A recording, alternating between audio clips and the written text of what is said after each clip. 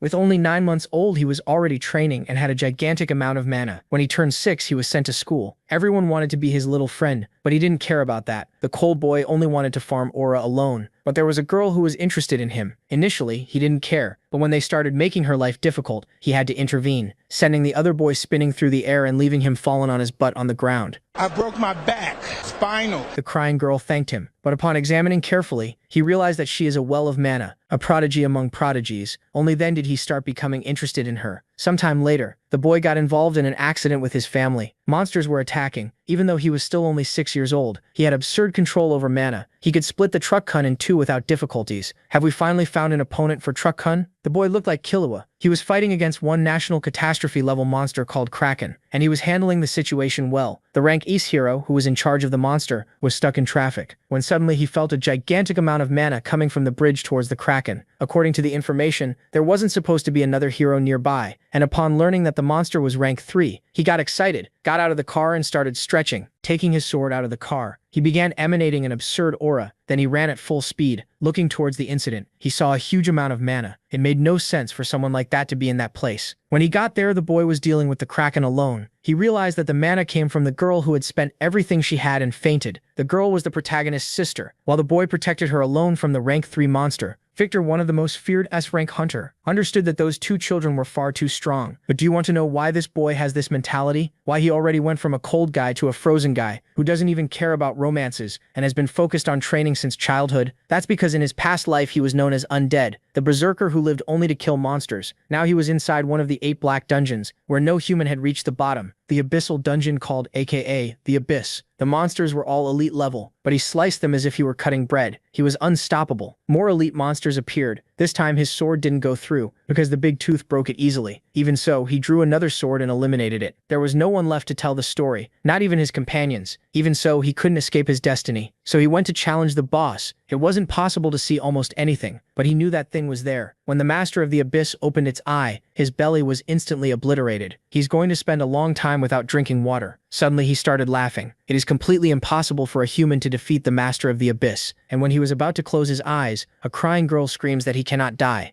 Matthew turned toward her. The girl broke down crying. Sarah started healing No with magic. Matthew told her to run, but Sarah shouted that she would help him. She cried even harder, realizing his wounds were terrible. The fact he was still alive already felt like a miracle. Her eyes sharpened. If she could create one more miracle, she might still save him. No thought this was really the end, the last moment of a life spent killing monsters. He pictured Sarah and felt he had no regrets, except that his partner would be left alone. He only hoped she could forgive him. Matthew thought of Chloe. He wasn't used to caring about people, but he still worried about the girl who had just become an adult, and thanked her for seeing the good in him. Sarah cried that she wouldn't leave him, even if there was a limit on how long she could stay. Golden light flared in her hands. She didn't care what it would cost. She was going to save him. Then a powerful beam struck No, followed by a huge explosion. The protagonist opened his eyes and saw his parents in front of him. A girl smiled and said he was awake. Matthew tried to speak. His mother looked at him warmly, and Matthew wondered what was going on. Was this the afterlife? The woman introduced herself as his mom, and the man beside her pointed to himself as his dad, joking that he must have woken up fast just to see them. Matthew lifted his hand and grabbed his mother's finger. She smiled and asked if he wanted support, while his father joked that he had 2 hands and 10 fingers too if needed. Matthew realized this wasn't the afterlife. He could barely move. He hadn't died. He'd gone back to when he was 1 year old. Noel's eyes widened even more. Rewinding time like this should have been impossible. Matthew remembered Sarah trying to heal him. If that same miracle could make the impossible real, then Chloe must have used it right before he died. Looking at his parents, Matthew thought that once she had reached the level of the 12 thrones, maybe turning back time wasn't so shocking after all. MC glanced aside sadly, never thinking he'd see his parents again. Matthew remembered their bodies. Both had died when he was 6, killed by monsters, and from that day on his hatred for evil spirits never stopped burning. Matthew reached out his hand and swore this second chance would change the future. Matthew made a fist and shouted in triumph. Then Noel frowned. Memories or not, he was still just a child, lying beside his toys. Matthew realized he was totally helpless. For now his life was just eating, sleeping, and going to the bathroom. He lifted a hand and thought that at least he got to breathe again. Then he tried to roll over and figured he could at least do that much. Anna waved her arms and shouted that he could do it. Noel stared at her wide-eyed. This crazy girl was Anna, his sister, 4 years older than him. Matthew thought back to an old family photo. His memories of Anna were blurrier than the ones of his parents, but one moment stayed clear. He remembered them sitting in a car, with Anna telling him she would always stay by his side. Matthew opened his eyes and recalled that on the day monsters took his family, Anna held him tight and kept repeating that same promise. The protagonist rolled over and his sister cheered him on.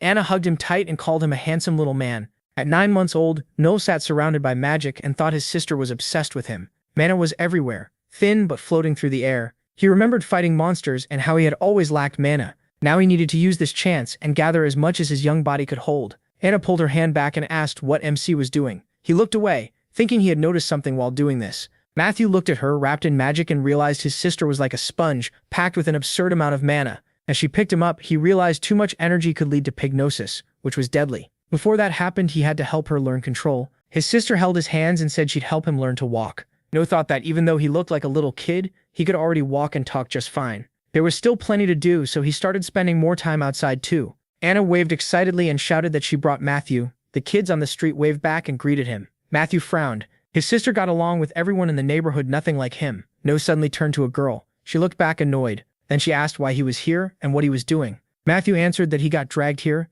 then called her a stick. She yelled that she told him not to call her that, and he shot back that if he saw a stick, he'd call it a stick. Anna ran over and asked what they were playing today. The chubby boy said that since more kids came than usual, they should play Cossacks and robbers. No wondered why he had to join them when he was already 36 years old inside. Anna gave him a big smile and asked if it was his first time playing, saying she could explain the rules. Matthew smiled. It felt really nice to see her smile again. Anna and Matthew walked down the alley. No notice they were already covered in mud. Anna just smiled and said it would be fun. The protagonist quietly answered that maybe she was right. A dog bared its teeth. Anna's eyes went wide. She turned toward the dog in the alley, and Matthew wondered if it was wild. Anna threw an arm in front of No. Trying to stay calm, she said everything was okay. Then MC remembered her promise that she would always be with him. Anna clenched her teeth. His eyes widened. He placed his hand on hers and thought, no. Then he pushed her arm aside and stepped forward. No's face hardened. Back then, he had only trembled in his sister's arms, but this time was different. Matthew planted his foot and swore that in this life he would always be with her. Anna stared at the protagonist in shock. Mana flared around him. He sent that energy into the dog. The dog shrank back a little. Then Matthew snapped at it to get lost. The stray bolted away from No. The fire around MC burned even stronger.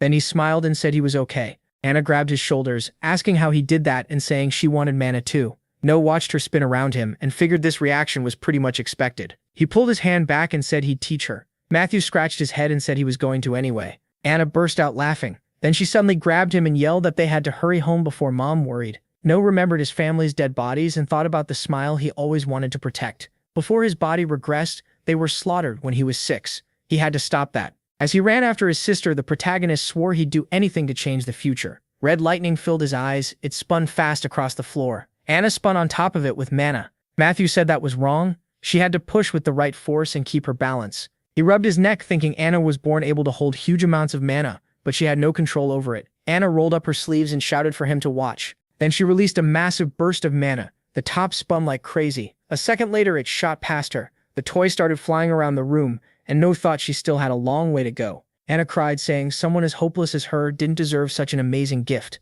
The whole family sat watching TV. Then their mother said that next year MC would be 6, and Matthew would start kindergarten. No looked at her and said he really didn't need that, but she reminded him he'd already promised. Matthew leaned on his hand, thinking his non-stop complaints had delayed kindergarten this long. Still, he promised to go at 6. Now he'd be trapped with loud kids who cried over everything. He pictured himself stuck in kindergarten with a bunch of children. On TV, the host said only 1 minute remained in the year, and today would go down in human history. Then she told everyone to look at the screen. A reporter said they were at Jongmyo, where the Joseon ancestors were buried, and that a new part of Korean history would begin here. No lowered his head, thinking about that new chapter. He pictured the people who first called monsters into the world. After humanity found mana, people kept using it without understanding the cost. Mana also created monsters. Then, right before the 21st century in 1999, the end-of-century disaster happened. The protagonist remembered monsters tearing the city apart. Around 30% of the population was lost. Giant insects destroyed cities, and humanity was left shaking in fear.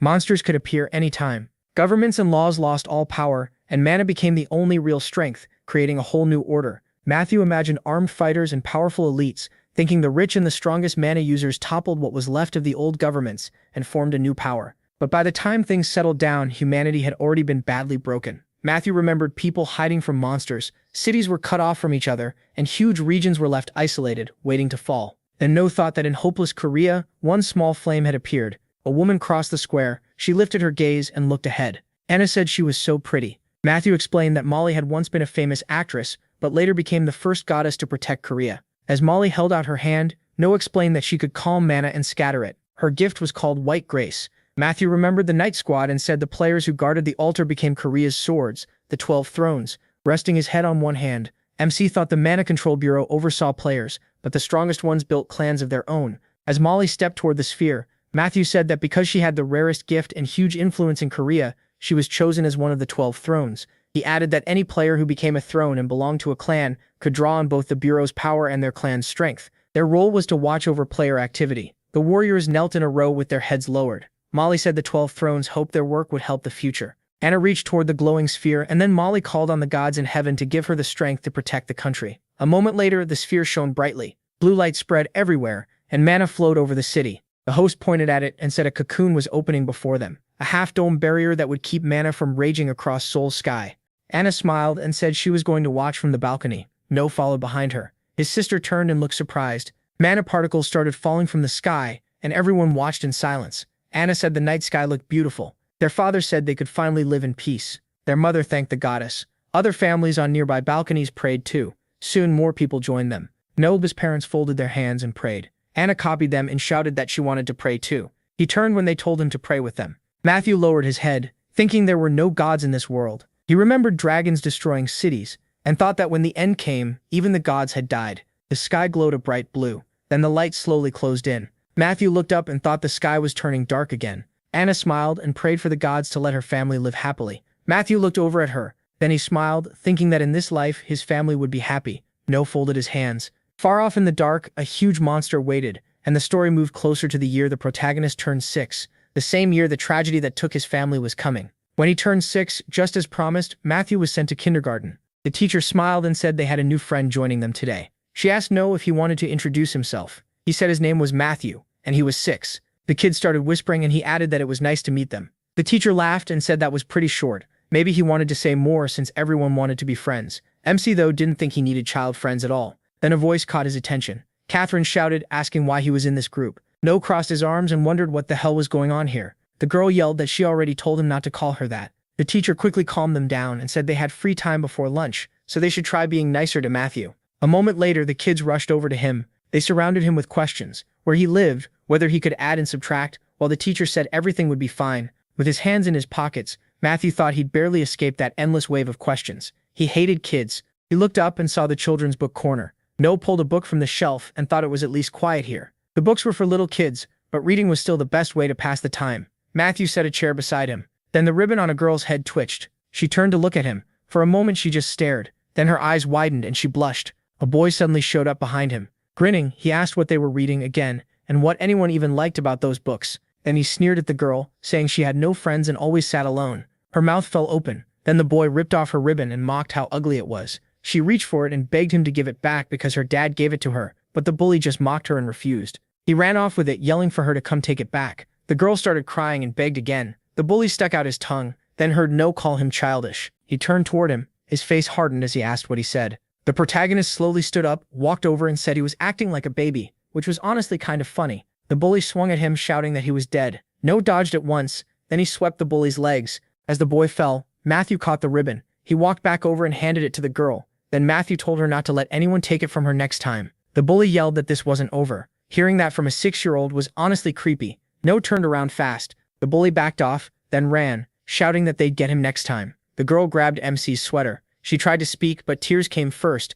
as she realized he had given her ribbon back. No looked at her and thought of the others. Catherine and Jimmy had more mana than normal, but the rest of the kids didn't stand out. His eyes sharpened. That was when he sensed a massive amount of mana in the girl. He stepped back, stunned. Her mana was absurd, maybe even more than his sister's. He pictured her in the future. She already controlled it well, keeping it tight instead of letting it leak out. A kid like this could become one of the 12 thrones, or at least train under one. Moving closer, No realized he had never heard her name before his regression. Even if she never became a player, power like this would still make her famous. So he held out his hand and asked to be friends. Blushing, she took it. He smiled to himself. In this world, mana was everything, and staying close to talent like hers could only help. She squeezed his hand and thanked him. Then she beamed and said they'd be great friends. Light filled No's house. His mother smiled and thanked him. The protagonist realized she had taken the paper carnation he made in kindergarten out of his backpack. She patted his sister and said to thank her too. It looked even better than a real carnation. No frown. That one was hers, and she had made it badly. Anna just smiled and said she had another.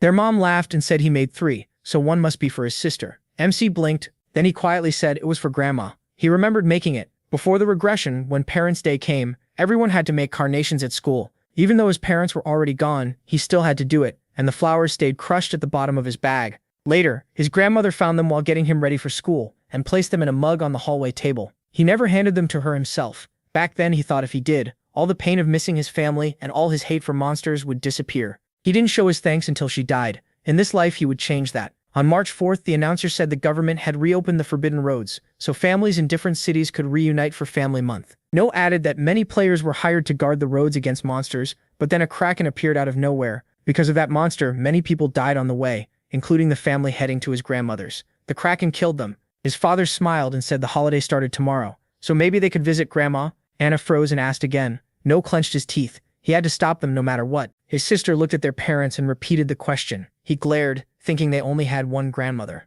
His father was an orphan, so only his mother's side was left. The memory hit hard after his family died. His grandmother was the one who raised him. She stayed by him even when he was at his worst, and then she died too. His father said it was still dangerous outside the city, but this year should be safer since the government had secured the roads. The boy looked down and asked if they could visit her another time. His father looked over in surprise. His mother bent down and pointed out that he had even made a carnation for Grandma, so he must really want to see her. No answered that maybe they shouldn't go that day. They could move the trip. He tightened his fist. He was just a kid, so his words carried no weight. If he wanted to stop them without raising suspicion, he had to act like one. Then he shouted that Children's Day was coming soon, and he wanted to go to the amusement park and ride the Viking, since it was close by. Anna threw up her hand and said she wanted to ride it too. Their father smiled, saying neither of them had ever been to that park, and their mother added that monster activity was why. Scratching his head, their father said they could fix that. They'd go to the amusement park tomorrow. Their mother raised a finger and promised to make whatever they wanted for lunch. Anna instantly asked for nuggets and sandwiches. No forced a smile. If he couldn't stop the kraken, maybe he could at least stop his parents from meeting it. That alone could change the future. Then the protagonist looked up. His eyes went to his mother. Her face turned grim as she said something was wrong with her own mother. Looking away, she asked them to wait for her. His father turned to her and asked what happened. She said Grandma had collapsed. The news hit no hard. That made no sense. Before the regression, Grandma had been fine until he entered the player academy. His mother said she didn't think it was serious, but she still had to go see her. Dad reached out and said he was worried too, so he was coming with her. Then he added they couldn't go to the park tomorrow. As soon as road security was ready, they were leaving. No-Ho's face fell. Anna leaned toward him and said Grandma was sick. She knew he really wanted to go to the park, but they could go another time. The thought crushed him. Just trying to change things had already hurt Grandma. If he pushed more, who knew what else might happen? Maybe he really couldn't stop his family from meeting the kraken. Everything around him seemed to blur and he wondered why he had come back at all. MC shut his eyes. If this stayed the same, then nothing had changed. But when he opened them again, one thought came to him. There was still one difference. He was different now. He had built up mana since childhood, and he still had the combat experience from his past life. Knight stepped away from his mother and agreed. Then he went to the window and decided there was no choice. He had to go to Grandma's. Huge tentacles flashed through his mind. His eyes lit up. He pictured the kraken and decided he would fight it. The Mana Control Bureau ranked monsters by how much danger they pose to the world. The system went like this. Class 9 monsters pollute nature or spread disease. Class 8 monsters are physical threats to daily life. Class 7 monsters rob and kill. Class 6 monsters can terrorize city blocks alone or in groups and invade human areas. The next level, Class 5, covers monsters strong enough to carry out terror attacks by themselves or with a group. None remembered people hiding inside houses. Then he thought of ruined cities and kept going. Class 4 monsters lead hordes, enslave people, or threaten their well-being. Class 3 monsters threaten an entire government and are as dangerous as a natural disaster. The kraken was Class 2, a creature that could endanger a whole government and count as a catastrophe. And above that were Class 1 monsters, the kind that could threaten all of humanity. Now you climbed into bed thinking about the ranking. Krakens used to be considered Class 3, but by the time he entered the academy, players had gotten so effective that they were lowered to Class 4. Still, the players stationed there now were only CO Pikinia to E rank. They were far too weak to beat a kraken. The truth was obvious. He couldn't kill it either. There was only one thing he could do. He imagined a warrior charging the kraken. A blast of fire slammed into it. As the monster burned, he realized the plan: hold it off until one of the 12 thrones arrived. He just needed to buy time. His gaze dropped to the table. What weapon could a child even get? Scissors? A box cutter? A kitchen knife would be better, but his mother would notice it missing. Even so, if he poured mana into a small blade, that weak little weapon might still wound the monster. Anna came in and asked if he was ready. At the door, she said everyone else was already getting set. Manhwa smiled and said he was coming. Then he turned back and said he was ready. The road was packed with traffic. The family rode together in the car. His mom turned around and told him he could sleep since it was a long drive. Manhwa smiled and said he was fine. The car kept moving down the road. He stared ahead, confused. In the old timeline, the Kraken appeared on Sans Bridge when they were halfway across, but they had already passed that point. Why hadn't it shown up? The thought made him sink lower. What if other parts of the future had changed too? He kept staring ahead, silently begging them to just get across the bridge. Then the middle of the bridge exploded. His mom started to speak, and Matthew realized fate really might not change. His father's eyes went wide. The car slammed into the side of the bridge. Matthew opened his eyes and grabbed his sister. He bit down hard. It felt like fate was mocking everything he'd tried to change, but now it had finally begun. Matthew looked up at the Kraken. The monster started crushing cars. Its giant tentacles hurled chunks of stone. The rocks rained down on the cars. People screamed and ran from the monster. One man yelled, asking where the players were. A player raised his sword and shouted for everyone to protect the civilians. Then he looked up in shock. A huge tentacle slammed into the ground. The player lifted a hand and groaned. People panicked, shouting that even the players were running. Matthew's family stared at the destruction. Shaking, his father said they had to get out. It was total chaos, so they needed to move carefully. He forced himself to stay calm and told them to trust him. If they moved slowly, they could get out. Matthew looked at his father, uneasy. His mother gave a small smile and told them to listen to him, get out quietly and not worry. The players would protect them. The family stepped out of the car. Then Anna's eyes widened. Matthew turned to his sister. She looked down and said she couldn't stand. Anna burst into tears, saying she had to get up and go. Her father looked at her closely. Then he crouched beside her and said he'd carry her. He turned to Matthew and asked if he was okay. Matthew said he could move. A player shouted for them to come over and head to the evacuation point. As the family ran, Matthew realized the Class 3 monster had thrown the players into panic. The veterans adjusted fast and started leading people out.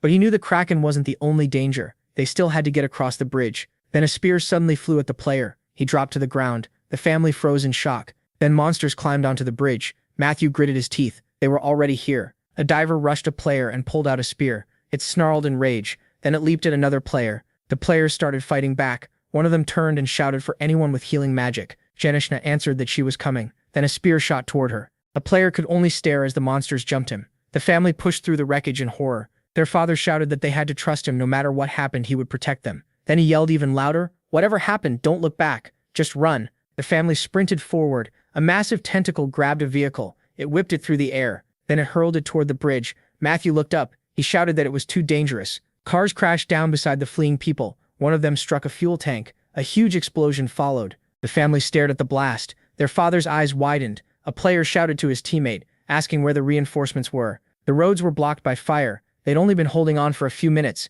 and they had to survive until help came. Matthew thought about the 12 thrones. Before the regression, they had arrived 30 minutes after the Kraken. If the escape routes were blocked, the players probably couldn't save anyone. Matthew stared at the swarm. The divers could be handled, but if nobody stopped the Kraken, they were all dead. He opened his mouth, then he dropped his briefcase. He'd been getting ready for this from the start, and even if it cost him his life, he would protect his family. He pulled out a knife and a pair of scissors. Matthew glanced at the knife, then he told his parents not to move until help arrived. His father asked what he was doing. Matthew said the players were holding the monsters off for now, but if anything happened, he shut his eyes and said Anna would protect them. With a faint smile, he thought that besides him, Anna was the only one here who could control mana. He asked what she could do. Anna called out to him. Matthew ran forward. He held the knife out in front of him. Without slowing down, he charged straight at the Kraken. Mana rushed into his legs. Then he kicked back sharply. Matthew leaped across the roofs of cars. Mana flared around his whole body like fire. He clenched his jaw. This was the mobility skill he used all the time before the regression,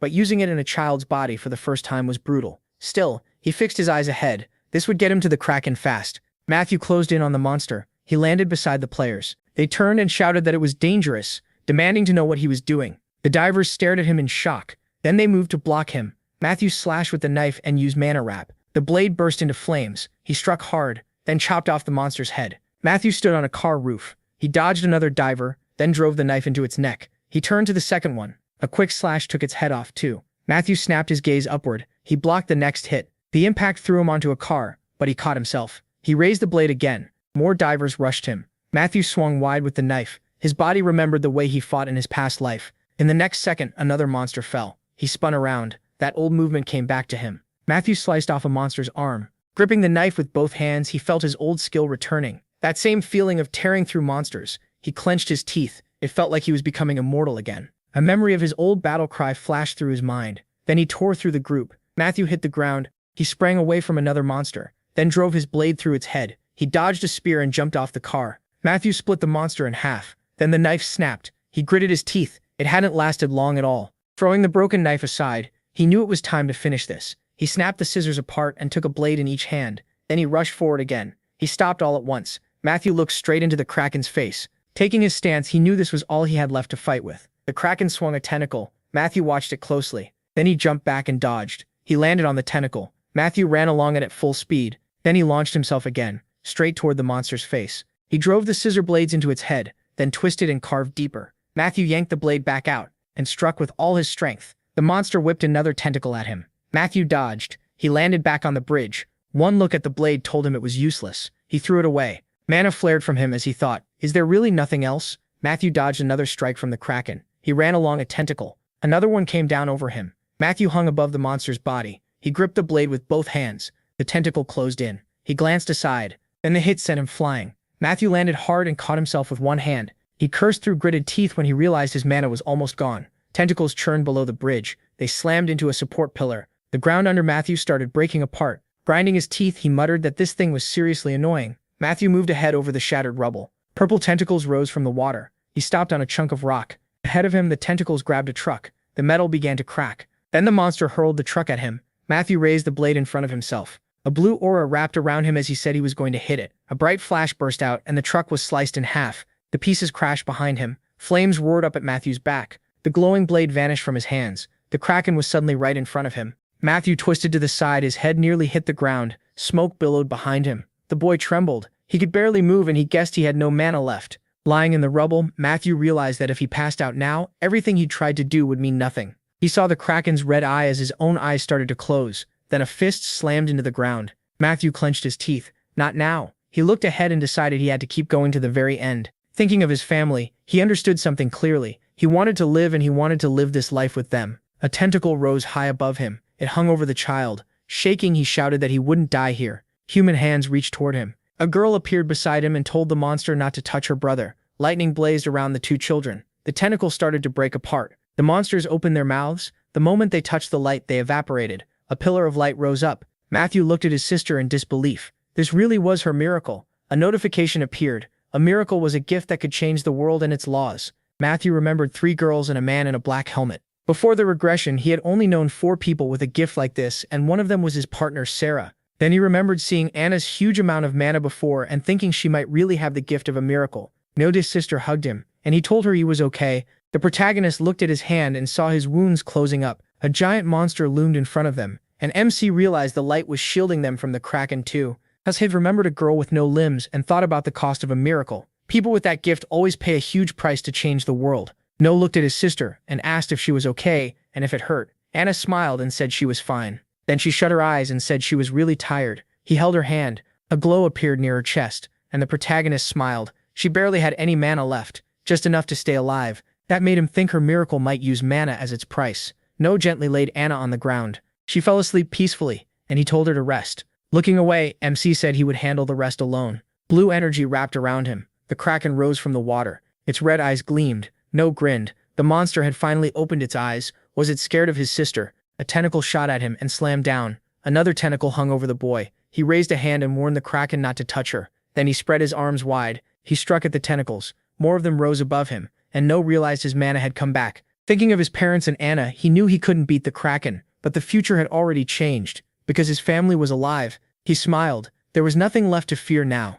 He just had to last until the thrones arrived. Cars were jammed on the road. By the time the Kraken showed up, he was near one high bridge, close to the main battle. A man opened his mouth and said he was sick of this. Crossing his legs, he complained the cars weren't moving at all. He glanced at the driver and asked if he was actually driving or just sitting there. The man at the wheel said traffic was packed, and every road around Seoul was the same. The red-haired boy shut his eyes and said he was thinking of quitting the 12 thrones. Instead of enjoying his golden vacation, he was stuck doing this. He joined to fight strong enemies, not waste time with civilians. He clenched his teeth while the driver gave a nervous laugh. Then both of them suddenly widened their eyes. The red-haired man lifted his hand. The driver blurted out that there was a huge amount of mana, and the boy told him he could already tell. A ringing sound followed, and the boy looked at his hand. He was holding a phone, and asked if he was hearing things. The screen showed an incoming call and he was told. Victor looked at the phone with annoyance and asked what class it was. He was told it was a class 3 Kraken, based on what they knew. Victor frowned and repeated it. His eyes flashed red as he asked where the monster was. The driver turned pale, thinking about the monster tearing everything up and about how much Victor seemed to enjoy it. People would be furious if they saw that reaction. As Victor pictured the Kraken's tentacles, he was told it was at Sing Sun Bridge and that the others there still couldn't handle it. Victor's mouth opened when he heard they didn't know the full damage yet, but he could definitely put an end to the chaos there. He looked away as they said someone would come pick him up soon. Instead, Victor got out of the car. The driver turned to him and asked what the clan lord was doing. Victor stretched his leg and said he'd go on foot. With traffic like this, they'd never make it in time. The lock clicked. Victor pulled out his blade. The driver cried out that it would take at least 2 hours to get there walking. Without even looking back, Victor said it would take about 30 minutes. Standing with his sword on his shoulder, he said, "Power." Blue energy covered him. His foot pressed into the ground, then launched off. Victor shot forward at insane speed. The driver stared at the line of cars ahead. Sweat rolled down his face as he muttered that it made sense. Victor was crazy about fighting and always wanted the strongest opponents. Victor smiled as the boy added that he was the lord of the Blade Clan and the demon of fire. Half an hour later, the fish-headed monster opened its mouth. Flames burst out in front of the boy. Victor raced past the cars. He opened his eyes and looked ahead. A pillar of light stood in front of him. Realizing what it was, Victor understood it was magic. He stared ahead, thinking no one here should be able to do that. So someone new had appeared, and he smirked. Blue energy covered his palms as the Kraken swung a tentacle. No gritted his teeth. Then a man with a sword appeared. Victor sliced through the tentacle. The protagonist looked ahead and thought it had finally happened. The man landed. The red-haired boy stared forward, and no recognized him. The throne called Victor, the fire demon. The severed tentacle caught fire. The Kraken looked at its burning limb. Then it slipped back into the water. The surface went empty. Victor gripped his sword. His gift, pyrokinetic, let him control fire freely. That was how he got his nickname. The red-haired boy turned his head. He looked at Noah and Anna. Victor was stunned. They were just kids. Anna was still wrapped in blue energy, and he noticed mana flowing around her, so she was the one using magic here. Standing in front of them, Victor realized she had burned through all her mana and passed out, while the boy had been protecting her from the Kraken. The fire demon smiled and thought they were both strong. Watching them as players would be interesting. He opened his palm and told them not to be afraid. He wasn't going to hurt them. Narrowing his eyes, he added that at least he wouldn't do it now. Sweat ran down Noah's face as Victor swung his blade and said he only had one goal: to kill the Kraken. With the children behind him, he told MC to stay back. The monster would come up again soon. Deep below the water, the Kraken's red eyes flashed. Victor opened his mouth and asked if he was the immortal everyone talked about. Noah silently stared ahead. Facing him, he asked what he wanted. Victor smirked and said nothing much. He just wanted to see if the boy was really as strong as people claimed. Then he suggested a fight. The protagonist said there was no point in that and told him to move. With his sword over his shoulder, the fire demon refused. If MC wanted through, he'd have to beat him. Noah closed his eyes and let out a breath. Blue aura covered him. As he said Victor would regret this. Victor swung his flaming blade. He charged straight at the fire demon. A swordsman stood in front of the children. Holding his sister, Noah remembered that before he returned, Victor was always trying to drag him into a duel. He pictured himself in armor, and remembered one thing clearly. He had never beaten Victor.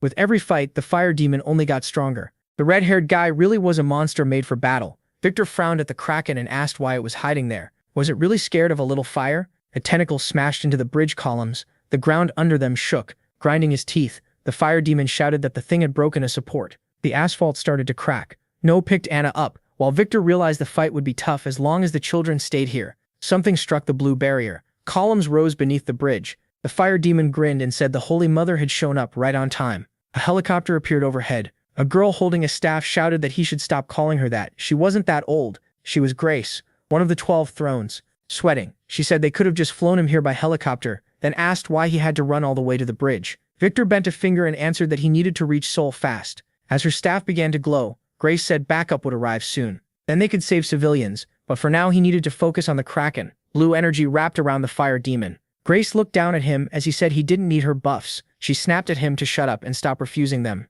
With his back to Noah and Anna, Victor said the children were her job now. Blue light came off the girl. Sweating, Grace answered that she knew. Waves rolled across the water. The Kraken rose again. It came up beside the bridge. The fire demon rushed forward, shouting that it was finally out. Victor kicked off the asphalt and leaped. Water splashed. The monster looked ahead. Fire spread across the water and a flaming figure appeared. Victor was completely covered in flames. He walked toward the Kraken as tentacles closed in around him. More tentacles hung above him. They all lunged at once. A bright flash burst near the dark shape. Victor smiled and called the monster weak. His blade burned as he said the Kraken was dead. Then the fire demon swung his sword. A wave of fire blasted forward. A huge explosion followed. The Kraken was swallowed by flames. Victor rested his sword on his shoulder. He stood before the burning monster. Matthew gasped, saying the Kraken was finally down. Grace hurried over and asked the kids if they were okay. She knelt beside them and told them not to panic. She was about to heal them. Then sweat ran down Grace's face. Noah was holding Anna, and Grace noticed neither of them had a single injury. Thinking back to the monster, she guessed it might have been a miracle that healed them. Grace reached out in awe, thinking she never expected to witness a miracle. But her hands suddenly stopped. The children were right in front of her. Matthew stared her down and warned her not to touch his sister. Grace broke into a sweat, shocked by the threat. How could a kid sound so serious? As they faced each other, she finally asked who he was. Helicopters flew in overhead. Looking up, Grace said the rescue team was here, and they should get the children to a hospital first. Noah lifted his eyes, still serious. Later, the news reported that a Kraken attacked Seonsan Bridge at 5 p.m., costing many lives. Grace appeared on TV, saying rescue work was still going on, and the government had responded to the disaster. A boy sat in front of the television. He lowered his gaze. Anna lay nearby with her eyes shut. Matthew remembered the doctor saying she was badly drained from lack of mana, but a mana potion would fix it. He also remembered his family's dead bodies. Then he smiled, realizing it was over and no one had died. He put a hand on his sister's forehead and thought that he'd change the future. His eyes widened when someone called him. He turned around. His parents were rushing toward him. They looked worn out and deadly serious. Matthew started sweating. He knew he was in trouble. He stood there facing both of them. Tracy quickly asked if he was hurt. Looking away, he said he was fine. When his father asked about Anna, Matthew pointed to the bed and explained she was asleep after running low on mana and getting a potion. John pressed a hand to his head and let out a long breath. Then his eyes widened and he demanded to know why Matthew disobeyed him and ran off. Noah lowered his head and apologized. Sweat formed on his face as he wondered why he was saying sorry. His family lived, so this was the best result possible. Then he looked up and realized he wasn't sorry at all. He stared at his parents in front of him. His father's lips tightened. His mother's eyes filled with tears. Matthew froze in surprise. That's when it hit him. They weren't focused on the result. They were scared because he ran toward the Kraken and risked his life. He looked down, thinking that he knew better than anyone how much losing family hurt, so he acted without asking what they wanted. Clenching his teeth, Matthew apologized again and admitted he was wrong. He started crying and promised it would never happen again. Then someone opened their arms to him. Tracy smiled and called him over. He ran straight into his mother's embrace. John joined the hug and told him not to ever do that again. They had been terrified. Still crying, Noah agreed. For once, he thought maybe he didn't need to fight monsters anymore. Maybe he could just be a kid, and that was what his parents wanted most. The next morning, sunlight filled the hospital. John pointed ahead and told his son Anna was being discharged, so he needed to stay here and wait. Matthew raised his hand and said he'd wait right there. Opening his eyes, he thought that after the bridge incident, his parents really didn't trust him anymore, and hoped that would pass soon. Anna slept peacefully. Noah sat beside her bed. He popped something into his mouth. A blush spread across his face when he realized it tasted great. He turned and asked if there was more, saying he really wanted sweets after using up so much energy. A cookie was handed to him, and Matthew thanked him for it. Victor was sitting next to him. Sweat ran down Noba's face. Victor glanced over and asked if he really didn't like chocolate cookies. Then he shoved the snack into the boy's mouth. Matthew looked away, thinking Victor definitely didn't seem like someone dying. Then again, maybe he'd just gone insane, though he was already crazy to begin with. With a grin, Victor asked how old he was. Matthew answered that he was 6. Victor folded his arms and said that was really young. He asked Anna's age next, got 10 as an answer, and then asked her name. Matthew frowned and asked why he needed her name. Victor pulled his finger back and said he didn't mean hers, he meant his. Sweating a little, the boy answered that his name was Matthew. Victor smiled and asked if he wanted to join the academy, adding that he could recommend him. Matthew imagined himself growing older and realized the fire demon wanted to throw him into the academy so he could become a player and fight him someday. The thought made him shiver. This guy was already raising future opponents. Victor stood and said there was still plenty of time to think about it. Looking down at him, he added that he'd remember Matthew's name. Grace was standing outside the room. Watching his back, she asked if he was really just leaving, then said that miracle hadn't happened in Korea for a very long time. Victor stuck a finger in his ear and said he didn't care. The only thing that mattered, he turned to her and reminded her he was older, so now that she was one of the 12 thrones, she should watch how she talked. He went on to say that if this miracle was really that rare, the child would get flooded with attention the moment people found out, and normal life would be over. Grace clenched her fist as Victor asked if that was what she wanted. Looking back, he told her that if she understood, she should forget it. Then he suggested they go get coffee or something. Grace immediately pictured a bunch of desserts. She stared at him and asked if he was crazy, and he once again told her to watch her language. Closing his eyes with a smile, Victor said he just wanted something sweet after using so much energy. The day after the Kraken attack, their car stopped at their grandmother's house. As the parents got out, John asked why she wasn't inside, and Tracy said she'd been sick. Their grandmother smiled and said she missed them so much, she came out to meet them. She wanted to see her grandkids. She walked to the car and said they all looked exhausted. Seeing the children asleep inside, she told them to let them rest. Matthew slowly opened his eyes. Anna was lying on him. He sat up beside her, wondering if that was even comfortable. Their parents were asleep nearby too. Matthew smiled, figuring Anna got that habit from their mother. He gently covered Anna with a blanket. Then he left the room. Matthew sat outside near the house.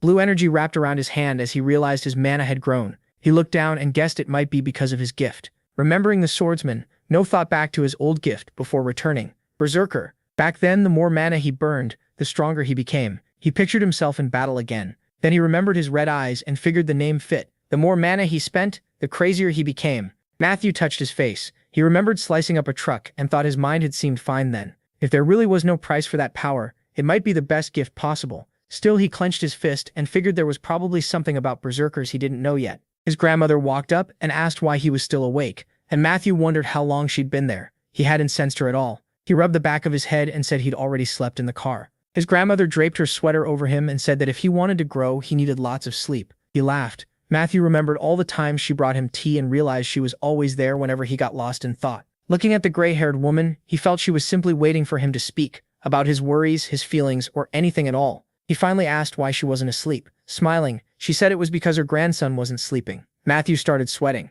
He brushed a hand through his hair, thinking he'd finally understood what he always wanted to be with his grandmother again, not just as a little kid. When she asked if he wanted warm milk, the boy quickly raised both hands and said no. Then Tracy walked up and asked if he was sure, and Matthew wondered when his mother got there. She pointed at the milk and asked who was going to drink it then. No lifted the mug toward his face. As they sat outside, Tracy asked her grandmother if she knew how scared she'd been after that phone call. The old woman replied that she was fine, and that the neighbors sometimes overreacted. Tracy said she'd been really worried when she heard Grandma had fainted. The boy looked away, thinking his grandmother had just slipped and gotten lucky. Tracy looked at the old woman, and she explained she had only been distracted. Sitting beside them, Matthew listened as his grandmother said that while going upstairs, she thought she saw him there. She waved her hand and told them to hear her out first. She wasn't losing her mind. Then she recalled a dark shape at the top of the stairs, waving its arms and warning them not to come up. Looking at the boy, she added that now she realized he had been talking to his grandson, not to her. The protagonist rubbed his chin. He remembered the tentacled monster and figured it was hard to call this all just a dream.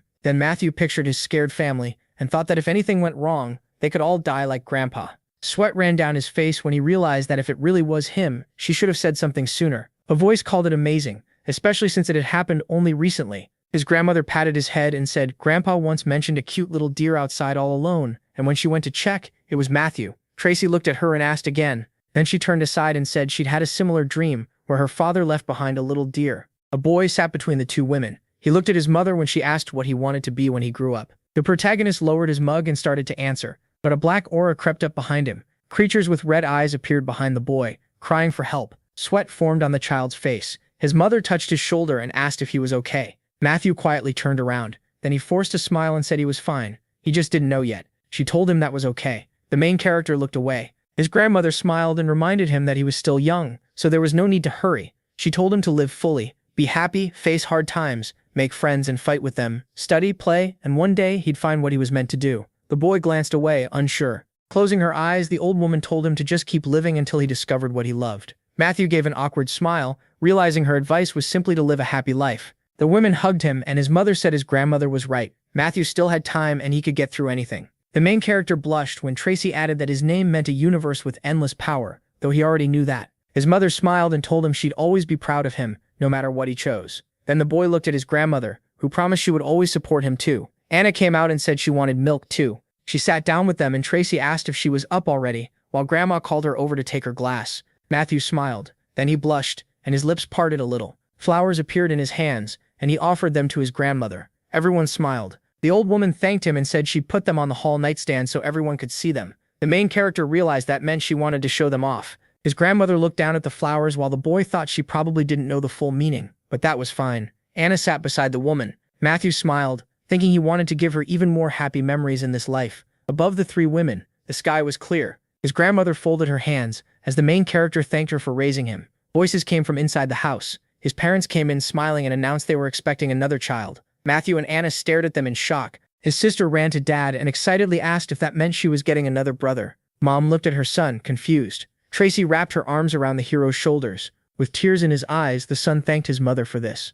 His parents smiled as Matthew said this was the best thing that had happened to him since he was born. John joked that with a reaction like that, people would think Matthew was the father. The whole family sat around the table. Back in kindergarten, a little girl ran up to the main character and asked if he missed her. Matthew, with dog ears, barked at her. 3 kids patted him and told him not to cry. Matthew looked away angrily. Holding a mug, Catherine asked why everyone thought this dog was cute. She smiled and said it would be better to throw this mud away. The guy growled at her, and she shot back that she could tell the teacher everything and get him punished. The main character instantly changed his expression and pretended to sleep. One of the boys noticed and put him in an animal cage. A little later, a man came into the children's room. The girl ran to her dad, happy he was back. Matthew walked down the hallway, looking around, then something caught the corner of his eye. At a table, he noticed a girl holding a book. Matthew asked what she was reading, and she said Sherlock Holmes. He thought for a moment, then said Sherlock, and the professor fell off the waterfall and died. The girl stared at him in shock. Matthew smiled and admitted he had spoiled it by accident. She sadly lowered her head and said she was really upset because she hadn't finished it yet.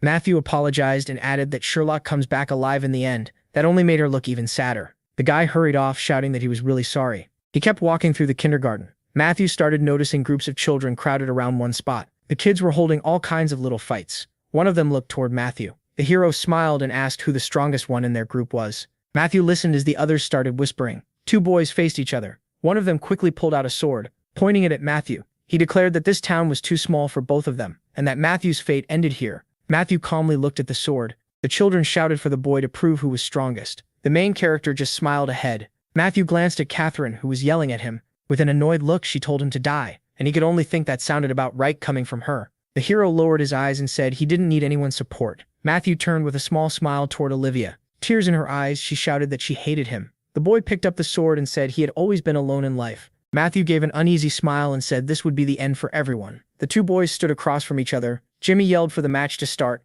The hero rushed straight at Matthew, but the main character raised his sword to block. Jimmy's weapon flew up into the air. The boy reached for it in panic, trying to grab it back. At the same time, the main character calmly charged at the hero, and Matthew's blade pierced Jimmy's stomach. The sword hit the ground and spun. The boy dropped to all fours with his weapon beside him. The main character calmly put his weapon away. Jimmy gritted his teeth and said he could keep going if he used his hidden powers. Then the boy curled up on the floor. All the children looked at Matthew with admiration and started clapping. The boy glanced at Jimmy and said it had been a good fight. Everyone shouted that he was amazing and clearly knew what he was doing. The boys pulled at the hero, saying only he could pull it out. The sword was stuck in a pile of iron. Matthew looked at it as the children said they had never seen anyone understand Excalibur. The hero's hand gripped the sword. Matthew grabbed it tight and lifted it with confidence, while the children screamed. The main character smiled with his eyes closed as everyone cheered and clapped. Shouts echoed from the kindergarten. Near a bench on the street, an object lay on the ground. A phone beside it showed the news saying the city had a problem. 7th grade goblins had appeared.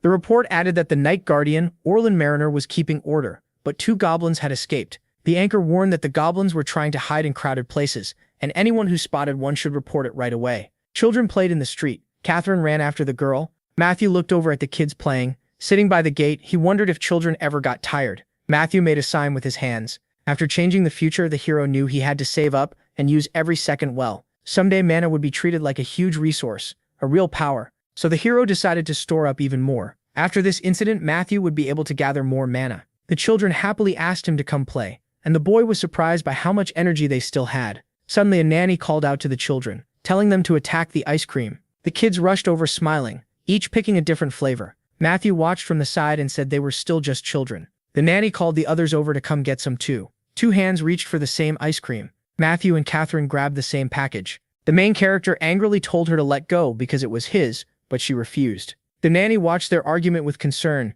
With a smile, the teacher took the ice cream and told them they shouldn't fight over it. Then the ice cream was snapped into 2 pieces. The man handed them each a half and said they could share. Matthew and Catherine wanted to settle it with a game, where the winner would take everything. The teacher cut in, annoyed, and told them to share fairly. Olivia looked at the man in surprise and asked where Jimmy was. Catherine, chewing a candy bar, says Jimmy is in the garden messing with his sword. She asks why he's always off playing by himself, away from the others. Matthew says it's secret training. Catherine then asks Olivia why she wants to take Jimmy ice cream. Olivia smiles and says she feels bad for him eating alone while everyone else has fun. Catherine laughs and tells her she's too nice for her own good. The teacher offers Olivia an ice cream and asks if she wants to take it to Jimmy. Catherine asks if she wants company, but Olivia says she'll go by herself. Matthew sits on a pipe watching Olivia run off. He stares ahead, looking down. Then he hears everyone being called over to play freeze tag. Catherine passes by and tells him to join, but Matthew says he's done for today. Annoyed, she tells him nobody wants to play with someone like that. He turns away and says not to worry about him.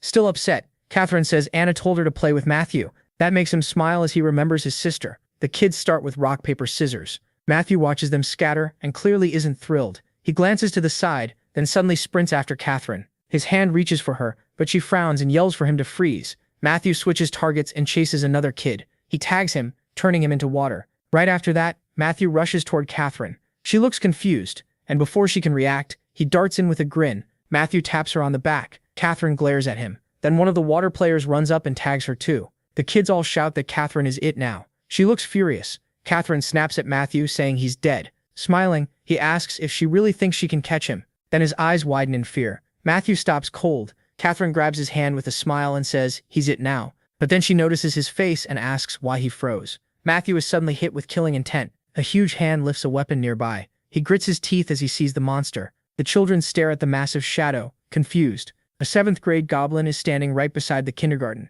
2 children freeze in fear. One little girl can only stare at it. The goblin notices her and reaches out. It raises its sharp axe and brings it down at the terrified girl. The blade cuts through the air as it closes in on her head. At the last second, Matthew throws something at it. The hit knocks the axe right out of the goblin's hands. It turns around with a confused grunt. Matthew glares back at it. Seeing a new target, the goblin snatches up its axe and charges him. It hacks wildly, but Matthew dodges every swing with ease. While slipping past one strike, he mutters that he's sick of these things. With a stick in hand and power coming off it, he thinks about killing it fast so he can help the others. Then he lunges straight for the goblin's stomach, but someone suddenly steps in. A man swings with all his strength and smacks the goblin in the head, shouting that he won't let this happen. He's holding a mop, then turns and yells at Matthew to quit standing there. With a hard stare, he hurls the mop forward. It slams into the goblin's chest and throws it back. A man in glasses suddenly grabs Matthew by the collar. He tosses Matthew over his back, grabs a girl by the arm and runs while shouting for them to hold on. 2 enraged goblins chase after them.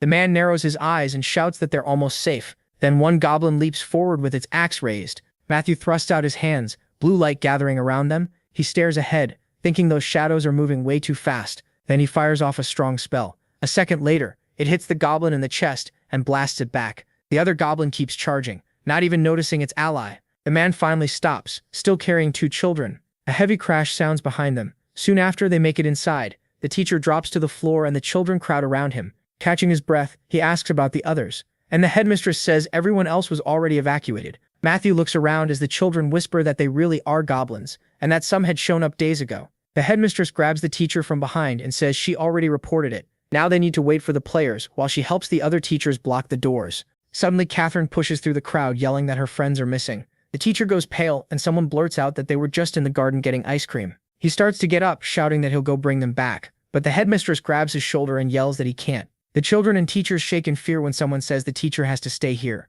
With tears in their eyes, the children ask what will happen to their friends. They have to be brought back. In the middle of the chaos, someone steps out of the tent. Then we cut back outside. A frightened girl watches a goblin pin her friend to the ground. It raises its huge axe. Terrified, she squeezes her eyes, thrusts out her hands, blue light appears and she screams for it to stop. Then she shoves at the goblin with everything she has. It goes flying sideways, flips a few times, and crashes down. She rushes to her friend, trying to help him up and asking if he's okay. But the goblin is already getting back up to attack again. The 2 kids slowly back away. Then the boy stops and grits his teeth. He grabs her hand and yells that they need to run now. The goblin watches them for a few seconds without moving. The girl asks what they should do, and he says the adults will save them. They just need to hide until then. He points to the bars and says they need to climb up there. A moment later, they start climbing. Then the boy hears a low growl and looks back. The goblin is coming after them, slow but steady. The boy keeps climbing and tells the girl not to stop, but she shouts back that he has to come too. He turns and says he'll hold it off until the adults arrive. Then he takes a stance with his plastic sword while the girl behind him begs him to come up instead.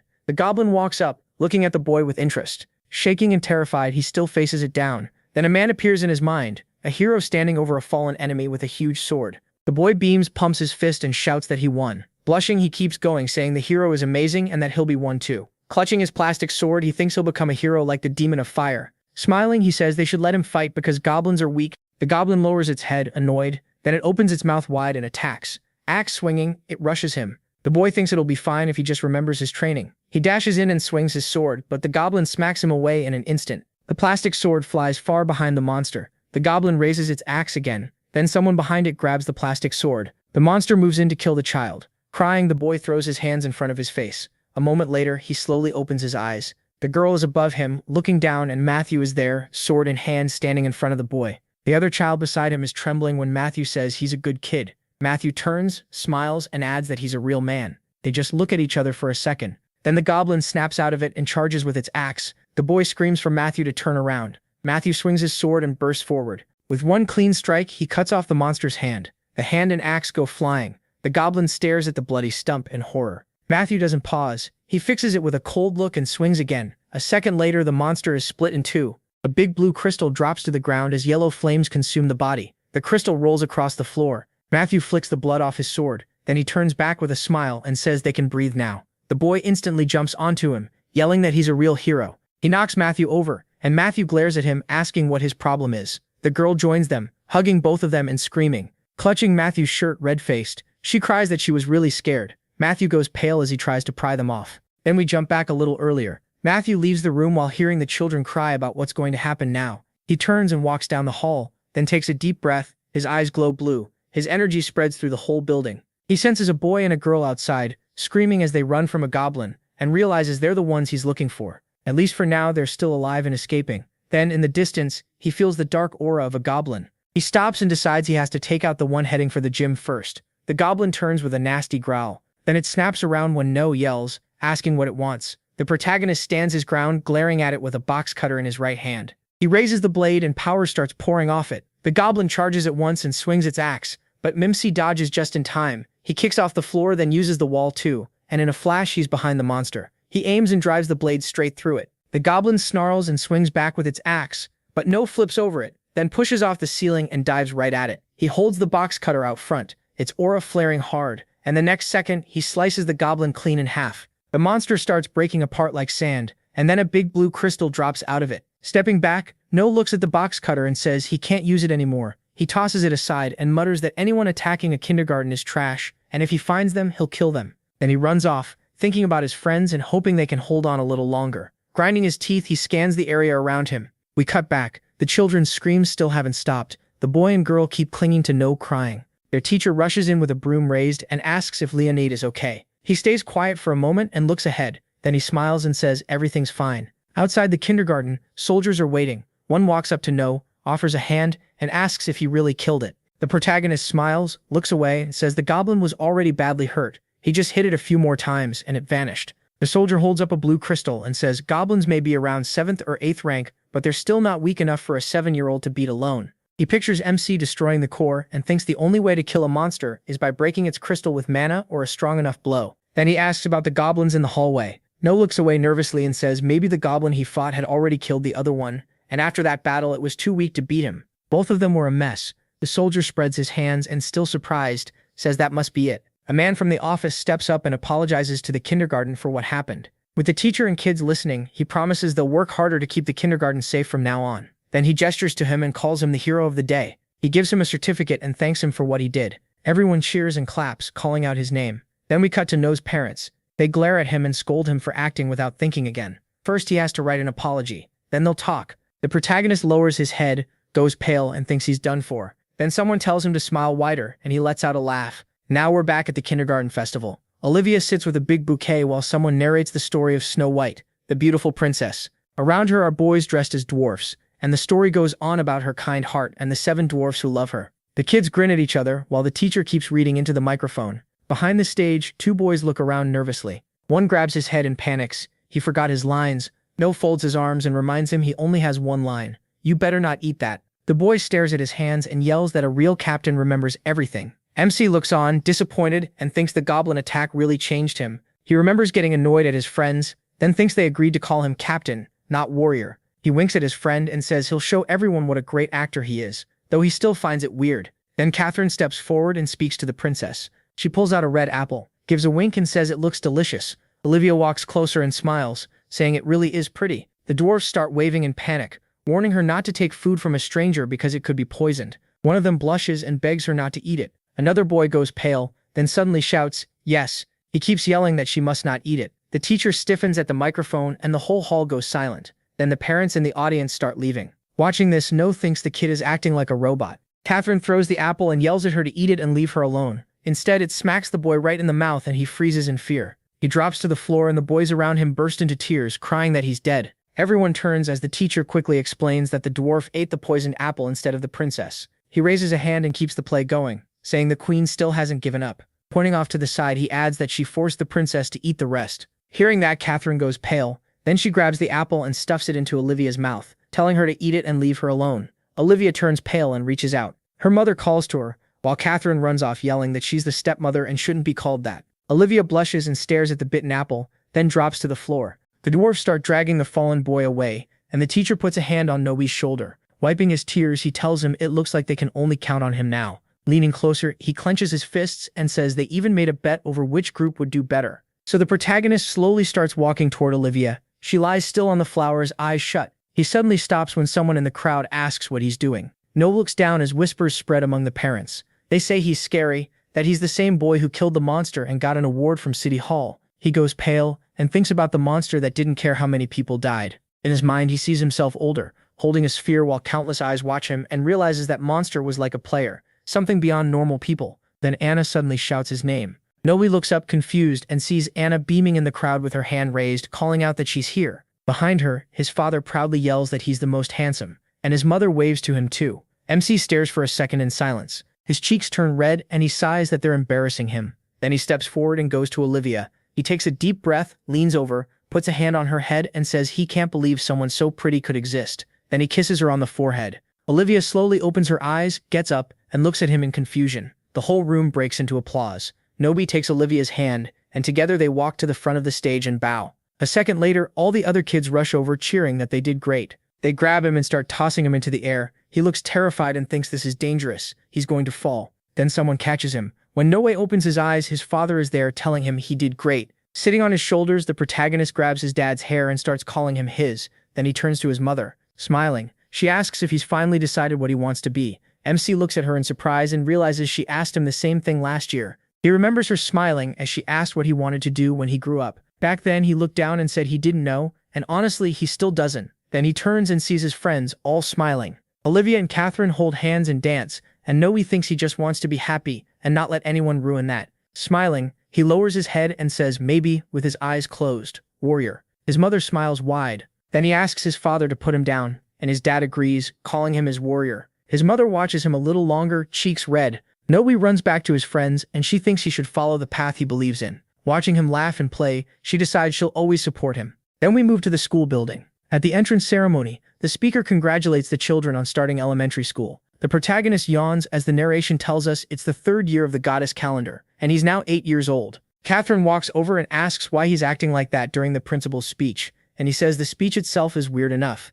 Sarah gives an awkward smile and repeats the teacher's warning to keep it down. Jimmy pumps his fist and says there must be tons of strong kids here. Then he asks when MC will become the boss of the school, and MC tells him that is not happening and to calm down. The room goes quiet when Jimmy calls him the boss again. He quickly tells him that is not the point right now. Even so, the kids are clearly excited for school. Catherine gets annoyed and the protagonist just feels awkward. He's already worn out. They're in the classroom for introductions. Catherine greets everyone and says her name, adding that she's from the Manhwa district. With a hand on her chest, she keeps going. She went to dance kindergarten, wants to play and make friends, loves melodramas, and likes listening to music. No can only think she talks way too much. Nancy raises a hand and awkwardly cuts in, telling Catherine to save the rest for next time because they do not have much time today. Catherine sits back down without a care and says fine, since there's nothing else she can do. Trying to keep things moving, Nancy asks MC to stand and introduce himself. He agrees. Hands in his pockets, he says his name and that he came from Duan kindergarten. Then he simply says he hopes they can all get along. The class stares at him while Nancy asks if that's all. He says yes, and she tells him to sit. With another awkward smile, Nancy calls on Sarah next and asks her to introduce herself. Sarah slowly stands looking nervous and says she'll do it. She shuts her eyes tight and struggles to start, shaking with fear. Sarah finally says her name. Noe watches his classmate tremble. Later, the story moves to Sarah's house. A man in a pink apron welcomes the kids and says he's Sarah's father. The protagonist and the others greet him back. Sarah's father asks if the trip was hard, says he'll make them a good lunch, and asks what they want to drink. Noe frowns as he studies Sarah's father. Rubbing his chin, MC feels like he has seen this man before. Meanwhile, the other kids ask for things like chocolate drinks, mango juice, and yogurt, and Sarah asks for yogurt too. Then Sarah's father turns to him and asks what he wants. He points at himself, confused. After thinking for a second, the protagonist asks for espresso or banana juice. Once the food is served, the kids burst out in amazement. One chubby classmate even licks his fork. Everyone digs in, shocked by how good it tastes, and keeps asking what they're eating. Catherine smiles and says Sarah's father is an amazing cook. Jimmy asks why she's acting proud, and she snaps back that Sarah is her friend. Jimmy says he gets it since she's basically a foodie. Catherine gets mad and tells him not to call her that, so he backs off. Even then, Jimmy sticks his tongue out at her, watching them with half-lidded eyes. No asks what they ate that got such a huge reaction. Then he freezes, holding the glass with a blue flame around it. MC asks what he just drank. He stares at it in horror and realizes the drink is restoring his mana. No frowns. That should be impossible unless he just drank a potion. Potions are elixirs that refill the body's mana. For players who fight monsters, carrying one is as important as carrying their own life. Sarah nervously asks if something is wrong and whether he didn't like it. He quickly says it's delicious. Then the protagonist asks what her father's name is. As tea is poured, Sarah says his family name is Yong, and his first name is Sia Khan. MC goes still. He looks completely stunned. The next second, No lunges towards Sarah and asks her to be his close friend. He smiles to himself, thinking about John. This man changed the whole potion market. He explains that John carefully picked ingredients and had a filtering gift that let him pull mana out of them. Later, he would become the king of potions and lead the Alice Group, one of South Korea's 3 biggest companies. No closes his eyes and thinks that he never heard John had a daughter. Then it hits him. John only survives in the future because Sarah was saved. The protagonist places a hand on Sarah's shoulder and calls her by name. Then he points to himself and tells her that if anyone gives her trouble at school, she should tell him. He won't let it slide. Sarah gives him a small smile, agrees, and thanks him. Back in class, Sarah still stands there with her fists clenched. She hesitantly says she also went to Dwon kindergarten with No and Catherine, and that she likes reading and drinking tea. Sarah adds with a shy smile that she has a hard time talking to new people, so she hopes everyone will talk to her first. MC gives her a thumbs up and thinks she did great. Just what you'd expect from his best friend. Nancy thanks Sarah. Then she asks everyone to listen to Claire. No turns around confused. He notices the girl's ear twitch, and then he sees she has a tail. Claire stands up uneasily as the class starts whispering, asking if she's a monster. Someone even calls her a half-breed. A half-breed is someone born with badly mixed genes. Because many people lost loved ones to monsters, they react to her with fear and anger. Claire lowers her head while the story explains that people hate half-breeds for looking like monsters. Still awkward. Claire says her name, admits she didn't go to kindergarten, and asks everyone to be friends. No hears the whispers. Some kids say their parents told them not to go near Claire. He realizes people have a lot of ugly ideas about half-breeds. Nancy looks down at the list for the next student, but Jimmy is already on his feet. He blurts out his name, says he likes sword training, and adds that the boss teaches him mana control. The kid asks what boss he means, and Jimmy sounds shocked that anyone has to ask. Pointing straight at a stunned him, Jimmy declares that his boss is right there. He even flexes and announces that the protagonist is the boss of this class, warning everyone not to cause trouble, because the protagonist is really strong. The class starts cheering for the boss. Nancy can only smile awkwardly and tell Jimmy to settle down. Then her expression drops. In a displeased tone, Nancy tells MC to stay after school and bring his parents, because she needs to speak with them. MC has no idea what he did wrong. Back at his desk, he slumps down and thinks this is every bit as exhausting as he expected. Outside school, kids shout that the boss is the best, while the protagonist gets sent to the teacher's office. He can already tell school life is turning into hell. Later, carrying a tray, No thinks the first-year mana tests are finally over. Jimmy and Claire scored above average. Sarah is the real problem. Her result was so strange they probably just called it average and moved on.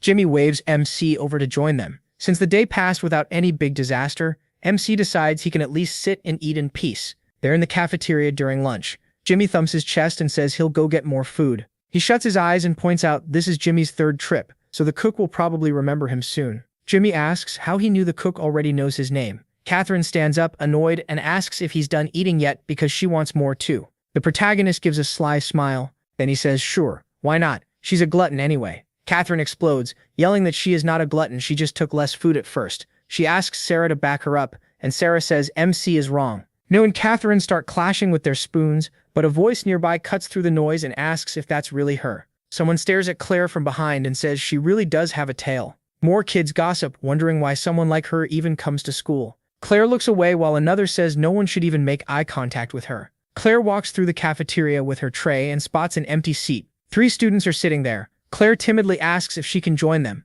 Lara flat out says no. Chewing his food, No thinks it figures that Lara would be the one Claire asked. Lara looks down at Claire and asks what is wrong with her, like she's crazy for even asking. Then she demands to know who Claire thinks she is. Lara's friends jump in too, saying Claire should know her place and look at the clothes she's wearing first. Claire stares at the floor in shock while they mock her clothes, say she probably picked them up somewhere, and tell her she should have stayed at her church. Quietly, Claire apologizes. Catherine snaps, asking what gives Lara the right to act however she wants, just because she's rich. Sarah adds that Lara is being cruel. Jimmy looks toward No and the others, waiting for someone to act. As laughter spreads and someone points out that Claire is crying, he starts walking toward her. That moment brings back a memory of the protagonist in armor, hearing that not all half-breeds are kind. The man facing him says that because of that, people like to pretend their hearts are gentler. He then says that idea is a lie. Sure, some of them are kind, even some children, but there are still plenty who are not. Matthew sits across from him and asks what happens next. The man says half-breeds should not get special treatment just because of what they are. Frowning, he adds that if Matthew cares so much because of him, then he should stop. Matthew asks if he thinks he's kind, but the man says he got the wrong idea. Matthew suddenly stands, making the other man jump. He pulls out his sword and asks if the man thinks he's weak. The man throws his hands over his head and quickly says no, asking why Matthew is so worked up. Matthew snaps that the guy came into his tent in the middle of the night just to bother him. Pointing his sword, Matthew tells him to get out and go on patrol unless he wants a beating. The man agrees. Then the story shifts to the Abyss dungeon. Someone slices into a monster. The guy says this one was strong, just like the others in that place. Then he looks down in shock. The monster strikes back. Its attack tears across his chest. A sharp, bloody insect limb rips through him. The mantis monster turns on them, ready for more. It prepares another attack. Someone tries to run. Matthew slams into the mantis. He glares ahead, fully focused. The hit sends the mantis flying back, but it lashes out again, this time at the men. Matthew dodges and tightens his grip on the sword. Hemolymph starts pouring from the mantis. Matthew cuts through its body. That blow finishes it. He shouts the boy's name and runs over. Matthew lifts his wounded friend onto his back. Perrin tells him to leave now. They've come too far and this is no time to hesitate. A girl with a staff runs up and Matthew asks her for help, but Perrin cuts him off. The girl bites her finger in shock as Perrin says, Matthew forgot he knows these wounds well. Bleeding out, Perrin says he's dying, so they should at least kill as many monsters as they can. With piles of monster corpses around them, someone asks why they're still standing there. Matthew gives in and quietly asks what Perrin's last words are. Perrin remembers what he said before and asks if Matthew still recalls it. Not all half-breeds are good and you shouldn't favor them just because they're half-breeds. Matthew says he remembers. Clenching his teeth, Perrin says there may be more bad people out there, and Matthew can't keep ignoring that because, while the girl cries nearby, Perrin finishes that he is no different from them. His hand drops and his final words are that he was a very bad person. Matthew stares at his friend's body in shock. He clenches his fist and asks why he had to remember that now. Matthew gets up from the table and calls out to Lara. He walks over and tells her to make room at their table. Catherine says she knew he'd do this, and Jimmy asks if he wants help, but Matthew says no.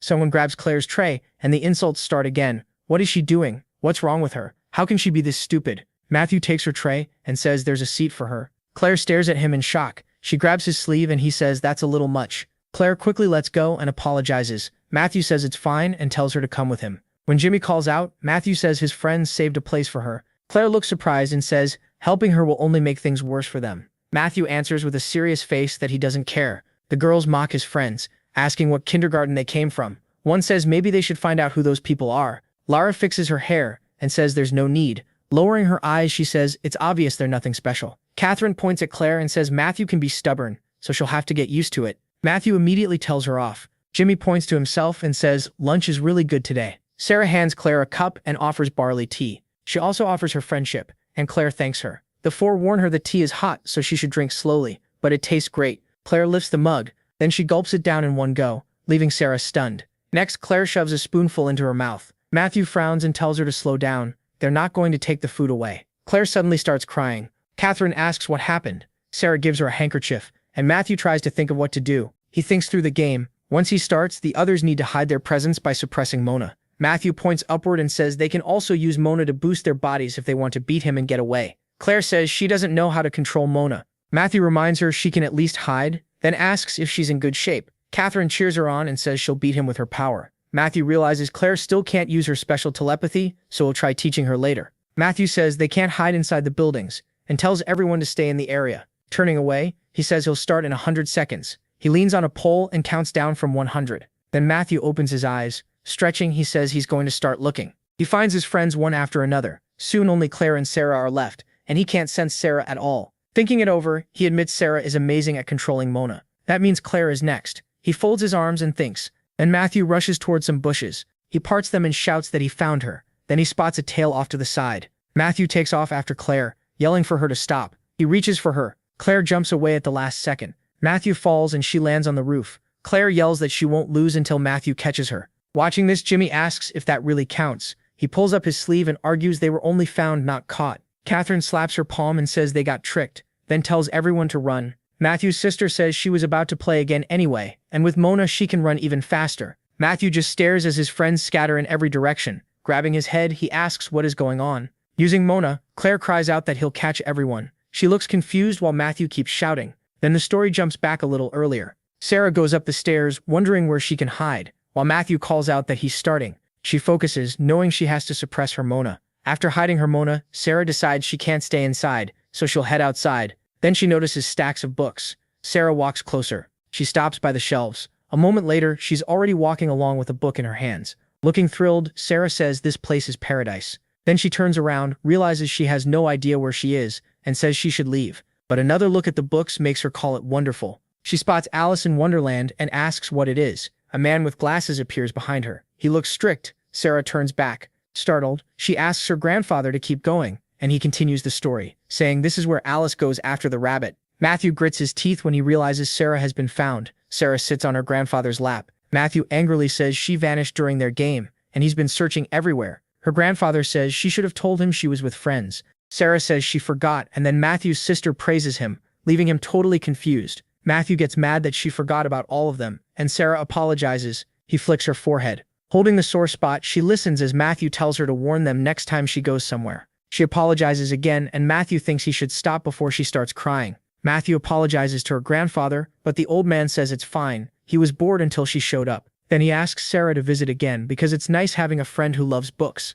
Sarah asks if he means it, and he says yes. She says she'll come back tomorrow because she wants to finish the book, but Matthew says it's late and they need to go home. He turns around when the grandfather asks him to wait. The old man offers them a ride. Later, the car waits on the city street. He says anyone going should get in, while Matthew thinks he has no idea who this grandfather really is. Jimmy says the car is amazing and soft, and Matthew realizes it's insanely expensive. Grandfather tells the driver to go. Matthew watches the car leave. He says he's never ridden in one like that. His eyes fill with tears as he admits he's jealous. Outside, rain pours down. Matthew looks out the window, then he stares at the classroom in surprise. The teacher has written class president election on the board, and at the end of it is Matthew's name. He raises his hand confused and asks why they put his name there. Catherine looks down and says she heard he wanted to run. Matthew asks who told her that. She points ahead. Jimmy smiles at him. Then he slowly raises his hand. Matthew glares at his desk and says Jimmy better not expect any help because he's not getting it. He calmly raises his hand and says he refuses the nomination. The teacher laughs and says he was chosen anyway.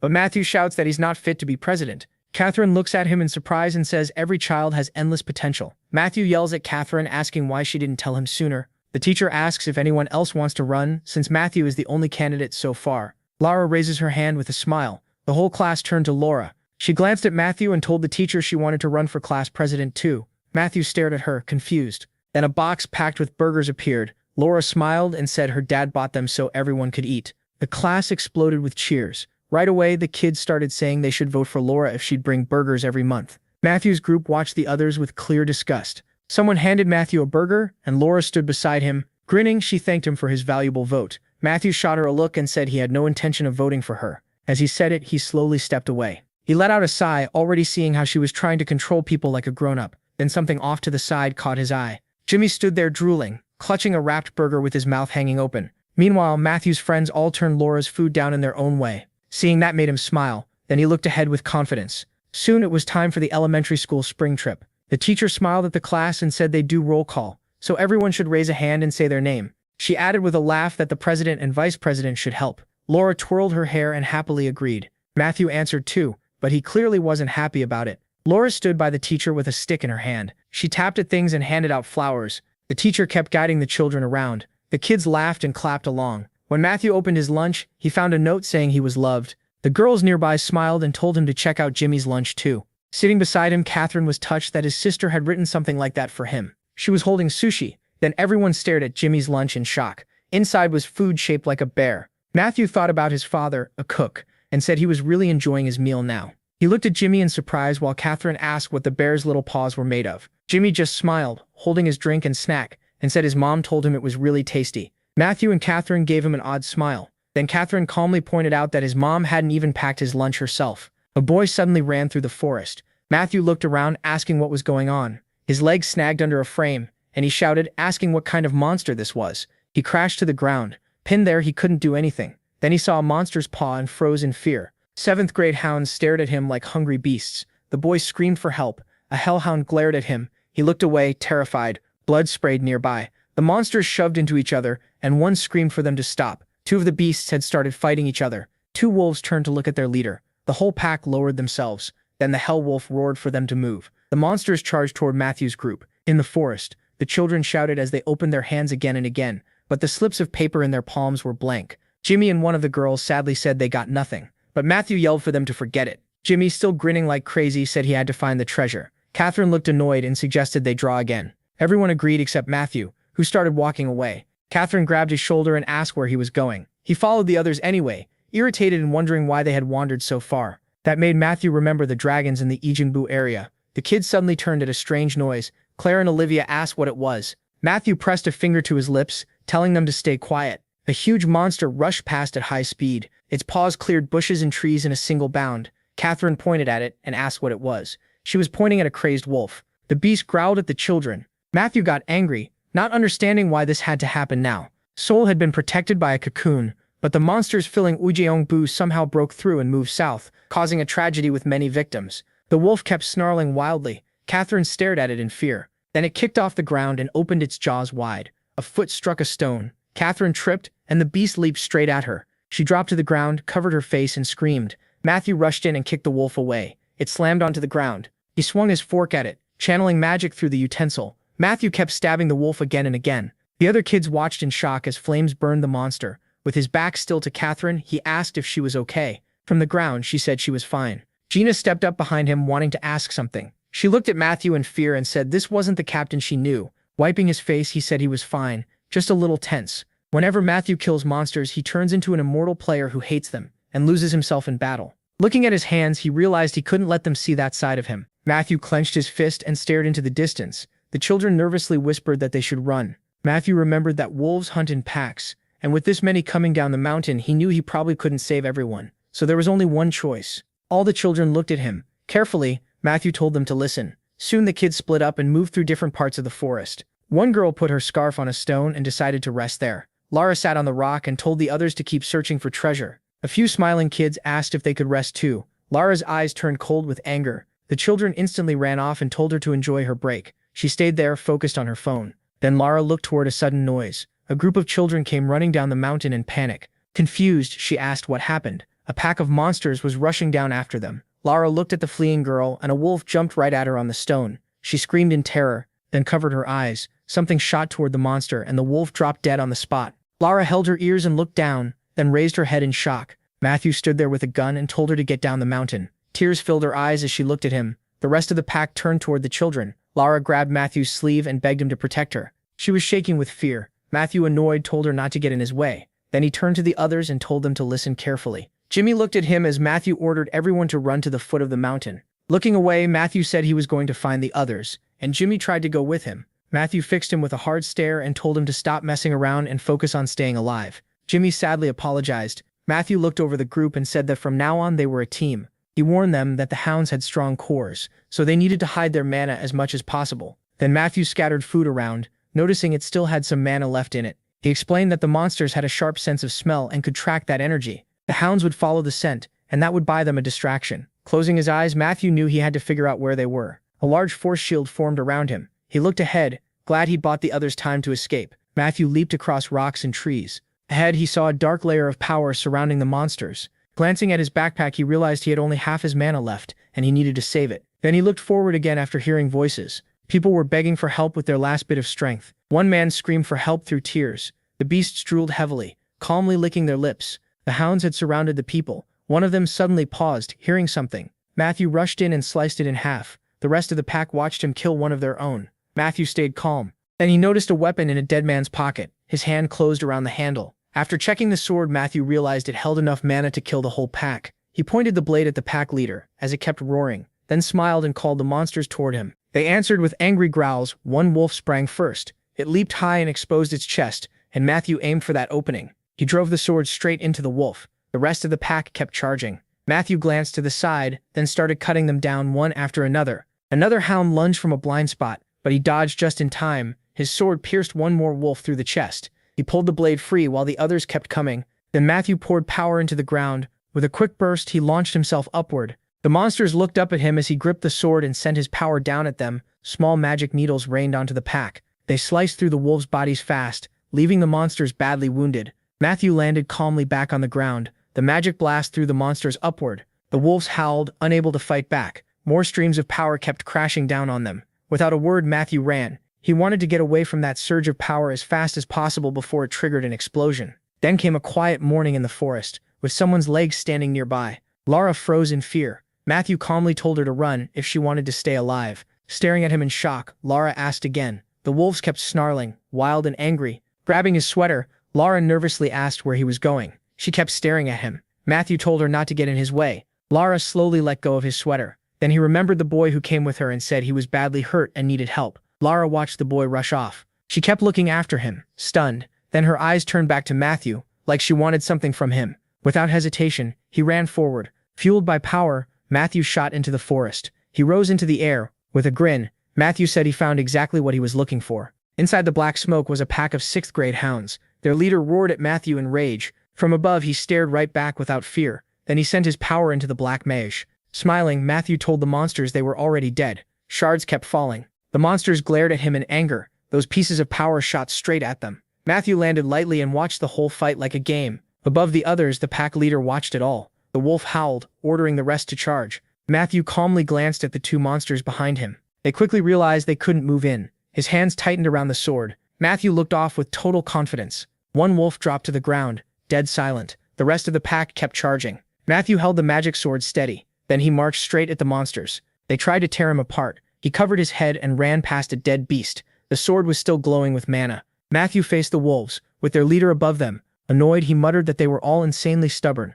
Meanwhile, the others ran through the forest. They remembered Matthew's warning about surviving, and everyone said they understood. Catherine and Jimmy hurried ahead. Soon the group stopped in the forest. Jimmy looked at the girl, confused, and asked where they should go now. Holding her chest, Olivia said she was exhausted, but they still had to move. She remembered Matthew saying Olivia was their navigator. Magic filled Olivia's eyes. Pointing left, she warned that something bad was there. Claire listened closely and backed her up. The kids were worn out, but they forced themselves to keep going. Jimmy looked away in fear. Angry, he looked around for even one player who grabbed his hand. Catherine yelled at Jimmy not to look back and just run. She remembered being told to watch for panic. Matthew had stood before her and said this was all part of it. Catherine clenched her teeth in anger. Then black magic appeared nearby. Olivia suddenly shouted that something was ahead. The boys stared at the clump of black magic in fear. A paw pushed out. A hound with spikes on its back crawled from the hole. Catherine and Jimmy could only stare in fear. The giant monster let out a deep growl at them all, its head lifted high. Jimmy asked what it was doing. Then even more monsters appeared and the children looked up in terror.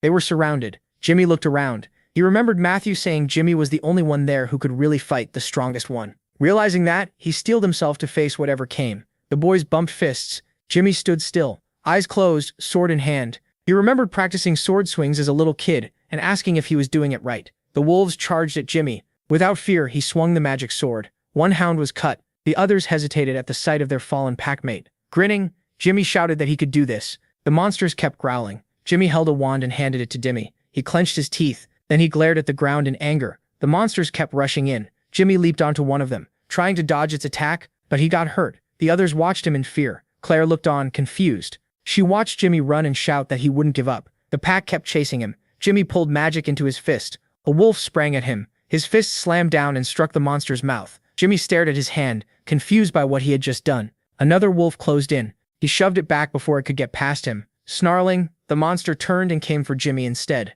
Jimmy touched his stomach, confused. Then the beast's paw hit his chest. The wolf threw its jaws open with a loud scream. All the girls panicked. Claire looked at Jimmy in fear, remembering everything that had happened between them. The wolf opened its mouth even wider. Its teeth sank into Jimmy's hand. Catherine and Olivia rushed in to help. Hair started to burn. The girl prayed that they would all be okay. Then the hole changed into a portal. Legs were left sprawled on the ground. The wolves kept howling. They charged straight at Jimmy. A dark barrier formed around him. Claire looked back, thinking it couldn't hurt them. Still, she kept staring in fear. From above, all of them could be seen at once. The boy looked at the girls in fear. Someone's legs hung in the air. A figure appeared in the sky. She slowly came down. The children looked at her in fear. With a smile, No asked the kids if they could close their eyes. Looking at the wolves, she said these dogs were done for. Then Matthew stood in the fire facing the wolves. He was holding a thermos. Matthew took a drink of magnolia from it, a rice wine made from rice and wheat. Then he tossed the thermos aside and drew his sword. Smiling, Matthew said it was over for all of them.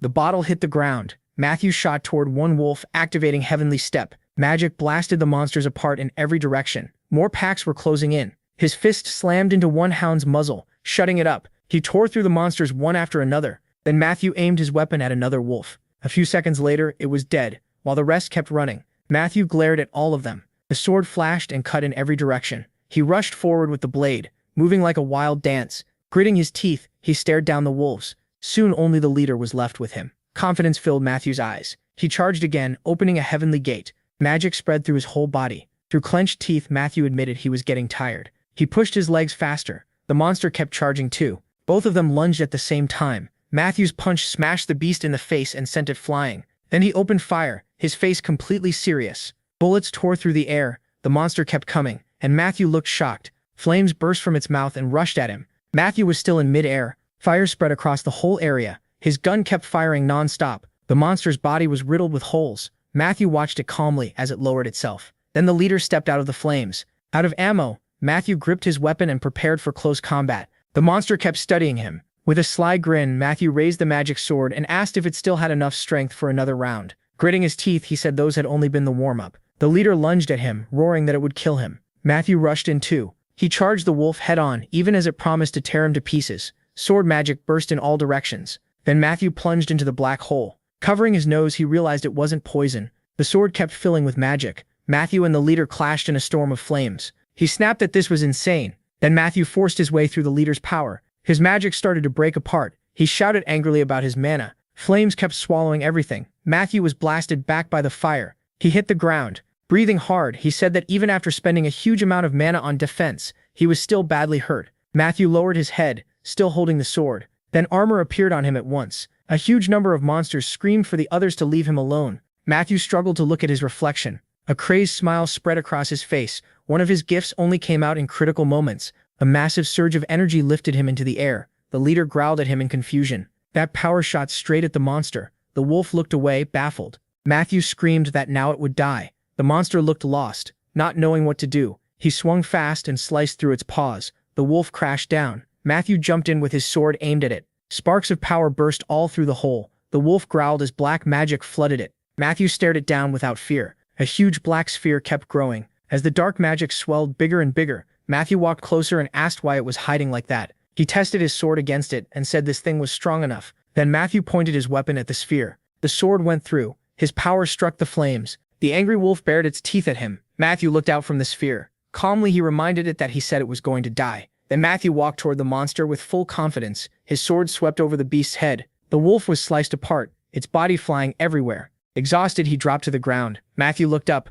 Watching the sunset, he murmured that it was finally over. The day was fading fast. He lay on the ground and shut his eyes. Matthew drifted off in the middle of the forest. Meanwhile, Noin has smiled and asked everyone to close their eyes for a moment. Staring at the wolves, she said they were done for. She covered her face for a second. Then MC raised her hand with confidence. Some people were fleeing the wolf packs, confused why no one had shown up to help. Magic poured into her fan. A fierce tornado slammed toward the wolves. While guiding the wind, Nobuhana wondered why nobody had reported this yet. Her hands pushed forward. Clenching her fist, she said this was the end for them all. The tornadoes shot straight at the monsters. Blood sprayed everywhere. The storm tore through every living thing in its path, and Nobuhana kept driving it on. She watched with a smile. Then the protagonist glanced to the side. The children stared at her in fear, not sure how to react. Right away, MC canceled all her magic. She started to rise into the air. With a gentle smile, she told the children not to cry if she'd scared them. Catherine and Jimmy could only gush about how cool she was. The other kids pointed excitedly, saying it was amazing. No Prita smiled, still surprised they were taking it so well.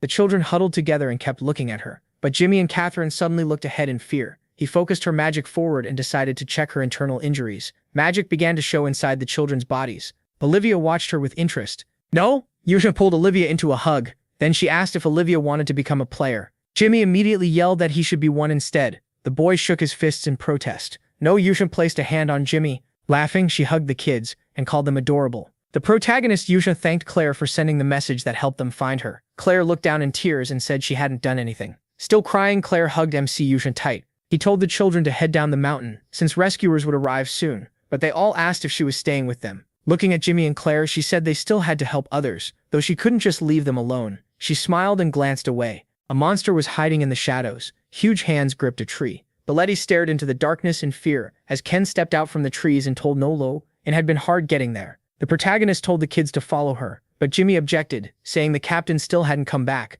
That made her tense up. She had no idea who this captain was. Matthew lowered his eyes. A voice from inside the tent asked when he'd finally start taking care of himself. While treating his back, someone warned that the injuries were so bad he could even pass out. Matthew asked why they were so mad. A girl gritted her teeth and snapped at the person treating him. Sarah shouted back that it was her call because she was the one patching him up. Pulling on a t-shirt, Matthew apologized to her and asked if she felt better now. From inside the tent, Sarah told him to give her a little time, and he agreed. Matthew opened his eyes. He was sitting in a hospital room. His hands were clean. Matthew was shocked that his wounds were gone when someone knocked on the door. He turned toward it. Then Matthew greeted the visitor in surprise. Smiling, Nojune asked if anything still hurt. Matthew smiled and said he was fine, but inside he wondered how much she knew. She sat down and explained that she found him and rushed him straight to the hospital. Then she introduced herself as MC Yuna, and Matthew gave a fake laugh while choosing his words carefully. He looked away, caught off guard. Matthew asked how long he'd been out and what happened to his friends. No, Yuminati told him they were safe, and about 6 hours had passed. With a smile, he added that everyone had been worried and his family was already on the way. Matthew laughed awkwardly, having no idea what he'd tell his parents. Then she smiled and said she had a few questions for him. Remembering the pile of dead monsters around him, the protagonist asked how he ended up there. Matthew stayed quiet. Scratching his head, he said he couldn't remember. He looked away and claimed he had already blacked out when they found him. No Rowley rose from her chair and asked about the monsters. Her fan tapped the bed, looking right at Matthew. She said he was probably the one who killed them. Matthew brushed it off and said that was impossible. But Nanu studied him and insisted it had to be him, especially since he'd won the Brave Child Award last year. Holding her fan, she smiled and said, now he was out killing hounds too, while Matthew kept trying to dodge it. He looked down as Nohiana said his fingerprints were found on the stiletto. She kept smiling at him. Matthew realized making up another excuse would be pointless. She already knew and there was no talking around it. MC watched him closely. At last, Matthew calmly said he had some useful information. Interested, she asked what it was and he replied that he couldn't say yet. Nohiana noticed he had stopped trying to defend himself. A smile spread across Yana's face as she asked what he wanted in return. Matthew looked at the floor and said he wanted nothing, which clearly surprised her. With a faint smile, he said he only wanted to live like a normal kid. Later, she left the hospital. Yuanshua walked to the car. Once inside, she thought back to Matthew telling her to investigate the heirs of Dangun Company. He had also told her to check every connection between them and the leaders of the Azure Ocean clan, leaving Yuanshua stunned. She told him she didn't like jokes. Then Yuna sharply asked if he would stand by what he said. Matthew glanced at her and answered that if they found nothing, he'd join their clan. Yuna said getting into their clan wasn't easy, and Matthew folded his arms, asking if that meant Nanu no longer doubted he killed the hounds. She replied that this deal only helped him, but Matthew pointed out she'd either prove her husband was loyal or gain a valuable recruit. Nanu sat in the car, looking out the window. She told the driver to investigate the heirs of Dangun Company, especially the women. Without turning back, Nanu also ordered him to find any shady ties to her husband and update the report on monster classes in Gangnam. She looked away and thought. Matthew had warned her to watch out for new monsters. He also asked her to report that they had handled the mountain incident. So Yuna told the driver she would personally close the case on the Loaf Mountain incident. The driver gave her a scornful look. Matthew just smiled and said that worked for him. He planned to keep living as an ordinary elementary school student. Nunu looked at him and said his confidence was pretty amusing. Matthew only smiled and looked away. That day at 2 o'clock, a rank 7 monster and 100 hellhounds attacked Loaf Mountain. The news reported that a player had wiped out all the rank 6 hellhounds and the mountain incident was still under investigation. Matthew held his phone as another report said there were 34 victims, including one elementary school student. The whole internet was flooded with the story, and the investigation kept going. A few months later, Claire smiled as people congratulated her. A whole group gathered around to celebrate. Seeing Catherine grinning, Matthew joked that being nice didn't suit her. Olivia happily handed Claire some homemade chocolate. Jimmy hurried off on his own. Grinning, he said, this party was going to be awesome. Matthew asked if their dad had really allowed all this. Claire asked what they were all whispering about. While backing away, Jimmy said they didn't need to know. Catherine looked up and said morning assembly was starting. Claire looked around, confused. Later evening came. A crowd of people kept congratulating Claire. Everyone was smiling as they celebrated her. Claire started crying, saying she knew they'd been planning something in secret. Then they brought out a cake for her. Catherine smiled and said Claire still had a lot left to do. The party photo was labeled 8th birthday. The room was covered with photos. Catherine told Matthew that one of the girls had even threatened a worker to make sure his father came to the party. Matthew turned away from her. The KK company ranked 7th in all of South Korea. Its main businesses were electricity, construction, and advertising, with little power in medicine. Matthew told Catherine to wipe that look off her face. Smiling, he added that if she were really a direct KK heir, her last name should match. She left him there, telling him to do whatever he wanted. Holding a fork, Matthew thought things had gotten a little messy, but overall they were still fine. He looked toward Claire's family. Stabbing the cake with his fork, Matthew swore he'd tear apart anyone who messed with them. Jimmy bent his arm and bragged that today he'd show what he'd learned, and Matthew told him not to trip first. The boy waved it off, saying not to worry, everything would be fine, and he'd do his best for the team. Matthew was struck by how confident he sounded. Then he turned, sensing the mood suddenly change. A bunch of students looked furious, so he asked what happened. Catherine told the boy beside them to explain. He said the teacher promised nuggets and pizza if they won. The hero glanced at the teacher, who was already tearing up because feeding all these kids would cost a fortune.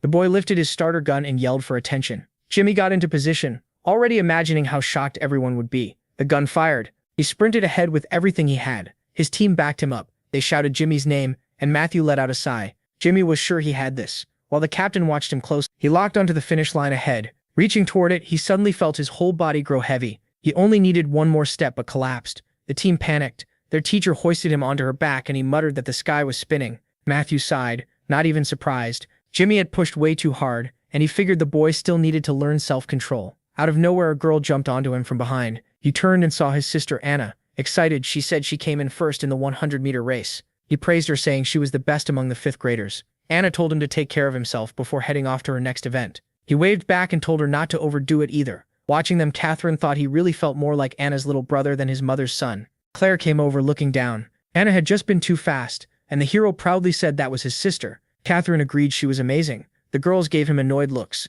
Claire asked if he was cheering for Anna instead of their team. He denied it and claimed he'd only been thinking about lunch, but Catherine called that out. He'd been watching his sister the whole time. Embarrassed, Matthew looked away and asked about Olivia. Claire pointed off to the side and said she was over there. Olivia ran up happily, glad she'd found them. They were having a picnic on a blanket with Matthew's neighbors, Mally and Tade. Olivia asked if they could help her. She grabbed the girl's hand and pulled her along, telling her to hurry. The two of them went to the event judge and started talking excitedly. A moment later, they slapped palms.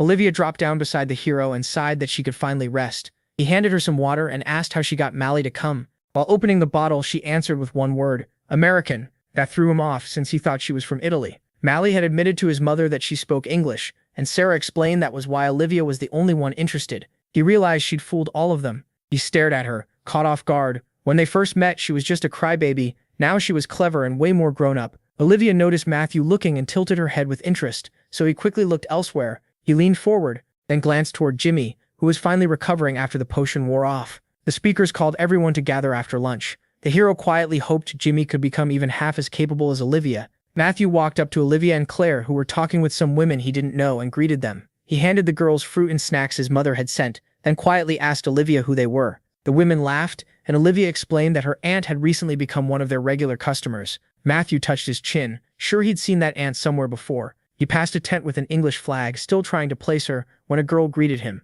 Lara was there with guards. She asked if he was hungry, and offered him tea. He turned away and kept walking, trying to remember what lunch was today, but Lara hurried after him. Pointing at him, she told her father that this was the boy she'd mentioned before. The man coldly asked if this was Matthew, the one bullying his daughter. Then he demanded to know what Matthew's father did, introducing himself as the CEO of KK Pharmaceuticals. The boy sighed, realizing she'd run to her dad. He started to answer, saying both the dad and the daughter talk too much for people running such a pathetic drug company. Harry instantly exploded. The man swung his hand at him. His palm stopped right in front of the boy's head. He froze, tense. How could such a small kid stand there without fear and talk to him like that? The men in suits around him made it feel like he was facing a president. The boy lightly pushed the hand away with one finger and asked what was wrong. Was he scared? Harry's eyes went wide. Enraged, he raised his hand again to strike. His fist came straight at the boy's face, and suddenly someone rushed in from the side. Matthew's eyes widened. The hit landed on the attacker instead. As the man bent forward with clenched fists, the boy recognized him, his father. Blood dripped from Harry's nose. John shook out his hands and snapped, asking how Harry dared raise a hand to his son. He grabbed Matthew by the shoulders and checked if he was hurt. The boy said he was fine, but he didn't like that his father stepped in. Harry got back up and pointed angrily, shocked that someone like John had dared hit him. The guards rushed toward the hero and his father, and the director ordered them to seize him at once. The boy clenched his teeth. He had wanted to handle this himself. John stepped in front of his son and told him it was okay, Behind him, Matthew thought that if anyone hurt his father, he'd kill them. Still, he trusted John could handle it. People gathered to watch. Harry angrily demanded if John even understood who he was dealing with, and the man calmly said yes. The director shoved the guards aside and asked who John was. John introduced himself as the president of KK Pharmaceuticals, then put on his glasses, fixed his hair, and asked if that made it easier to remember him. Harry jolted and stared in shock, hands in his pockets. John stood there while the director blurted out that he was the head of a department at Sirius. The man gritted his teeth, wondering what someone like that was doing here. Then he looked at the boy behind John and understood this child belonged to a far higher world. Matthew was stunned. His father was a department head at Sirius, and Harry noticed how shocked the boy was too. Sirius was one of the top 2 companies in South Korea, known for cars and player equipment powered by manhwa. Harry pointed at John and demanded to know why he was here. John said it seemed he finally remembered. John frowned, and the director instantly shrank back. Crossing his arms, the man quickly apologized and said he'd only been curious why the head of the strategy department was here. Matthew was even more shocked that was the division in charge of device production. John patted the boy's head and said he'd only come to watch his children compete. Then he added that Harry seemed to have some issue with his son. The director finally realized whose child this was. He was furious, but KK wasn't even close to a giant like Sirius, and John was one of the key people behind Sirius's device development. The man bowed and offered a sincere apology. He knew he couldn't afford to offend someone like this, even if he was an heir to his own company. He gestured toward his daughter and said Laura wanted to apologize too. She looked ready to protest. Through clenched teeth, her father ordered her to apologize now. The girl froze, looking around in confusion. Nearby boys whispered that Laura had picked a fight with Matthew and lost. They laughed, saying she had it coming since she was always bothering people. Laura lowered her head in fear. Others warned each other not to stare unless they wanted trouble too. She tried to apologize, but her voice shook. Then she burst into tears and ran off. Her father put a hand on the hero's shoulder and said they should leave now. As for the hit, they could call it even. Sweating hard, Harry acted like it had been nothing. He bowed to John as father and son walked away, politely telling the boss to take care. The boy could tell he was scared of making things worse. Then his father turned Matthew to face him. Kneeling down, John said that if this ever happened again, Matthew shouldn't try to deal with it alone. He should come tell him. The boy stood there in front of him, and John gave him a sad smile. He said Matthew was still young and there was nothing wrong with asking his parents for help more often. Leaves drifted through the air. The hero looked at his father, lost in thought over those words. John took the boy's hands and he felt that warmth. Even as an adult, Matthew thanked his dad in his heart. He was sure this time he wouldn't lose him again. Later, on a floor inside a ruined building, a man waited. The man in the suit blew out smoke. He glanced back at the guy on the couch and asked if coming all the way here to hire him was really necessary. Turning toward him, he said he had a big job. A few people were getting in his way, and he wanted them dealt with. The guy looked at his phone and asked about the money. The man called an employee over with a suitcase. Inside was cash, $1.5 million up front, with the same amount promised if he came back successful. The guy looked over the payment. When he reached for the suitcase, a blue whirlwind appeared and he said he understood. The money vanished into a black portal. The employee shook his head, unable to understand where the guy had gone. He turned back to the boss, who muttered, "Oh my God." Then he smiled. He flicked away his half-smoked cigarette. His laughter echoed through the building. At the Don Mall shopping center, Anna was thrilled. Matthew walked after her. Nellie came up behind him and rested her hands on his shoulders. He thought it had been a long time since he'd gone to a mall, and it was already exhausting. She leaned in and said they'd only just arrived, hoping he wasn't tired already. Then she turned to Anna. Teddy apologized to Matthew, and the boy asked him to buy something good to eat. But when he looked at the man closely, he felt something off, an ominous presence. Unlike everyone else, there was no manna around him. How could some normal office worker hide it that perfectly? A blue glow lit the hero's eyes as he decided to inspect him more carefully. Teddy noticed the stare and asked what was wrong. The man frowned. No acted like he was looking for Meili, but he was sure something was off. In the middle of the crowd, the man said they'd gone to the 5th floor. He sighed, finding them here wouldn't be easy, especially since his sister could hide her manna now too. Then Tate showed him his phone and told him not to worry, they had a way to find them. The protagonist was stunned. He stared at the screen in shock. The phone was tracking their location. Tate slipped the phone into his coat. When MC asked if Meili knew, he said it was a secret.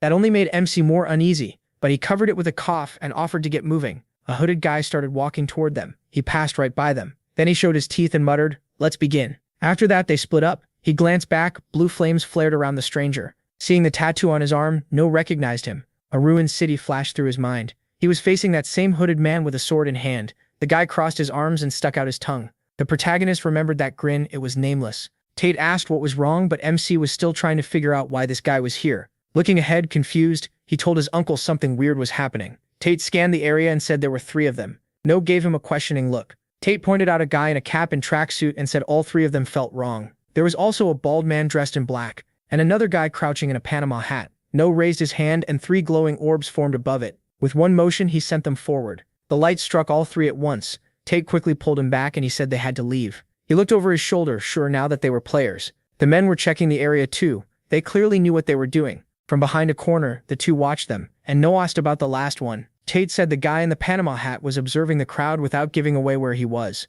The players crossed paths. As they walked off, they slapped their pockets. No noticed the bald man and felt something was very wrong, so he followed him. The man reached into his pocket and a stone dropped out. It glowed blue, and the protagonist realized it was a magic stone. He looked up, teeth clenched. No way. Energy started flashing from different spots. A visitor stood in front of a blue vortex. People in the hall turned toward the light. A portal opened over the crowd. A girl asked her mother what it was, while someone guessed mana was being redistributed. Tate looked around tense. Then the monsters charged at the people. One monster bent down over a boy and he started crying as goblins and other creatures poured out of the blue flames. Nameless put a phone to his ear. An emergency had started. The monsters were inside the building, and he ordered them to follow the plan. The evacuation message for guests and workers was cut off. Grinning wide, he said to kill anyone who got in the way. No heard that and clenched his jaw. He balled up his fist and realized this was a terrorist attack on the mall. Before he came back, nobody would have imagined something like this, and it was hard for him to accept. But after this moment, the future changed. As Anna clung to her brother and screamed, a pillar of light shot up.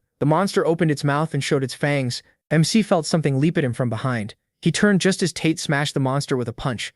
Tate grabbed him by the shoulders and told him to focus. With a serious look, he said they had to find Anna and Mally first. No nodded. They ran for the stairs, and he told himself that was the top priority. Tate rushed ahead, fighting off monsters while checking his phone. The protagonist asked where the girls were, and Tate said they were still on the 5th floor. Something must have happened. They stopped. Tate frowned, and MC asked if this guy was the one who used mana first. The player in the Panama hat gave them a nasty smile, raised his hands, and asked where they thought they were going. A glowing orb formed above his hand. Judging by the man's level, he figured he was around A, B, or C rank, and there wasn't much time. He froze for a second. Then Tate charged. His fist slammed into the player's face. The man staggered, and his hat flew off. He crashed to the floor. Tate grabbed him by the hair. Watching this, No realized that if his uncle was this strong without a device, then he was far from average. Tate lifted his hand to strike again, but the protagonist stopped him. Instead, MC kicked the player and said killing him like this wasn't enough. He was furious. He kept kicking him, saying this would be too easy. All the whining he'd heard before coming back flashed through his mind. Then he shut his eyes because he still didn't know who Nameless really was. Standing near the stairs, No asked Tate what he was doing. Embarrassed, Tate said he only meant to knock the guy out, and added that modern kids were scary. A few minutes earlier, when the emergency started, Anna had dropped her dress. She and Mally stared as people ran out of the store. Anna asked what was happening, and Mally guessed monsters had appeared and mana was being redistributed. To calm herself, Mally closed her eyes. First, she needed to know how many monsters were nearby. When she opened them, blue flames burned in her eyes. She scanned the area and found 3 behind the wall to their left, plus 2 on the far side and 1 in the middle of the hall. Anna figured that was good news. Only 6 nearby. They just had to run without meeting them. Anna turned to her aunt and said not to worry, she would protect her. Mally reached out and shouted for her to look ahead. A monster was jumping at Anna from behind. Mally grabbed Anna's hand and yanked her back. Anna looked over and called out to Mally. Mally spun fast and shifted her leg aside. She grabbed a hanger and hurled it at the monster. The hit sent it flying. Anna stared in shock. So this was mana now? Mally glanced at the broken item and wondered if she'd have to pay for it. Anna quickly realized her aunt was a player. Mally waved her over and said they had to evacuate. Tate and No would be waiting. Anna's eyes lit up, thinking her aunt was amazing. But Mally kept a serious face and told her they had to move now. A pack of wolves came charging at them. Mally whipped around, and they started running. Blue energy gathered in her hand. She fired a magic attack at the monsters. The wolves dodged it, and Mally realized they were faster than she expected. She jumped back and knew her mana would run out fast at this rate. She needed something she could use as a weapon. Anna ran ahead and shouted that there was an escalator. Mally, stunned,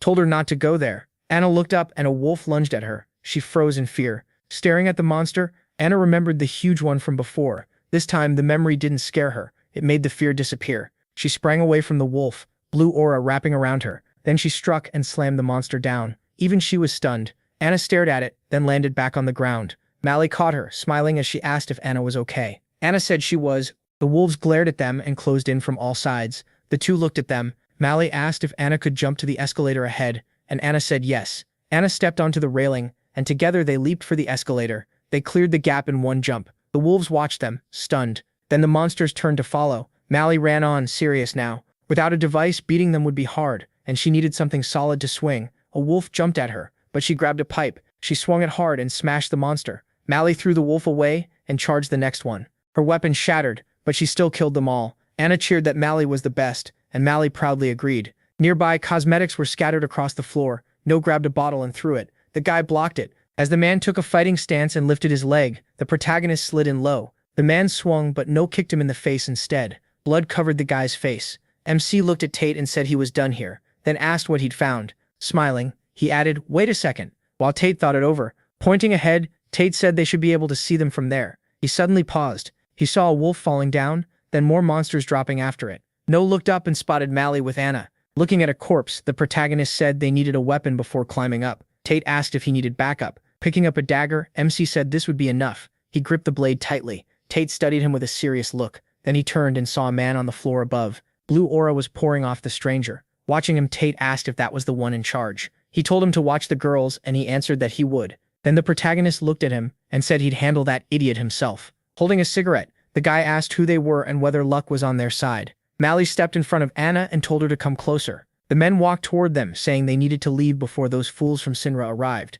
But first, one of them stuck out his tongue and said they should have some fun. Anna frowned and called him disgusting. Mally told Anna to hide somewhere and promised she'd come find her. Anna shouted that she wanted to stay with her. The guy kept coming and asked who said she was allowed to leave. Then another stranger appeared behind Anna and asked if that was true. Mally swung the pipe at him. She was putting everything into that hit, but the stranger fired his gun. The shot knocked the pipe from Mally's hands. Covering his ear, he complained that his eardrums almost burst and said she shouldn't have done that. Mally stared back at him, dead serious. The man in the hat ran his tongue over the gun and asked if he could have some fun with it. The other thug moved toward Anna and told her to get out before the Sinrod group showed up. Anna backed away and begged him to stop. She pressed herself to the wall while he told her not to be afraid. Reaching out, he acted nice and claimed he wasn't that bad. Then he slammed his hand against the wall. Anna turned and ran. He lunged after her, his hand glowing blue, and caught her wrist. Right away, a huge wave of mana burst from Anna's hand. Her energy blasted him away. At the same time, Anna formed a barrier in front of herself. Trapped outside it, the boy was stunned that someone her age had that much mana. He pulled out a knife and even thought about selling her. Then he charged. He slashed at Anna, but the blade couldn't break the barrier. He kept stabbing at it and cursed, wondering why it was so tough. As Anna held him off, she realized this defense came from Matthew's training. The boy tossed the knife aside, saying this wasn't going anywhere. Anna gave a small smile and asked if she'd really done it. He smirked, shoved his hand through the barrier, and said of course he could. Then he grabbed Anna's hand. Grinning, he said he'd caught her. Elsewhere, people were fighting monsters and yelling for the great Shinra clan to save them. Then they turned and spotted another threat. It was an 8th grade swamp slug, and a man ordered the ranged fighters to get over there. But one guy rushed in with an axe and told the captain they didn't need them. He shouted that all monsters were the same,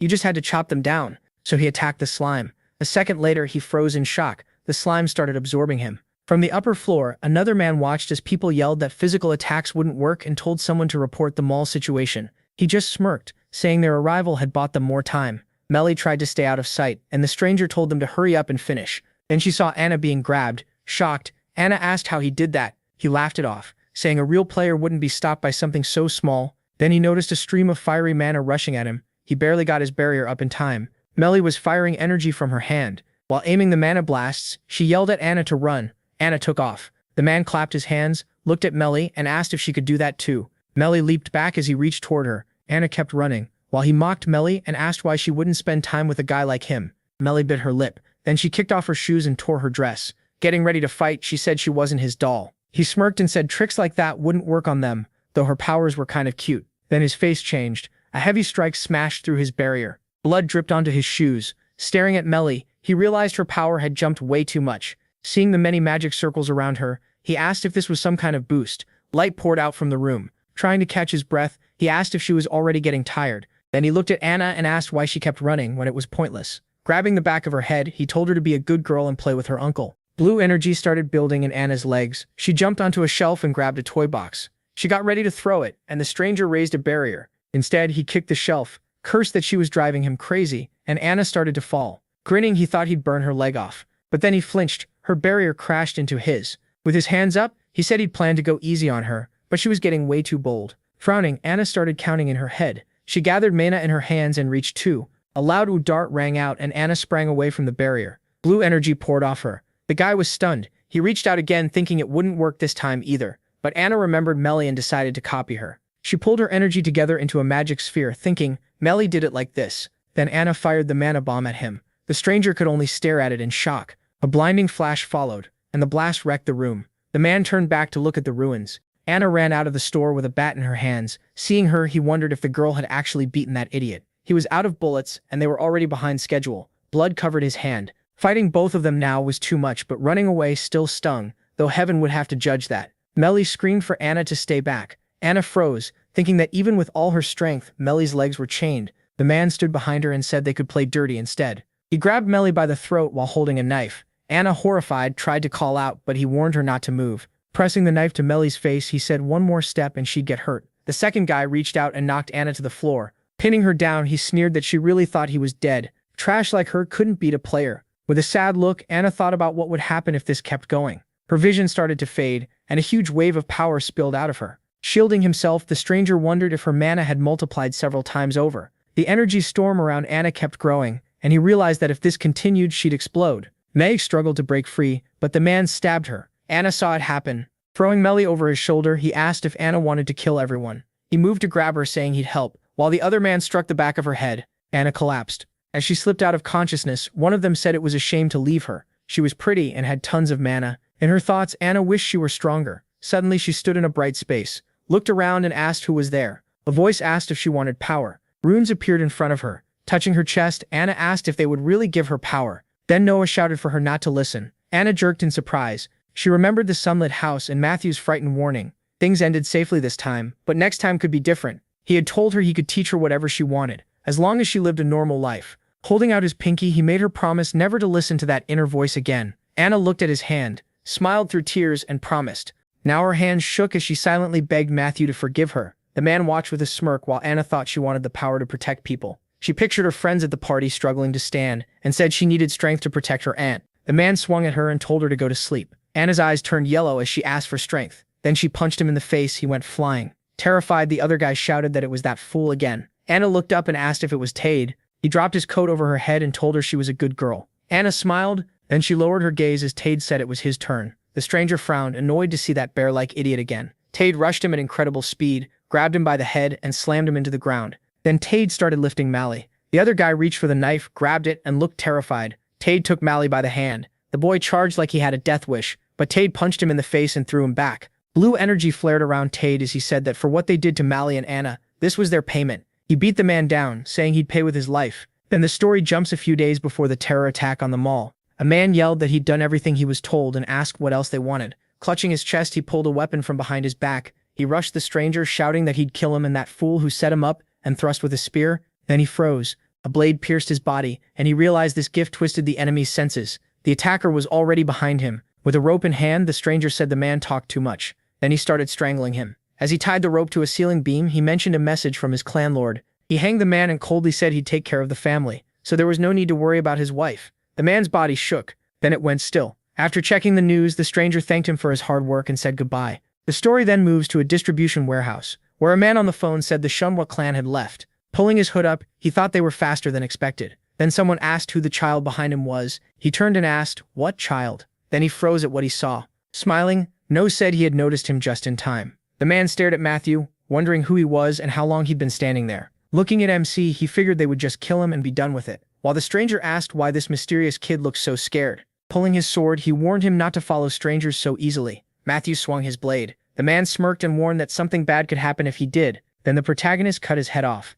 Everyone in the warehouse froze in shock. Clutching his head, Matthew muttered that the man wasn't supposed to die. The man stopped the crowd and said he wasn't just some kid. That only shocked them even more. With a grin, the protagonist told them to look at themselves. They all started shaking the second he spoke their language. Why were they scared of a child with such a tiny knife, he asked, clearly pleased if they were really that afraid. The crowd charged, and Matthew's hand lit up with blue aura. Using heavenly steps, he tore through them, leaving blood spraying across the warehouse. Knife in hand, the protagonist asked why the man had finally gotten up, adding that if he hadn't, Matthew would have gone to him. The stranger frowned in disbelief and wondered if the protagonist had really killed fighters above B rank in a second. He slipped into the smoke, deciding he couldn't face him head-on. As he rushed past Matthew, he thought the boy might be training for the 12 thrones, but even then, there was no way he should sense him. The protagonist suddenly turned. He dodged the stranger's strike. Blue energy wrapped around him, and he kicked the man away. Standing over him, Matthew said he no longer thought the Nameless One mattered. People only remembered him because he'd always been an outcast. A purple aura burst from the stranger. Matthew avoided every attack. Still holding his knife, he kept slipping past each blow, and the man couldn't understand how a child could move like that. Matthew ducked and said he knew that feeling. He swept the man's legs out and told him that without his gift he was nothing. As he jumped up, the protagonist told him not to worry. He lunged at the boy and said he wasn't going to kill him. Matthew slashed with his knife. Blood splashed across the warehouse. "No, Yuna." And the protagonist stood near the gathered doctors and workers, and the boy asked her to cover for him. She flicked her fan and said he owed her one. He asked if that just meant a favor later, then asked her to help with the man. Raising her hand, the girl walked over with him to the man on the floor and warned that next time he wouldn't get off so easily. Matthew knelt in front of him, reached out, and said he'd always wondered what was behind those glasses. Terrified, the man begged him not to. Matthew took the glasses off. The protagonist recoiled, and the girl hid behind her fan. The boys covered their mouths, sick at the sight. He put the glasses back on and said the man looked like a flounder, just disgusting. Then the boy turned and saw his parents and sister coming toward him. They were smiling, and his sister waved. Matthew smiled back, full of joy. He ran to them and called out to Anna. The news reported that on December 17th at 3 p.m., Dawn Mall was attacked by mercenary players and monsters. Holding a remote, the man listened, as the report said the culprits were arrested by the Nameless One, Divine Wind, Manhwa Yuna of the 12 Thrones, and the Shinra clan. 23 people died. Susan stared at the screen as the government offered condolences to the victims' families. He sat back on the couch in front of the TV, watching Matthew, his family, and him outside. Susan looked at the smiling family. He smiled too and said he'd found it. Later, inside a building under a dome, the protagonist sat with the protagonist, Yunha, in a cafe, and realized she had quietly placed a barrier around the place, just like Korea's greatest mage, Divine Wind. The protagonist, Yunha, as Olivia's father made coffee, she said this was the first time he'd agreed to meet her. The boy replied that he needed to thank her. Sitting at the table with lemonade, he asked what had happened. She set her drink down and said this was the first time the government had announced a death sentence for the Nameless. Looking out the window, the boy said, the bigger question was who hired them. No, Suna answered that she couldn't say. Holding his glass, Matthew asked what happened to the Dawn Company. She brought up Drake and said the president had returned, while all the heirs had stepped back and were now focused on public opinion. Then she stood, lifted her fan, and said she had to go. She still had a lot to learn. Tammy walked over with a smile and told the happy boy that the other kids would arrive soon. If he wanted, he could stay and play before leaving. The boy happily agreed. Matthew thought about the man clutching his head and the smiling king before he returned. The three sons had started a fight for the throne, and in the end, the oldest took it. He also remembered Gears over a corpse, his family surviving the Kraken attack, his sister's miracle, and the children living through kindergarten. The casualties in the Buchan incident were lower. The Dawn Mall attack had failed, and the Dawn Company succession had changed. The future was shifting. Thinking of a blood-covered boy and a laughing Sarah, he decided this time would be different. He checked his watch. The protagonist smiled and looked down at his drink. Evening settled over the city. At dinner with his family, Matthew heard his sister tell their parents what she wanted. The moment Anna said she wanted to become a player, he nearly choked. He dropped his spoon and stared at her, upset. In shock, he wondered if the future had changed again. Then he slammed his hand on the table and said he was against it. Anna looked hurt while her brother shouted that being a player was dangerous, and especially wrong for her. Hand on her chest, she nervously said he couldn't know that until she tried. After all, he was the one who said she had talent. He shot back that yes, she did, but he taught her mana control to keep her healthy, not to make her a player. Their parents exchanged confused looks while he angrily said he only wanted her to avoid mana exhaustion and live a long life. Anna still insisted she wanted to become a player. Matthew slammed the table again and asked why she'd throw away a normal life. Players get respect, sure, but not some rich, easy life that just isn't true. Upset, Anna said she wanted to become someone who could help people. Then she looked at her grinning brother and said she didn't want to just stand behind others, helpless. Mom smiled with her eyes closed and said that was wonderful. She should do what she wanted. The child in her arms started crying, and Matthew yelled that he hated this. Mom calmed the baby and told him Yuan was crying because of him, and that he was wrong. Matthew turned to his parents and asked if they really thought there was nothing wrong with Anna becoming a player.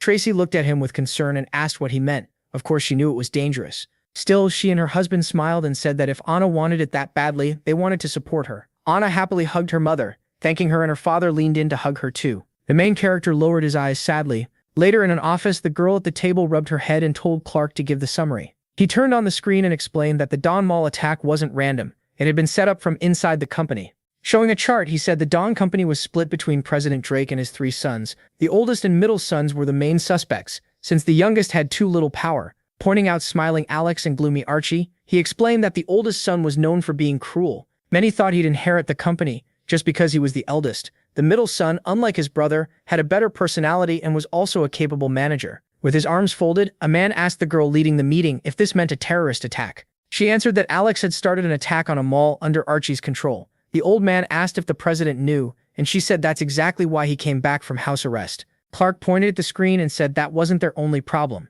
They also needed to review another piece of information. Adjusting his glasses, he showed a list of people and said Alex hadn't brought only the nameless. Most likely the Azure Ocean clan was involved too. One man at the table panicked, asking what was going on and whether they realized how serious this was. Clark brought up a chart and explained that 92 hounds were taken down on Mount Buchan. The Azure Ocean clan took 7 mana stones but sold only 3, which suggested the missing stones were used to summon the hounds for the attack. The girl asked what if they had simply been waiting for mana stone demand to rise, but he answered that grade 7 stones were easy to get. She then asked how likely it was that Azure Ocean had used mana stones in the attack. Clark frowned and said he'd checked the market data and the number of stones released by the Shinra clan. Based on that, the chance of their involvement was 0. The old man clasped his hands and said that either way, it was still only a theory. They had no proof. The people at the table listened as he added that the theory was still possible, and everyone needed to understand that. Everyone turned to the screen. The girl covered her mouth and said that back in April, Jill Sang-kun's affair with the Danga heiress was exposed.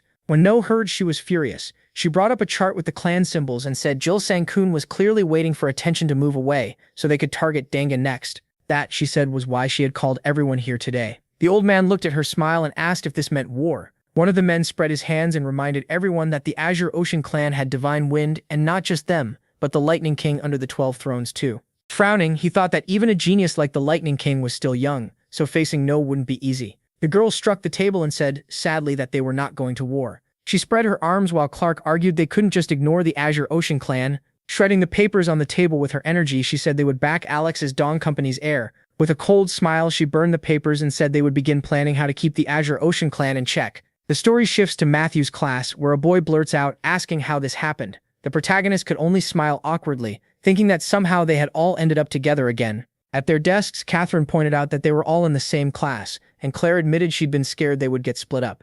Smiling, the protagonist greeted Laura, glad she was in class 1 so they wouldn't run into each other much. He quietly hoped this year would be better. Jimmy leaned over and pointed ahead, calling for him to look. They noticed a group of unhappy kids staring at them, and the boys said they'd been doing it for a while. Grabbing the desk, Jimmy angrily offered to deal with them, but Matthew told him not to. The protagonist frowned back at them. The kids across from him quickly looked away in fear. Catherine glanced at Matthew, who was covering his friend's face, and asked if he really wasn't going to clear things up. She explained that people were calling his father a devil. Rumors said he had nearly beaten the president of KK Pharmaceuticals to death, so now the whole school was scared of him. The protagonist stared in shock, wondering when he and his father had turned into villains, then admitted those weren't exactly just rumors. With her arms crossed, Claire asked if things were really going to be okay. Matthew looked confused and said he was fine, and doubted anyone would mess with him. Then the boy asked what his friend had eaten to get so huge. Jimmy stood up proudly, hand on his waist, and said he'd been training like he promised, and drinking Olivia's father's juice. The protagonist looked at him, stunned, and asked him to repeat that.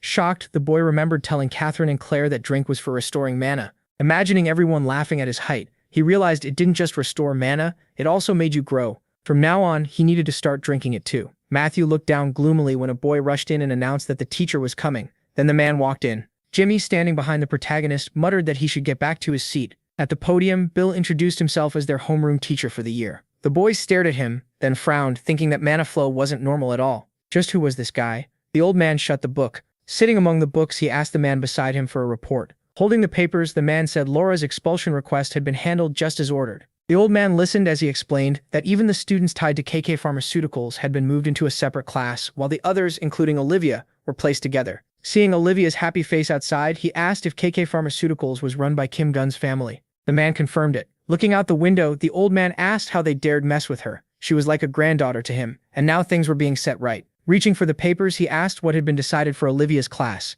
The man replied that her teacher had retired as a player because of an injury, but he was still very capable. Reading through the file, the old man asked about his old rank and heard that it was Regulus clan, S rank. Looking over Bill's record, he said the man could be trusted. He then remembered Olivia reading a book as he asked who she wanted to share a class with next year. Sitting on her grandfather's lap, she said it would be great to stay with her friends, though her father said that probably wouldn't happen. The old man promised to grant her wish. Worried, she said it was okay. She was already grown up and understood. He looked at her in surprise and asked if she would let him predict something. Imagining her laughing and walking the halls with her friends, he said that even in second year, Olivia would stay in the same class with them. He closed the book, smiling at her. The old man asked if that sounded nice. Looking back at the book, he said he already had a girl who felt like a granddaughter to him. The story then moves to another building. Anna stood across from her brother as he told her to watch, the dust would be here soon. Excited, she raised her fists and asked how he met that aunt. He said they got to know each other after meeting by chance. A gust swept the dust away. Anna looked ahead eagerly and the boy said it had arrived. A blue whirlwind formed in front of them,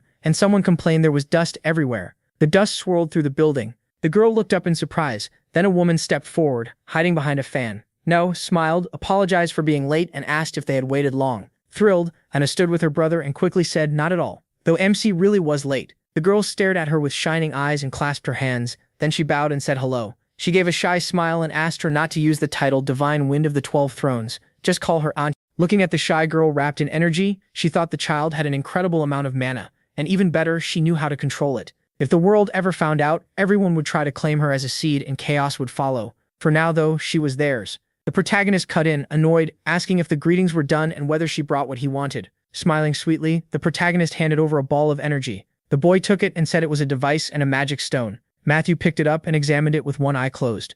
Holding the stone between his fingers, he said it looked good. Then he looked at his determined sister and asked if she could handle this. The protagonist closed his eyes, drew the sword from the device, and said he wouldn't stop her anymore. Watching behind her fan, Noah saw the girl aim her sword at her brother, while he warned her to be careful. The boy shut his eyes, gripped the stone, and said he didn't know how much she really understood. Then he threw it forward and announced they were starting. The stone lit up. The boys stood watching as it gave off a strong burst of energy. Then a paw and an ear appeared. The girl tightened her grip on the sword. A cute pink Class 8 creature, Borori, appeared in front of her. Anna stared in surprise. She turned to her brother and asked if that was really a monster. It was cute. Matthew looked at his uneasy sister and told her to kill it. The protagonist frowned, remembering his sister clinging to their mother. In the end, he couldn't beat her stubbornness. But now that they were here, she needed to learn how cruel a player's path really was. He watched as she slowly approached Borori with her sword. The creature smiled and walked toward her. Anna smiled back and said it looked harmless. The boy rushed toward her and warned her not to let her guard down. She turned to him anxiously and Borori suddenly grew bigger. Its mouth opened wide, its body twisted into a monster, and it lunged at her.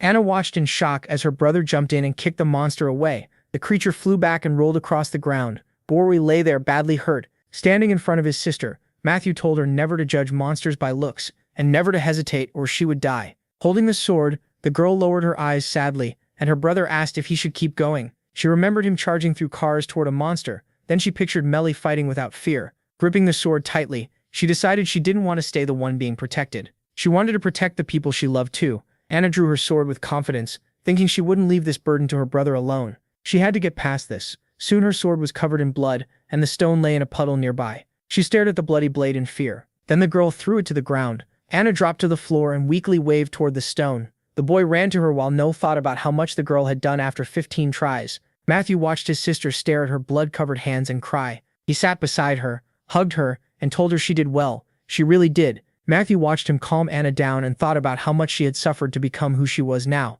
Players had to be strong. Looking at the crying girl, she thought about how he had made his sister kill the creature herself. No smiled, folded her fan, and called Matthew a scary kid. A few days later, we're back in the boys' classroom. Bill picked up a box.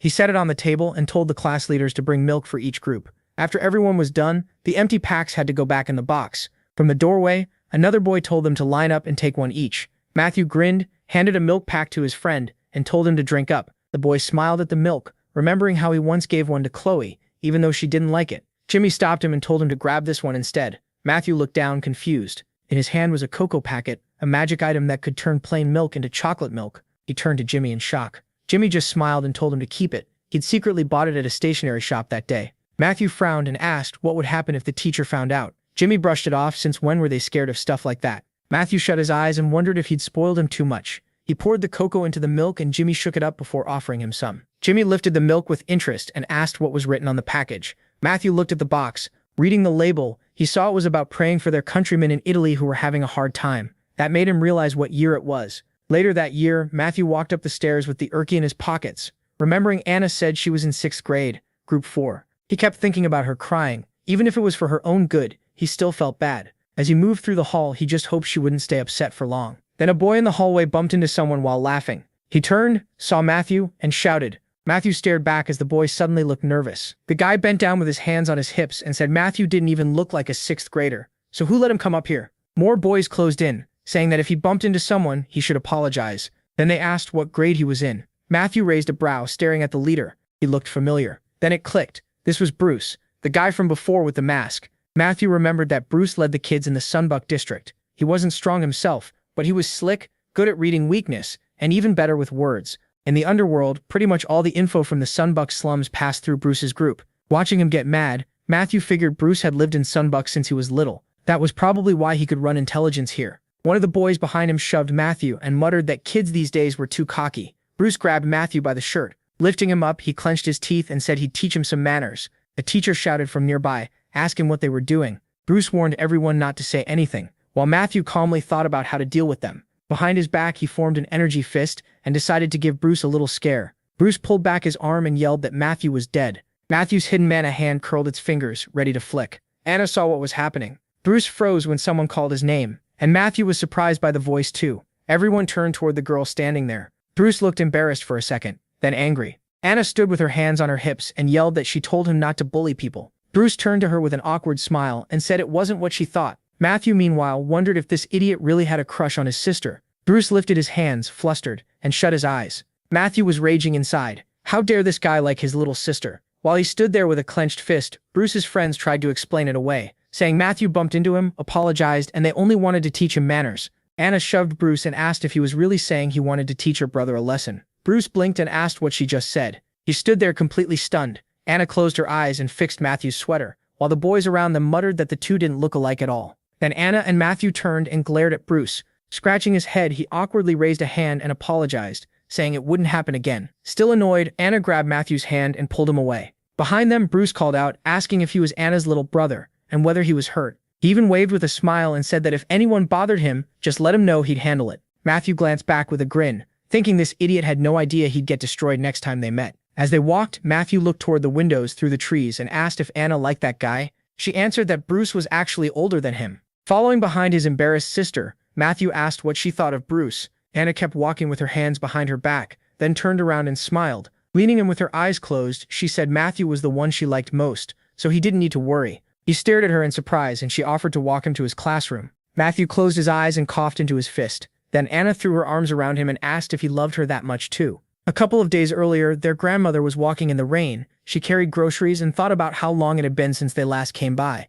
Remembering a family video call, she smiled to herself, thinking how much Matthew and Anna had grown. Even now, she still couldn't believe how big they were getting. Then she heard a noise from an alley. She turned, worried, wondering if she'd heard wrong. The sound came from a trash can. When she looked inside, she was shocked. Polly was in there, curled up and hugging himself. She sighed, realizing he was a half-breed child. Reaching out, she thought about how small he was, and how much he must have already gone through, then gently asked if he was okay. Her hand touched his cheek, and she said he was freezing cold. Polly looked at her with fear. He remembered the cruel things people said, that half-breeds could be sold, or worse, used as punching bags and thrown away because nobody cared about them. In panic, he slapped her hand away. The grandmother watched in alarm as he tumbled out of the trash can. He raised a hand at her and demanded to know who she was, telling her to leave him alone. Seeing his dirty clothes, she wondered if he really had no one looking after him. He was hurt and stuck out here in the rain. Polly waved her off again and repeated that she shouldn't come near him, but she knew she couldn't just leave him there. He covered himself with his arms and squeezed his eyes shut. Then he peeked up a little. She leaned over, sheltered him with her umbrella, and asked if he'd like to come home with her,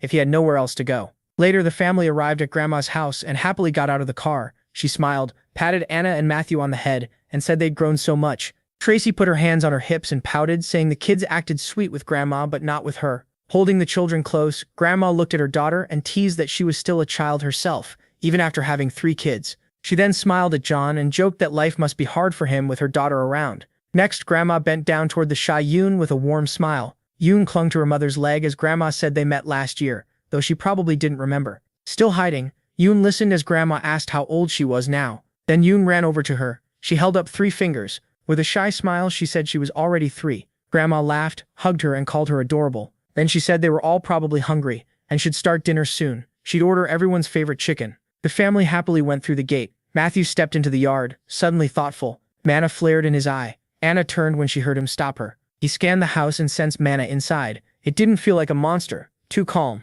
Matthew put a finger to his lips and signaled Anna to stay quiet, thinking it might be a thief. He crouched down and cracked the door open. If someone had broken in, he couldn't ignore it. This was his grandmother's house. Inside, he saw Polly sitting on the floor and thought the kid was smaller than expected. Polly's ears twitched as he turned and asked if the chicken was here yet. Matthew decided to strike first. He rushed in and jumped straight onto Polly. At that moment, Grandma came in carrying Yoon with her daughter and son-in-law right behind her. They all stared ahead in alarm. Grandma looked at her grandson and asked what all that noise was, bent over in front of Polly. With the table knocked over, Matthew demanded to know how he ended up here. Polly clenched his teeth and asked what was going on. Then he scratched his head and Matthew blurted out in shock that it was Polly. He looked at the boy who sat there rubbing the bump on his head. Someone poured a drink into a glass. Anna's parents had to admit Grandma was right. Grandma said she meant to explain everything once they arrived. Grandma said she meant to explain everything once they arrived. The parents agreed that was for the best, while the boys kept eating at the table. Then Grandma talked about how she first met Polly. Matthew studied the stranger and realized how much the future had changed.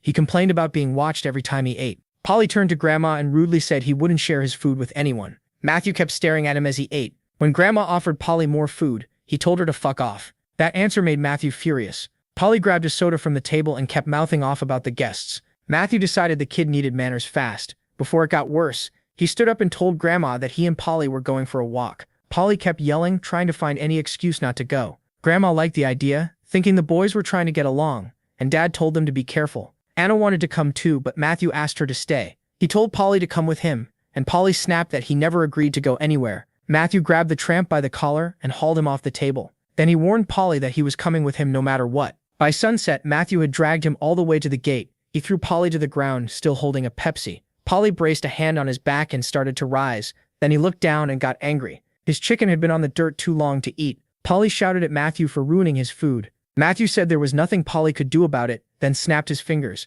An energy dome formed over them, and Polly was genuinely shocked. Matthew explained that now nobody would hear them or get involved. He tossed the bottle over his shoulder and said Polly's actions barely made him seem human. Raising the bottle again, Matthew promised to fix that himself. Polly sprang up, fists tight, ready to fight, and said he couldn't stand him. Matthew leaped in and swung the bottle before Polly could react. The hit was charged with energy and landed hard. Matthew made it clear he hated the kid too. As the next swing came, Polly was still thinking about how strong that first blow was. Matthew kept beating him, demanding respect for his grandmother, the woman who saved him and gave him a place to sleep. The final strike hit even harder than the rest. Polly crashed down and couldn't get back up. Standing over him, Matthew listed the things Polly should never say to his granny. He demanded basic manners while Polly screamed and begged for help, but Matthew reminded him no one could hear a thing inside the dome. Back inside, the family was busy talking about the boys' new friendship. Matthew added that only telepathy could reach anyone outside the barrier. Clutching his head, Polly said that was impossible. Matthew stared at him like he was crazy. What kind of nonsense was he saying to a 10-year-old? He remembered Polly's future lie about learning telepathy early. Then Matthew asked if that lie earned him another hit. He raised the bottle again and Polly immediately got scared. Inside the dome, every cry for help was cut off from the outside world. The next day, back at the family's house, Polly was on all fours, remembering the blows Matthew had left where no one else could see them. The whole family sat around him. After learning his age, Mom and Dad asked what grade he was in. Polly said he'd never been to school and didn't plan to start. Matthew's eyes shifted color and turned threatening. That look scared Polly, but he finished what he was saying, and then shut up. Matthew remembered hearing that Polly had been bullied at the academy. He walked over, put a hand on Polly's shoulder, and offered to attend the same class. Polly thought second grade was fine for the others, but flat out refused for himself. While his mother asked what he thought, Matthew pushed him with telepathy to agree. Polly unwillingly accepted second grade, which pleased Matthew. Granny smiled and said the boys had gotten close fast, and Mom agreed. Polly sat there confused, unable to understand why no one noticed the threats aimed at him. After being forced to laugh too, he saw the whole family was happy with his better mood, and realized how trapped he was. Matthew turned to Polly again while Polly tried his best to ignore him. Then Matthew grabbed him by the collar and said they should take another little walk. Polly screamed no, but it was already too late. At midday in the embassy building, Amanda sat at a table drinking tea with two guards beside her. Across from her were two Italians, Albert and Susan, talking about helping thousands of Koreans return home. In exchange, they wanted help dealing with a North Atlantic monster that wasn't even first class. Amanda lifted her cup and asked if supplying soldiers with potions would satisfy them. Albert praised how effective the potions were. Then he proposed trading Mediterranean mana alloys, and Amanda asked if Italy really needed that resource themselves. Susan raised a leg wrapped in energy and smashed the white table apart. Amanda told her guards not to hold back, and Albert quickly asked for help in return for the Korean people. Susan mocked the Korean players as weak and unable to protect their own goddess, and Amanda calmly asked a guard for a napkin. Albert told his partner not to push it, then snapped at her himself. Susan kept insulting Korea, and Amanda finally responded. Using her remote control power, she hurled Susan from his seat to the floor. Amanda said she would support Italy for her people's sake. She promised to send 2 members of the 12 thrones in exchange for civilians. Then Amanda rose from the table and snapped her fingers. A fierce pain shot through Albert and Susan's necks. Amanda headed for the exit while the ambassadors shouted threats after her. Without backing down, she told them to pass every detail of the deal to their superiors. Susan was furious and swore he'd kill her. Ignoring Albert's warning, He charged at Amanda, but slammed into an unseen barrier. Albert looked at his partner, his eyes glowing blue. He had pinned Susan in place with his power, making it clear death would follow if he moved. Amanda glanced back and said it was nice to see at least one of them had some sense. Then the ambassadors were ordered out of the building. Once the big doors shut behind them, Susan vented his rage. At the Blue House, someone was talking about the need to stay calm. Ron told Amanda she had to follow the rules now that she was a goddess. Amanda made it clear she wasn't taking his advice, and Neville asked how Ron could be so sure she thought the same way he did. Amanda shot him a look and told him not to bring that up again. Neville immediately backed off. Then he walked over and handed her a paper, saying the ambassador had sent a gift, a Maserati. He added that Big Mama had sent it from Italy as a sign of friendship, which might show how she viewed Korea. Amanda ordered the car sent right back to Italy, leaving Neville surprised. Lowering her head, she started talking about Big Mama, saying she'd heard how cunning that woman was. Amanda guessed someone that arrogant wouldn't send those ambassadors by accident, then ordered surveillance on the guests and reports on any sign of a plot. Neville accepted the order. The office door closed behind him. Amanda rose from her chair and moved toward the exit. Ron tried to sound hopeful about the deal, and Amanda praised the engineer who created the pharmacist potion. She said she would thank Italy properly once the deal was done, then shut the window. Ron warned that provoking the ambassadors was dangerous. Amanda looked at him and asked if he saw her as a bodyguard. Ron looked away, thinking, while Amanda said the divine spear was in the next room, so if anyone had a problem, it would be the ambassadors. Later, she walked down the street in a good mood. The doctor had told her she was 6 weeks pregnant. She looked up at a plane passing overhead and kept walking. Then her phone buzzed, catching her attention. It was her boyfriend, asking if she had eaten lunch, wanting to tell him in person about the pregnancy. She only said she'd been at the hospital. She asked him to come home early from work so they could talk. He agreed briefly and ended the call. She smiled, wanting to see him even sooner. Then she checked her phone again. Thinking it might be Valentine, she hesitated and suddenly saw Susan in front of her. The meeting instantly scared her. Susan asked how she had ended up here. He added that she looked prettier than the last time they met. Albert stood behind him and said things weren't going well for her now. Susan covered her mouth and stared into her eyes, ordering her to come with them. At the office, Tate was working when his phone rang. Seeing Mally's name, he was surprised they had just spoken. He answered right away and asked what was wrong. Instead, Mally thanked him for everything, leaving him confused and alarmed. Then she asked him not to look for her anymore. Tammy jumped from his chair and shouted into the phone, trying to reach her. With shaking hands, Mally turned the phone off. Susan sat beside her and praised her for making the right choice. He said they should let other people live normal lives, which clearly annoyed Albert. Outside, the day was warm and bright. The girls talked about the heat and suggested going to a cafe with strong air conditioning, and Matthew and Laura agreed. He said he needed to drop off his bag first and would meet them after. Catherine told him to wait for her too. The girl warned Matthew not to show up late again like he did last time. Then they spotted a few grown men forcing Mally toward a car. Matthew was thrown off by what he saw, but then it clicked. The men had masks on, and it was obvious Mally was only going along because she was being threatened. He leaned toward Mally and asked what Tate he had gotten dragged into. Matthew couldn't remember a single conflict with Italy this year. Then he thought back to everything that had happened. The second-class Leviathan was put down, and the government sent 3 thrones to Italy. That cost Korea a lot of military power. The divine spear lost his left arm. The railgun was left broken after going berserk, and everyone believed the florist died in battle. But now it looked like she survived. Mally had been taken hostage, and Susan had come to Korea as an ambassador. As Matthew remembered it, those events sparked protests in several countries. In the end, Big Mama ordered Susan's public execution. Thinking of what might happen to Mally, Matthew told Laura to stay put and not follow him no matter what. He kept trying to calm her down, all while wondering how to reach Tate. Then he put on his sneakers and wrapped them in an energy sphere. A second later, he burst forward at top speed, leaving his girlfriend trying to figure out what just happened. He already knew what he had to do. Matthew rushed around the corner behind the car, but he stopped when he saw the car had already stopped too. Albert and Susan were standing in the road, staring at him with mocking smiles. Matthew realized they'd caught on to him. Susan walked toward him like he wanted something. He stopped right in front of Matthew and questioned him. His voice turned cold as he demanded to know what Matthew wanted. Matthew saw he was ready to attack, and when the left hook came, he blocked it with energy. The counter sent Susan flying to the side. For a moment, everything froze. The man stared at Matthew, confused. Getting back up, he asked in shock what was wrong with this kid. Susan guessed that in Korea, even children must be taught to use mana, and Albert just smirked. Susan got serious and set his legs to spring. He launched high into the air, saying he'd beat the strength out of Matthew. Matthew slipped past the kick and ducked low. At that point, he realized the man was really trying to kill him. Matthew pushed mana into his legs. They lit up, and in an instant he moved behind Susan and swung. He aimed a heavy kick at the man's head, but Susan dodged. Spinning around, the man shot his arm forward, going straight for the kill. Matthew saw he was wide open and focused his mana back into his legs. As Susan kept reaching for him, Matthew struck with mana. He flipped through the air, catching Susan off guard. Mid-move, he formed a tight sphere of mana and fired it at the man. Susan blocked it and looked at the boy again. Matthew dropped back onto the road and straightened up. The man admitted Matthew's mana was strong and gave his hand a shake. Then Susan moved in a blur so fast it scared Matthew. He closed the gap and told him he was still just a child. Matthew glanced back, and Susan's hand locked around his neck, squeezing hard. The man was enjoying it, and he had no plan to stop. Matthew tried to pry him off with mana, but Susan shut that down right away. He told Matthew he wasn't the only one who could use mana. Matthew knew he had to escape somehow. This was hopeless if he stayed like this. His air was running out, so he needed to act fast. Then Nellie stepped out of the car and demanded they let him go. She shouted at Albert, reminding him they promised not to hurt anyone in her family. Susan asked if she knew the boy. He didn't buy it and tightened his grip even more.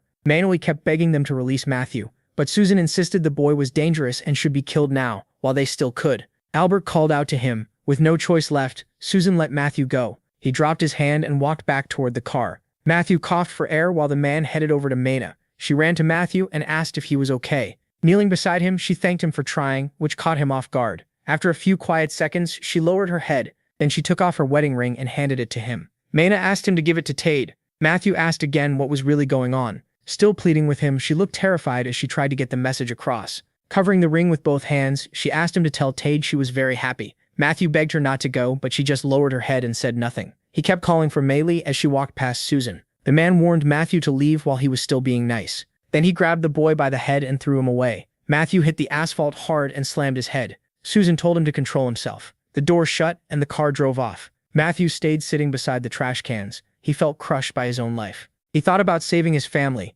saving his friends, and cutting down the number of victims at Mount Buchan. But what had it all really cost him? Matthew rose from the garbage bags, lost in thought. He pulled himself together and realized he'd done everything he could to change this future. Looking at the ring, he knew there was no future for him without Mayuri. He clenched it tight and swore he wouldn't let Mayuri erase herself from his future. The closet door was left partly open. John wiped the sweat from his forehead after working non-stop. They were racing to finish a government order on time. He even suggested cutting back on sleep to make the deadline. Laura walked over and held out a drink. John checked the glass, smiled at her, and when she questioned him, he said he was kidding before taking a sip anyway. Just then the phone on the table lit up with Matthew's number. John answered and asked what was wrong, while Matthew apologized for calling out of nowhere. John told him to stop that and just say what happened. Matthew stood there asking his uncle for help, and John glanced toward the shelf of potions, thinking. The potion workshop was a big one-story building. Out back, some girls were training their mana. No wrapped her energy around the roots of a huge tree. She snapped her fingers and the whole tree ripped out of the ground,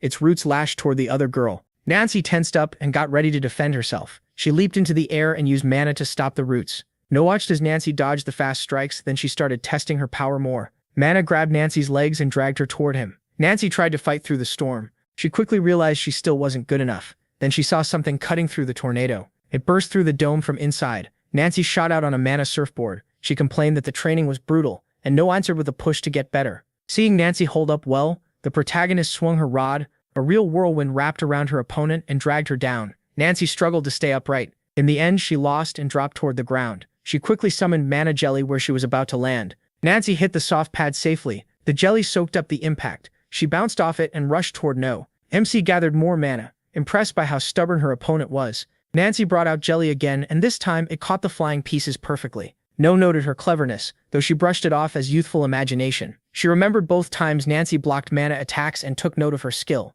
He could see the girl's potential even as she enjoyed her coming win. Then she called up tree roots to trap Nancy's legs. Nancy dropped to the ground in despair. The roots lifted her higher and higher until she finally gave in while hearing her opponent praise her. No refused to lower her, saying this was part of the training. Suddenly Tade called her. The protagonist immediately got wary. He rarely called unless something was wrong. What scared her most was the thought that he was in serious trouble again. By then the streets were already dark and empty. At home, Tade was packing weapons and gear. He added a gun, brass knuckles, and a knife. After checking everything one more time, he shut the case. Tade stood and fixed his collar. He was dressed in pants and white socks. Then he took off his shirt, looked over his muscular body, and got upset, thinking he'd gone soft and no longer deserved his name. That made him remember his younger days, walking down the street with 2 ice creams when he heard Mally accusing someone of groping her. 2 thugs grabbed the man and pinned his arms behind his back. Tade walked up, handed Mally the ice cream and glared at the offender. The man tried to explain that he didn't know and had only come to relax, but Tade didn't care. He took off his jacket and accused him of hurting the girl.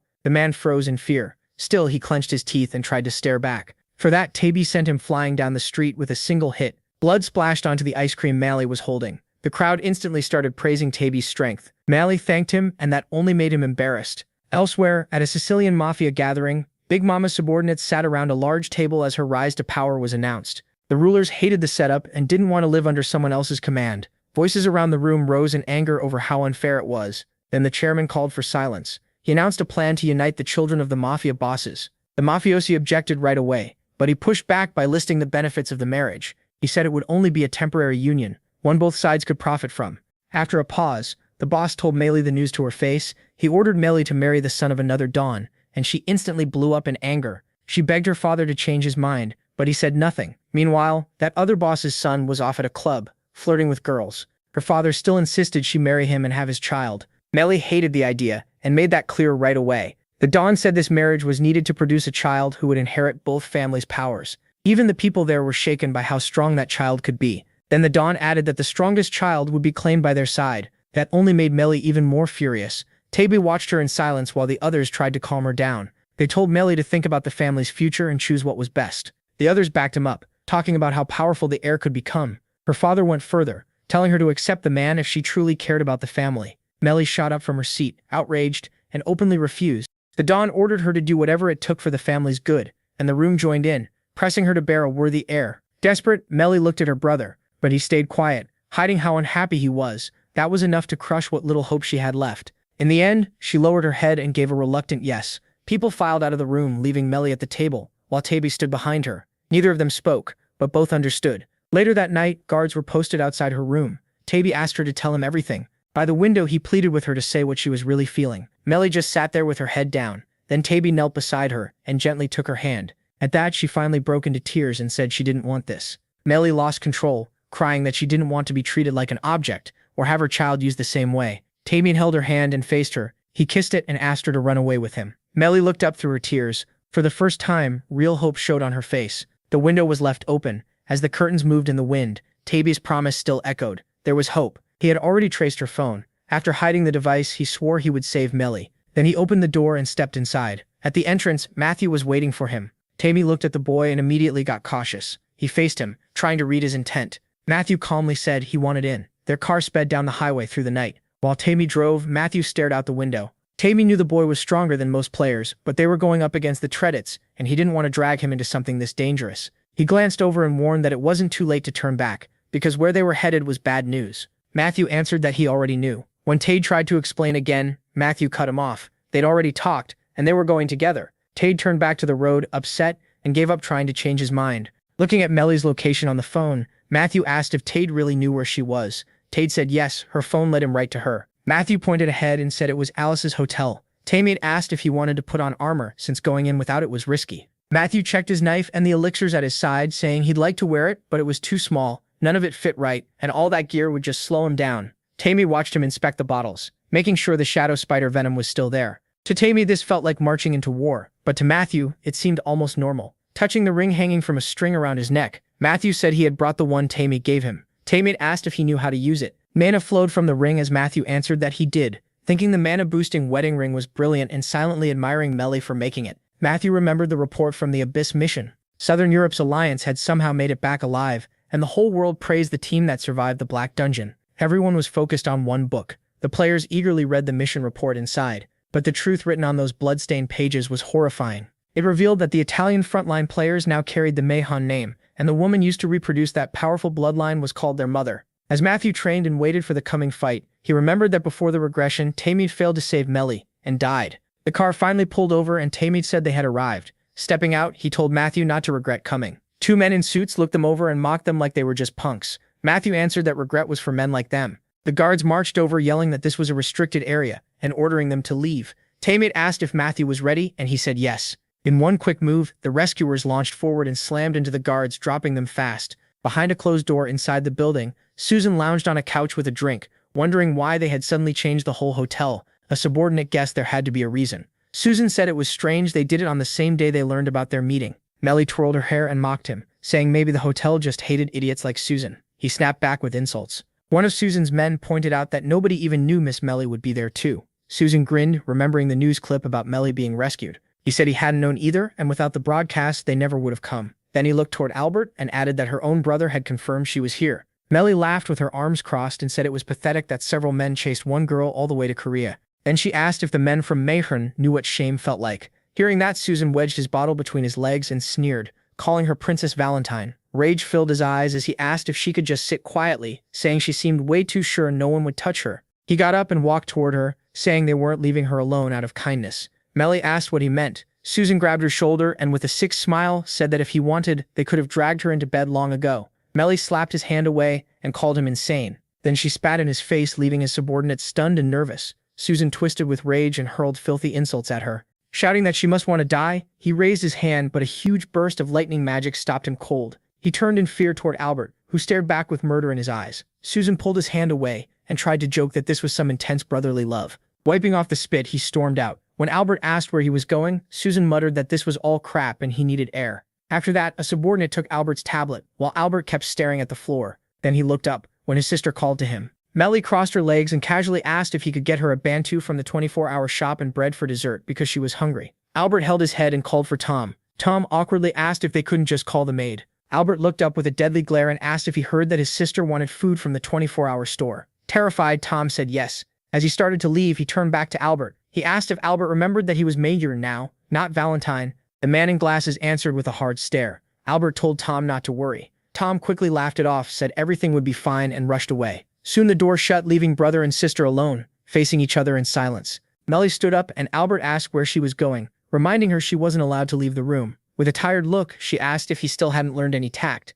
Then she suddenly dashed out, slamming the door and yelling that she needed the bathroom so loudly it made Albert's ears bleed. Inside, Melly sat hunched over the toilet, unable to open up. She remembered Tade kissing her hand, promising to protect her even against the whole world, and begging her to run away with him. Sadly, she lifted her head and started to say his name, but she couldn't finish, and buried her face in her hands, shaking with grief. In the men's room, Susan was doing his business, whistling and saying he'd call the servants on the way back. Then something suddenly made him freeze. He spun around, sensing killing intent. Matthew came flying at him with a sword, aiming to kill. Susan barely blocked the strike with his hand, but his legs gave out under him. He crashed back into the wall behind him. He drops to the floor and stretches his neck. Matthew says he got lucky today. Then the man realizes who's in front of him and starts screaming. Matthew swings his sword wide and tells him to pull up his pants. Getting ready to strike again, he says no, has only a few seconds. A few hours earlier, MC cast acceleration to boost his speed. He stands in the middle of a magic circle while she stacks buffs on him, starting with strength to boost his muscles and power. More magic wraps around him. Defense, healing, mana recovery, and magic resistance. Then he stops the ritual. He thanks her, but worries the hotel guest could get caught up in the fight. She just laughs and says not to worry. The government already ordered the hotel evacuated. He smiles, fixes his belt, and says that settles it. Uncle John gave him plenty of potions. The buffs are on, and now he's ready. Back in the bathroom, Matthew faces Susan and thinks this is his chance. Susan is unarmed and stuck in a tight space. Biting his lip, he tells himself he can't waste it. But Susan finishes fixing his fly and charges at the kid, yelling that he'll destroy him. He loads mana into his fist and swings at Matthew's face, but Matthew easily slips past it. Susan's hand slams into the wall hard enough to break it apart. Matthew kicks off the wall, aims for his head, and reminds himself he's got enough potions and buffs to win this. Fear and anger flash across Susan's face, and Matthew asks if he really wants him to go all out. Susan answers by throwing up a magic shield. Matthew rushes straight into it, sword already swinging. The blade crashes into the barrier and cracks spread across it. Backing up, Susan realizes this isn't the same guy he fought on the street. 3 layers of his shield are already gone. Matthew comes in from the left and asks why he's just standing there. Then he drives a heavy kick into him and sends him into the wall. Coughing, Susan smashes against it. He quickly puts up another shield. Matthew keeps the pressure on, hammering the barrier again and again. Susan can tell the space is too tight. There's no room to move, and fighting here is a disaster. As the shield starts to crack, Matthew follows with another strike, snapping a dagger toward his head. Susan realizes he has to get out, so he drops the shield, dodges, and runs. Once he gets some distance, he points his gun at Matthew. Matthew instantly throws up a shield, bracing for the shot. But when he opens his eyes, he notices something off. Susan has bolted from the bathroom, not caring how ridiculous he looks. Matthew yells, asking why he's running. He raises his sword hard and unleashes a wide slash, sending an energy wave toward the exit. The blast slams into Susan's shield just after he clears the bathroom. The barrier shatters, and the fragments slice into his furious face. Susan sprints for the hotel exit. Barely keeping up, Matthew curses himself for not seeing this coming and wonders how someone like him could be from Tredesai. Susan pulls out his gun again, glances back at Matthew and calls him a bad kid. Then he starts firing as he runs, screaming that he'll kill him. Matthew dodges the bullets without panicking and says today won't be his funeral. He grabs a yellow elixir from his belt, knowing time is running out and his buffs will wear off soon. With one quick motion, he lifts the bottle and downs the whole thing. Susan looks over, confused about what he just drank. He remembers Albert having tea with Amanda and wonders if this is one of those potions the goddess keeps talking about. Grinning, Susan thinks the kid is too careful and should have been killed last time. He also realizes he doesn't have time to head up to the 18th floor. Then he spots kitchen knives behind a glass wall and decides he needs a weapon. A little behind him, Matthew notices the broken window. He runs toward it, turning as he moves. A knife suddenly tears past at high speed, and he barely avoids it. His eyes sharpen at once. Another knife meets his sword, and the clash of power bursts out. The force of the hit blasts things apart around them. Susan stares in fear and wonders what this boy even is. Matthew stays calm and says he's the one who's going to finish him. Another strike forces Susan back, and Matthew dashes in again. This time the shield doesn't crack. Susan smiles, sensing Matthew is finally running low, and grabs his arm. He jerks Matthew in close, locks him down, and raises his hand over him. Then he snatches the sword and says he should have killed him when he had the chance. Lifting the blade with a crazed look, Susan mocks him, asking if he really needs a weapon to fight. Suddenly, dark energy spreads under Susan's feet. Matthew triggers Restless Souls, trapping him inside a circle of black power and forcing him back. The darkness rises and starts eating away at Susan's magic. He tries to shake it off, realizes it devours mana, and yells at the black worm-like strands to get away from him. Then he looks up and notices something. Using heavenly steps, Matthew shoots toward him at full speed. He comes in with a sweeping slash. Then he keeps driving him back, chaining hits across his body with manic dance. Susan barely blocks and demands to know what he's even doing. A fresh blow knocks him back again. Tables and chairs get smashed and flipped over. At last they pull apart, both ready for the next round. Susan gives a sharp, hungry grin and says something's wrong with the kid. Every attack is getting weaker. Matthew just grins back and asks where Susan's confidence went. Elsewhere, a man stands by the door. Albert looks at the closed door, turns to his sister and says, "This is for Valentine." No one answers from inside. As he rounds the corner, he says he'll be gone a bit, and if she needs anything, she should use the intercom or ask Tom. Then he steps out and waits behind the door. Eyes closed, he thinks quietly. Adjusting his glasses, he says it's been a long time. Cade walks toward him. He lifts his head, eyes burning with killing intent, and demands to know where his beloved is. Albert faces him with a cold, angry look. He moves away from the door and slowly walks forward, asking if Cade knows the price for stealing Maylee. The answer, he says, is death, but he'll offer one chance. Albert raises a hand and tells him to come back to Valentine. Before he can finish, Cade smashes him through the wall. Albert had been about to ask for help destroying Mehran. Cade, striking with a knuckle duster, says he won't wait. Albert understands at once and reaches for his gun. He aims at Cade, who's already set to fight. The narrator says no one would believe this clash ends with Cade getting completely crushed. Back to Matthew's fight, he wipes his mouth. He asks what Susan meant about his courage being gone. Then he downs another elixir and says it's all still here,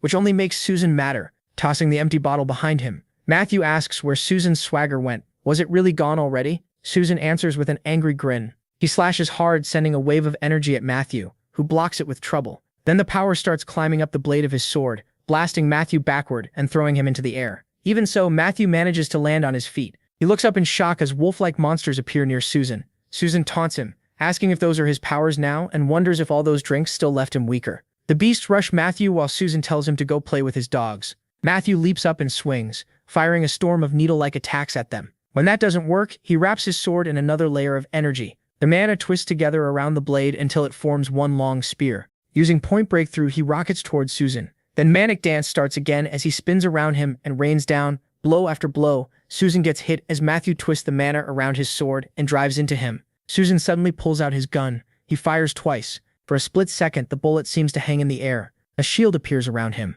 but the bullet punches through Matthew's shield and hits his shoulder. Now they stand at opposite ends of the hall. Matthew grips his shoulder while Susan pants and says he finally gets a breather. Lifting both sword and gun, Susan declares this is his territory. A wide smile spreads across his face. It turns out his class is Ranger. He summons a mass of purple energy arrows, an attack that fires wildly and grins at Matthew with pure malice. Matthew sees what's coming and freezes for a moment. Then he moves fast, dodging the shots as they slam into the floor and punch through it. More arrows gather over Susan. Calling Matthew a slippery brat, he tells him to dodge these too. The arrows shoot out fast, converging on one point right in front of Matthew. He plants his foot, then he lashes out with several quick swings at the incoming shots. One projectile still slips through and cuts his hand. Blind with rage, he swings again like he's lost his mind. Another shot punches through his leg, but he still cuts down more of the projectiles. After blocking them all, he stays on his feet. The whole floor is scarred from the fight. He glares ahead, worn out but still furious. Susan lifts her gun, staring at the hero.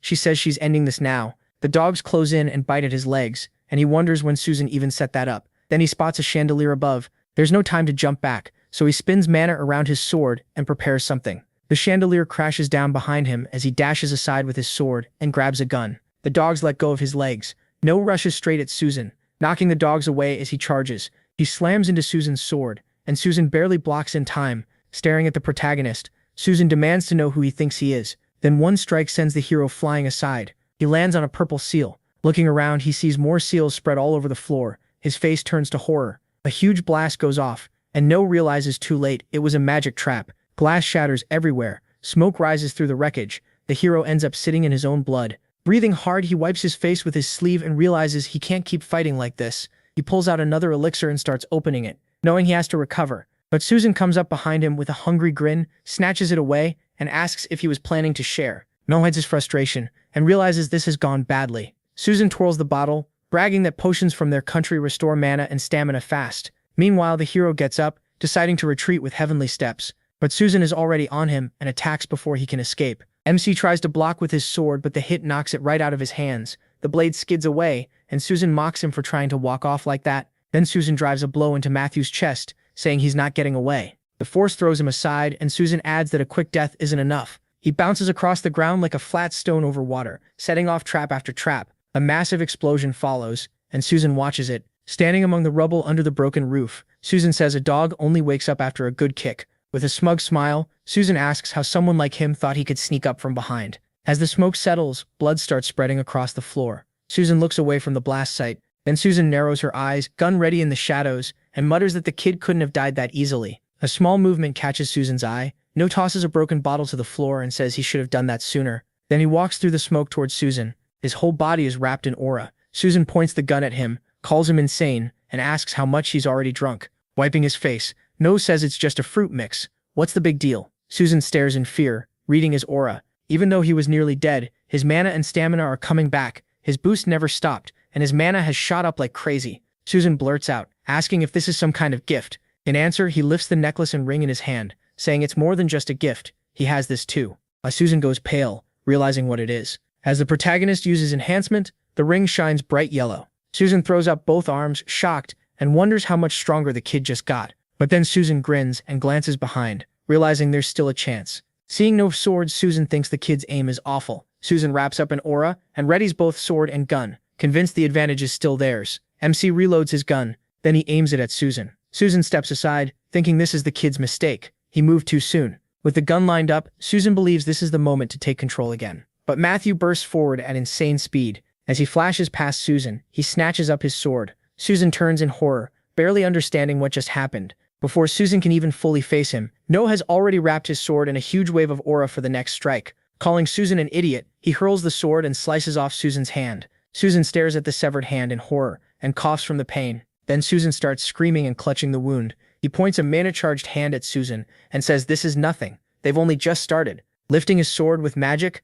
No repeats Susan's own words about kicking a dog awake. The sword shoots past Susan and flies straight back into the protagonist's hand. Susan burns with rage and bloodlust as MC says he's not a dog. Resting the sword on his shoulder, he says the real puppy here is Susan. In another corridor, there's no sign of any battle. Then a shot tears through the silence. Tara comes in again with his brass knuckles. Slamming the ground, he uses Fierce Beast 3 and rips apart the whole floor ahead. The wave of destruction rushes toward Albert. Albert starts to raise his gun and turns at the same time. A stream of mana shoots at him. Albert kicks off the ground and jumps aside, avoiding Tartar's attack. He lands smoothly without taking any damage. But Tart speeds up fast, bouncing off the floor and walls, then comes straight at his dear brother with 10 th level hell, aiming for his face. The punch misses, and Albert calmly says his opponent isn't the same as before. Then he grabs Taby's hand. Pressing a gun to his face, Albert says he's disappointed Taby couldn't meet his expectations. Then he shoots him in the stomach. The fight pauses. Taby stands still while Albert nudges the wound with his gun. A spent shell drops to the floor.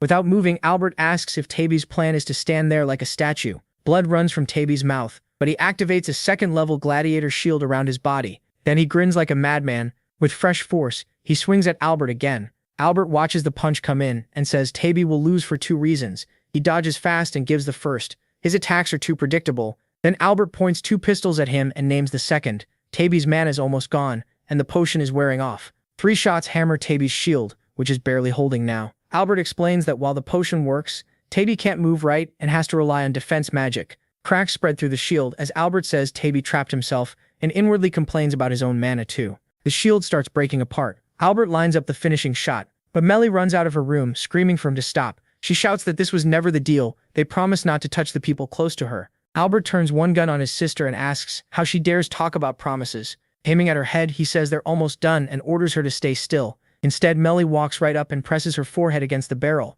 She takes the gun in her hand and tells him to shoot. Albert's face twists with rage. Then Melly turns to her lover and tells him it isn't worth it. With the gun still on her, she reminds him that besides her brother, there's also Susan and Tom Moran. Does he really think showing up like this will help anyone? She tries to talk about his wants and what he needs to do. Then his promise hits her. He told her he would protect her. Bent over from pain and exhaustion, she says one word from her would be enough, but Albert cuts in and orders him not to move. Taby ignores him and takes a couple steps. Albert coldly fires. Melly screams, terrified of what's about to happen. Taby raises his hand toward the bullet. Albert notices something and freezes. Wrapped in fire, Taby catches the bullet midair. He opens his hand, letting the crushed slug fall, and says one word from his beloved is enough, even if the whole world turns against him. He looks ahead with madness in his eyes. Taby tells the shaken girl that he needs her, and she softly says his name. As he swings, Taby demands an answer. The punch releases a huge blast of fiery power. Albert sees it too late. In horror, he barely dodges and throws up a shield like his sister's. Now surrounded by flames, Albert starts to panic.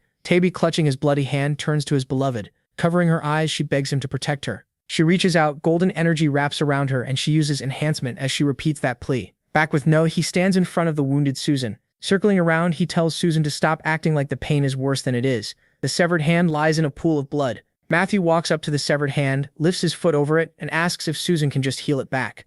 Susan turns in panic and begs him not to. But under Susan's desperate stare, Matthew coldly starts crushing the hand with his foot. Watching it happen, Susan starts shaking. Then he snaps, cursing Matthew and bursting out in scarlet energy as he screams in rage. A magic circle appears under Susan as he uses explosive magic. Matthew realizes right away. It's an explosive spell with a wide blast range. He backs away from the red energy, thinking distance will save him, but the attack still catches him. Then he figures it out. The energy is following the mana trail from his heavenly steps. The spell explodes, and scarlet and blue energy tear through the room. The blast throws Matthew back, and he tumbles across the floor. He forces himself to stop and glances aside, only to see Susan already using rapid fire. Several scarlet arrows are flying at him. Matthew wraps himself in energy again, then pushes through the arrows towards Susan, eyes wild because he's almost there. Susan grins with the same madness and swings his sword, so Matthew knows he has to move even faster. He kicks off the ground and sends another wide slash at Susan. Susan realizes in horror that the next hit is coming, but a stream of red energy cuts through Matthew and stuns him for a moment.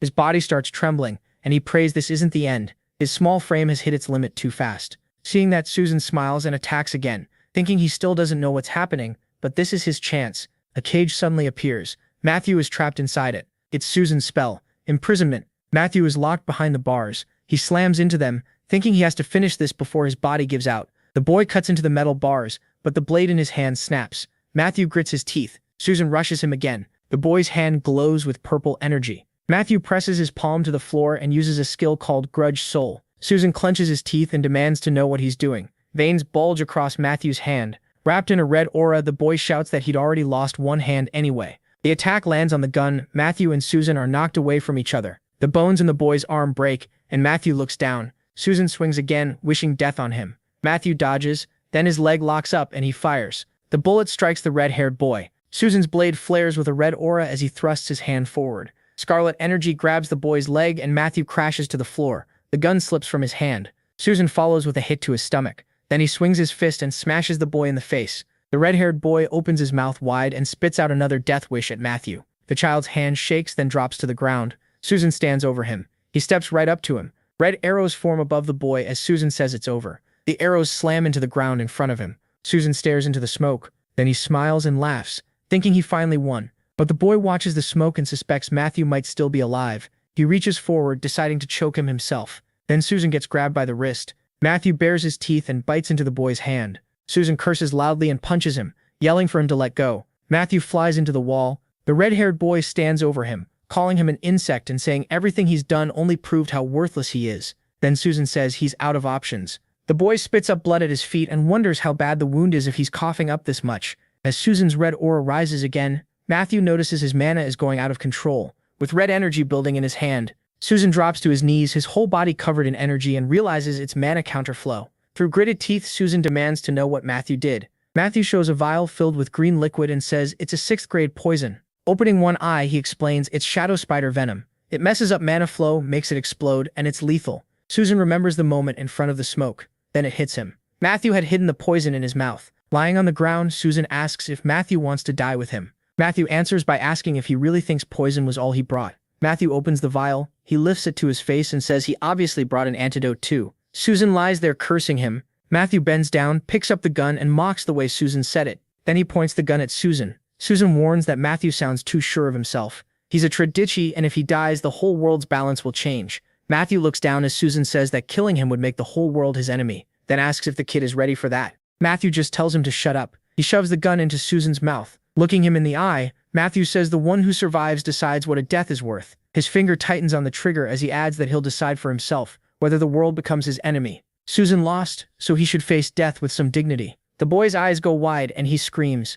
A shot rings out as the two sit on the floor. The room is left wrecked. The gun drops to the floor and Matthew sinks down too. Beside some overturned furniture, he says there's one potion left and decides to drink it before going to Tade. From around a corner, someone is watching him. The man holding a bag trembles, stunned by what just happened. The boy looks over in fear and realizes some kid just killed Tredesai. He runs, thinking Matthew could kill him too. Even if he's dying, it would still take too much effort. Then he remembers the suited men and decides Molly matters most until the Korean players arrive. Tom grits his teeth. Nearby, the blonde girl watches the fight. Tazy's fist burns with fire while the man with glasses stares at the flames. An explosion goes off beside him, blowing a hole in the wall. He wonders if Tady got this much stronger because of the enhancement as the fire-handed man closes in. Albert's pupils shrink. Both men turn when someone suddenly yells for them to stop. A knife is pressed to the girl's throat, and just like that, the fight is over. Tom stands behind Meili and warns that if Tady doesn't want her dead, he needs to drop the mana. Tady looks away and calls out to Meili. She grits her teeth as Tom orders everyone to stay still. Tom faces Tade and Molly, telling Tade to put his weapon down and raise his hands. If he thinks Tom won't kill her, he's wrong. Tade slowly raises his hands. Albert adjusts his glasses as Tom says they need to finish fast because there's no time left. Susan is dead. Albert reloads his gun while Tade starts talking about the players. Then Tom's head jerks back. Blood runs down his forehead. Meili and Albert stare at him, and the blonde girl looks away. Sweat forms on her face. Smoke curls from the gun. The man with glasses smiles and says Tom is finally dead. Albert closes his eyes and says he'd waited all this time to kill him, though he didn't expect it to happen so soon. Sweat runs down Tade's face. Looking at the wrecked hallway floor, Albert says no one from their family is left in this country now. Shadows spread around his feet as he says he has one more offer for Tade. Standing before Meili, Albert says they should return to Valentine.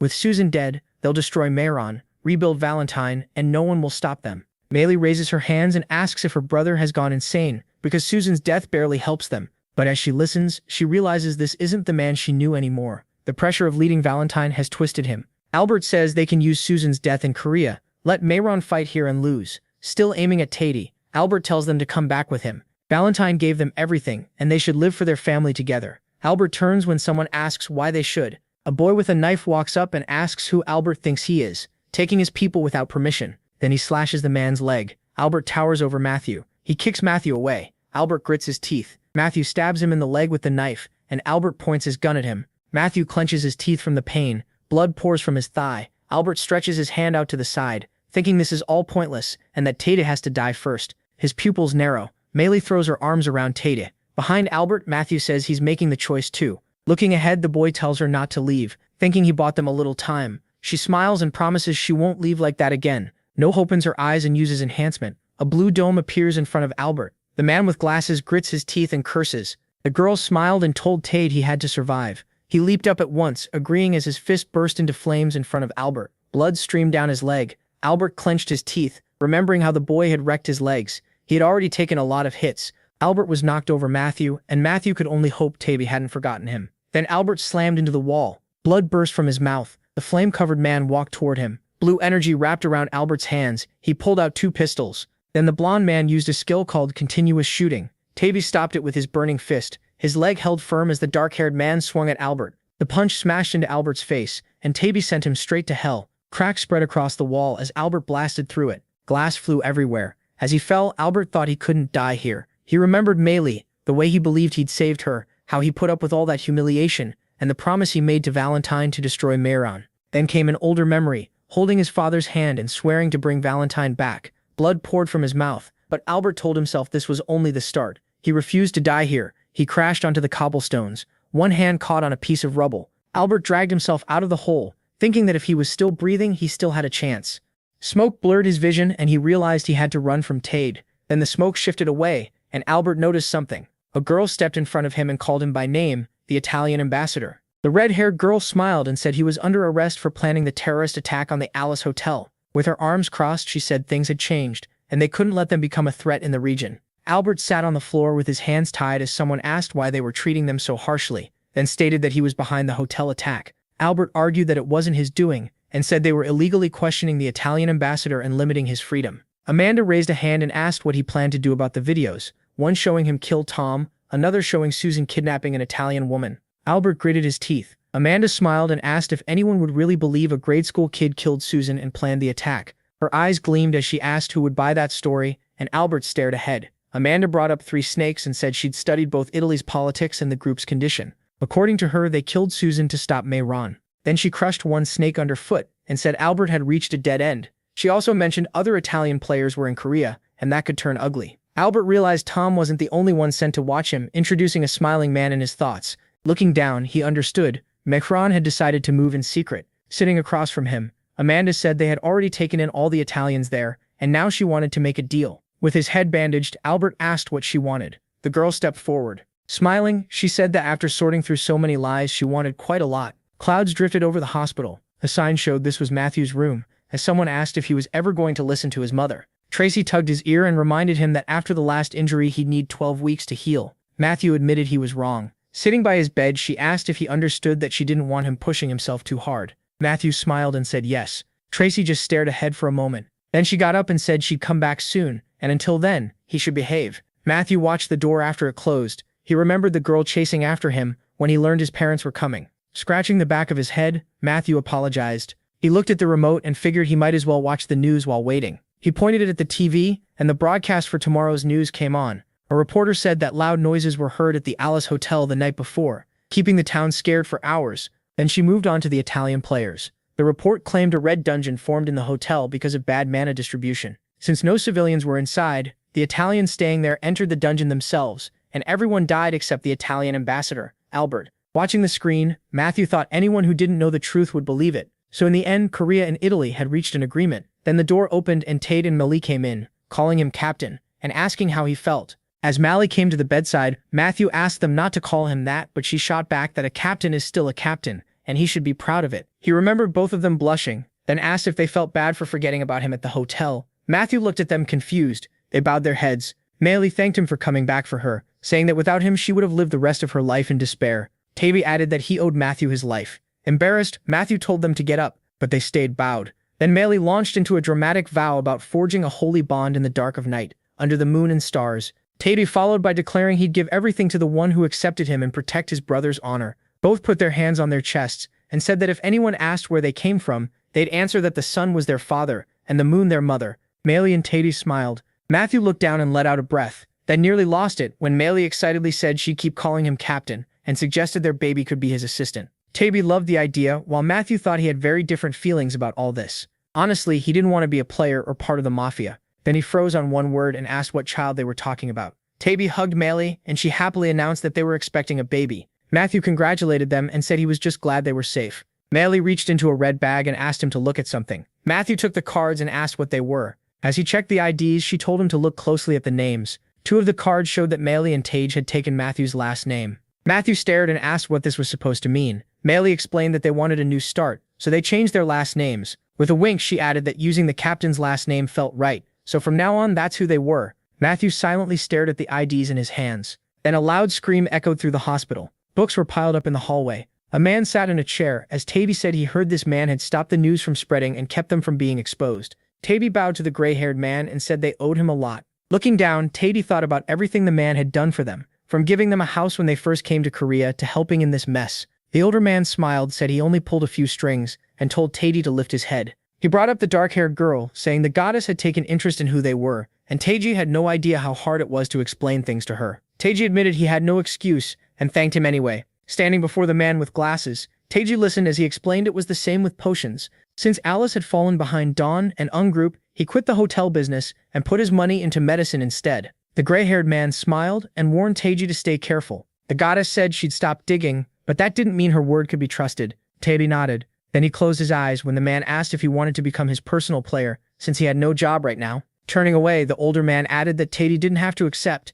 and if he did, he wouldn't need to follow him around all the time. Pointing to a photo of an old man with children, he said that even if Teiji stayed away, he would keep protecting those kids like he always had. The man with glasses smiled and joked that Teiji should stop staring so hard or he'd burn a hole through him. After that, Teiji agreed as a photo of the smiling children remained in view. The man said he only wanted to keep seeing those bright smiles in the old man's life. Teiji accepted the offer. The door shut hard as the old man thanked him. Looking at the photos, the man with glasses said he seemed to have grown old. His reflection showed in the window as he admitted he had become too emotional. Holding a red book, he asked his wife what she thought. Sunlight lit up the photos on the windowsill. Waves slammed against the ship. A boy with a spear shouted that it was coming. A blue orb appeared, then a beam struck the ship. A monster rose from the water, and someone yelled that it was starting now. A shadow covered the crew, and someone yelled for everyone to strike the moment it showed itself. The Leviathan slammed into the ship. Broken pieces of the ship drifted across the water. One crewman clenched his jaw. A second-class Leviathan towered over the wrecked ship as someone stepped forward.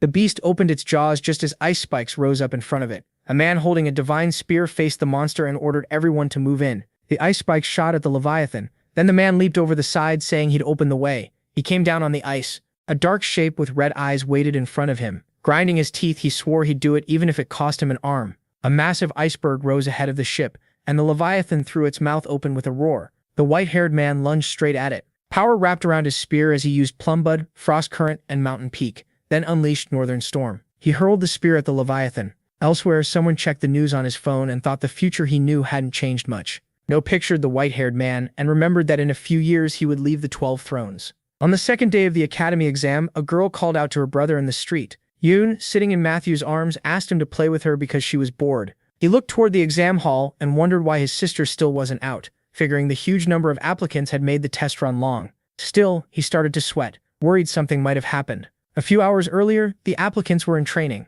The second day of the academy test wasn't about measuring raw gifts. It was meant to see who was fit to become a player. Experts watched the test from their seats. While lifting his mug, the head supervisor told them to focus the cameras on Hall 2, numbers 39 and 40. A bearded examiner asked if that meant Eva, the girl with the highest internal mana among the applicants. Another reminded him her talent was already proven. She'd been known as a seed even before applying. Eva cleared a hurdle and kept moving with confidence. As the girls continued, the head supervisor asked for number 39's name. It was Anna, and she ran with a bright smile. Red energy flared behind Eva while magic circles spread across the ground. But Anna slipped past every attack. The examiners stared, confused. When the supervisor asked if she was a seed too, the answer was no. One man with glasses said Anna was just an ordinary rookie. Still, the supervisor said they should keep watching both the seed and the rookie. The bearded man guessed this round might produce a reserve 3, and another expert pointed out that these students weren't using mana at all. That left the head supervisor stunned. As the girls pushed forward breathing hard, he realized they were taking the test with only physical strength. When it ended, the results were announced.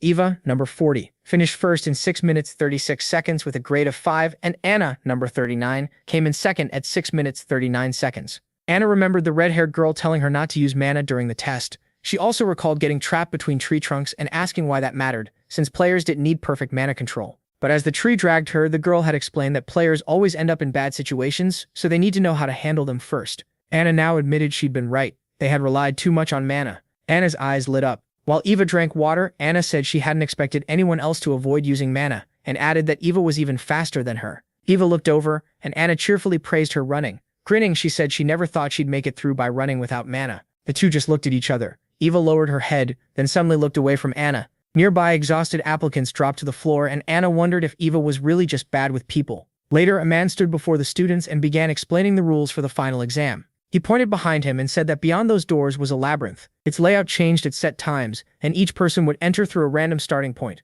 He added that assistant supervisors with drinks and snacks would be waiting in some areas, so students could rest there. Weapons, mana, and even teaming up were all allowed if they wanted. A red-haired girl walked up to Anna and Eva, asking if they had taken first place in the last test. She held out her hand and introduced herself as Layla. Smiling, Anna introduced herself too and said she was happy to meet her. As they shook hands, Layla said she was from Youngek Elementary near the Cocoon and bragged that she was good at both mana and school. Anna could tell she was really confident. Then the pink-haired girl grabbed Anna's hands and asked if she wanted to team up. Anna pointed out that they would all start in different places. Layla just smiled and suggested they join forces if they met inside. She also wanted a promise that they wouldn't attack each other, and Anna happily agreed. Anna turned to Eva and asked if she wanted to join them, but Eva said she'd be fine on her own. Anna waved and said they'd meet again later. As Layla fixed her hair, she asked if Anna was okay, and said Eva had been too rude. Another girl guessed Eva probably had no friends at school, but Anna brushed it off, saying she was fine and didn't need comforting. Nearby, other students complained that Eva was acting like she was better than everyone. With sweat on her face, Anna thought making friends with them might be hard. She remembered Eva wiping sweat from her face. Thinking back to the way they looked at each other, Anna decided she still could become friends with her. Then she remembered Eva dropping her gaze. A moment later, Eva looked away just as the man announced the start of the final exam. He stood before the crowd and pointed them toward the doors. Soon, the participants were inside the labyrinth. Anna touched her chin and thought, at a fork in the path, she wondered which way she should go. She shut her eyes and remembered the advice she'd been given for moments when she had no idea what to do. In her mind, the red-haired woman bent a finger and told her to follow the flow of mana. Anna opened her eyes. Blue energy streamed deeper into the maze. Seeing the mana moving toward the exit, Anna decided to just follow its trail. She turned when someone greeted her. A man stood there and said she was the first one to arrive. He handed her a bottle of water, saying it hadn't been easy to make it that far. Anna thanked him. She started drinking the water, then widened her eyes when he offered a hint. Anna said this was still an exam, but the supervisor told her it was the last one, and hard enough that she shouldn't worry. He pointed down a path and told her that was the right way. Anna thanked him and ran off. Behind her, the man gave a dark smile. Anna looked ahead. Then she turned, confused about why she couldn't sense the mana flow anymore, telling herself the teacher wouldn't lie. When she spotted other participants and another teacher, she figured she must be on the right path after all. Layla turned and called out to Anna. Anna ran over to the group and greeted them. Layla said she'd arrived just in time. They were about to get the right path from the teacher, and another girl asked for a hint. The man curled a finger and asked which direction the sun rises from. The students answered at once. It was the east. Smiling, they turned away, and Layla told Anna that meant they should go east and come with them. Anna turned back, thinking something felt off. Blue energy was flowing behind her, heading the exact opposite way. As the man urged the girls to hurry that way, a blue aura flickered behind Anna. Sweat formed on her face as she realized it. The teachers were leading them the wrong way. Another boy raised his hands and cheered them on, saying they'd come this far and only had one last fork left. At the next stop, a teacher told the students that only one of the 3 paths led to the exit. Since time was almost up, they begged him to just tell them. He scratched the back of his head and said he really couldn't. Then he cracked one eye open. 4 students rushed off down one path, bragging that they'd be first and had done great. Then someone called for them to stop, and they turned around. Anna pointed the other way and said she didn't think the exit was there. Blue energy flared beside Anna as she said the mana was leading this way. The others stared at her and pushed back. The teacher had already shown them the path, so why was she making things harder right at the end? Sweat ran down her face when someone shouted that the exit was right ahead. The girl with the bun reminded everyone that the teacher himself chose their route, and the bob-haired girls snapped that they were exhausted already, while Anna kept forcing her own idea. Anna stood in front of them as Layla spoke up. Looking annoyed, Layla said Anna was probably mistaken and just overthinking it. The dark-haired guy glanced at Anna as doubt crept in. Then the others started mocking her, saying second place had gone to her head and she really thought she knew better than the teacher. Anna trembled and bit her lip. She had only said what she saw, and now she wondered what Matthew would do here. Then she remembered him warning her not to trust anyone. Back then, she asked if that meant she couldn't trust anyone at all, and her brother told her that if she was a player, she couldn't. He added that as a player, she should trust her own judgment first. Grabbing her belt, she said she understood, and he told her not to forget it. Anna crossed her arms and wondered why those words were coming back to her now. Then she pointed ahead and said the exit was that way. The others told her to go alone. They were taking the other path. Layla folded her arms when Anna said fine. Blue energy wrapped around Anna's legs. She rose off the ground. The others stared, and Leela asked if she was crazy. Anna only smiled and ran ahead. The red-haired girl shrugged it off and told the others to move. She clearly thought Anna made no sense. Leela fixed her eyes on the light at the end of the hall, thinking the answer was right there. Yet Anna still picked another way. Anna kept running. Leela smirked, sure this would finally push her ahead of second place. She took a step, thinking she had it. Then her shoe started to vanish and Layla was suddenly moved elsewhere. She reappeared in the middle of the maze. Anna stopped by the drink machine, glad the exit had been close, and wondered if she had passed.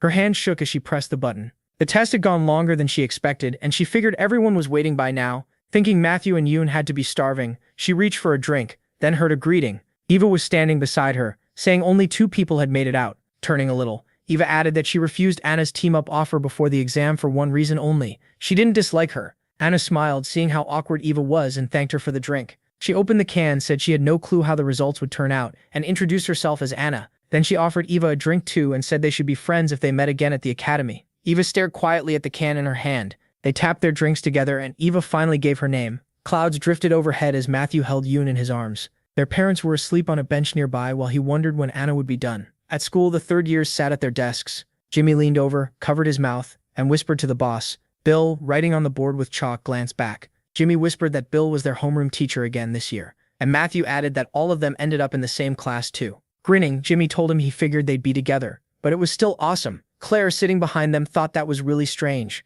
She remembered telling her grandfather who she wanted in her class, and somehow every person she named ended up there. Claire poked Matthew in the back and asked if he knew anything about it. He said it did feel like a weird coincidence. Matthew stayed tense and didn't encourage her. He still remembered hearing her grandfather in the hospital, telling the doctors to take care of him. Bill had quietly walked over, and he smacked Claire on the head with a book, leaving a big bump. He said she had a lot of nerve ignoring new lessons at the start of the year, and she quickly apologized. He sternly told her to stay after school and clean the teacher's room. Claire timidly agreed she'd never been scolded like this before, and she was deeply embarrassed. Then Bill looked at Matthew and said him too. Matthew protested, and Bill asked if he hadn't been chatting as well. Matthew lowered his head and accepted the punishment with Claire, while Jimmy almost burst out laughing. That got him too. He flinched when Bill said he'd be staying after school as well, and he blurted out, "Wait, why?" His friends glared at him. Bill said it was because he was laughing. Matthew asked if now was really the time, and Claire snapped, asking if he seriously found her funny. With both of them staring daggers at him and promising they'd have fun cleaning together, Jimmy realized he was done for. Adjusting her glasses, Catherine sighed that they were already in third grade, so why were they still acting like little kids? Olivia laughed. Then we moved to the high school Players Academy. Anna threw her hands up, thrilled. Eva rushed over and hugged her, saying she missed her, and that she passed too. Anna patted her back and said they were even in the same class. It was perfect. The other students looked over in surprise, and Anna was about to say they should head into class first. Then excited whispers spread through the hall, and she asked if some celebrity had shown up. Everyone recognized the woman in white boots. She had claimed one of the thrones at only 22. She carried a staff with a stone set in it, and the students stared at Grace in excitement. Grace smiled while the crowd kept asking if it was really her and why she was here. She shut her eyes and forced a sweet smile, but inside she was annoyed at being called Holy Mother. She didn't want to sound old. Grace stopped in front of the girls and thought that, no matter what, this was awkward. It had been 4 years since she last saw Anna, after the Kraken incident. The girls looked nervous. Anna wondered if Grace wanted something from her, while Grace noticed how much Anna had grown and couldn't even tell how much mana she had now.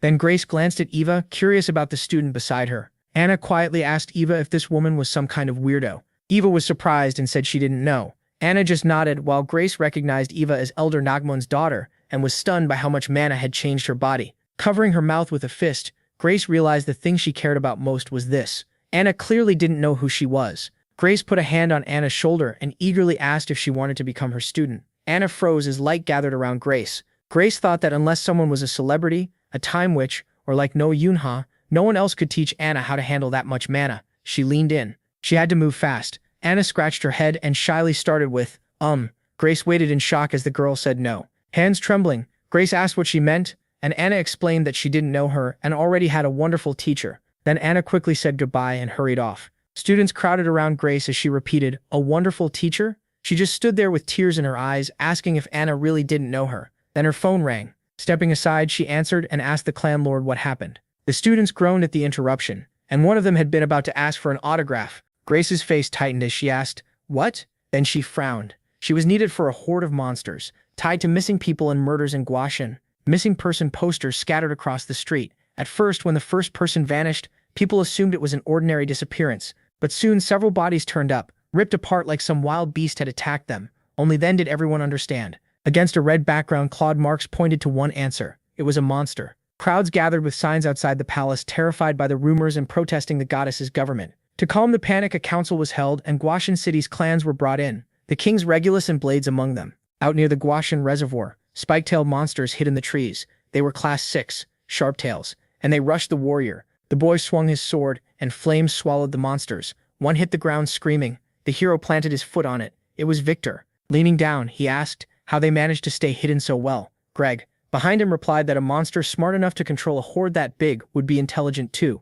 Another razor tail sprang from behind, but Victor caught it with his weapon and added that the leader probably ordered them to hide from humans whenever danger showed up. He cut it down. When Victor questioned how Greg knew what they were thinking and said monsters like these barely even move unless they have mana, Greg told the fire demon not to underestimate monsters. Both of them turned at the sounds of the wounded. Other players were treating the injured as Greg warned Victor that if he stayed reckless, he'd die. Victor snapped back that he already knew that. Then he called to Grace and asked if this was all the fighters they had. She said they'd handled most of the monsters nearby, but some escaped, so they needed a pursuit team. With a smile and a hand on his chin, Greg said, "Imagine that. 12 thrones and monsters still slipped away." A shooter dropped from a tree, noting it had to be intentional. Leo rested his weapon on his shoulder and explained that if they can build a horde like this, then in danger. The smaller monsters will run back to the leader's shelter. Greg was about to ask where the monsters were hiding, but the girl above him said they'd already found the shelter. She started climbing down. Leo reached out to help her and warned her to be careful. It was Blair, the florist from the 12 thrones.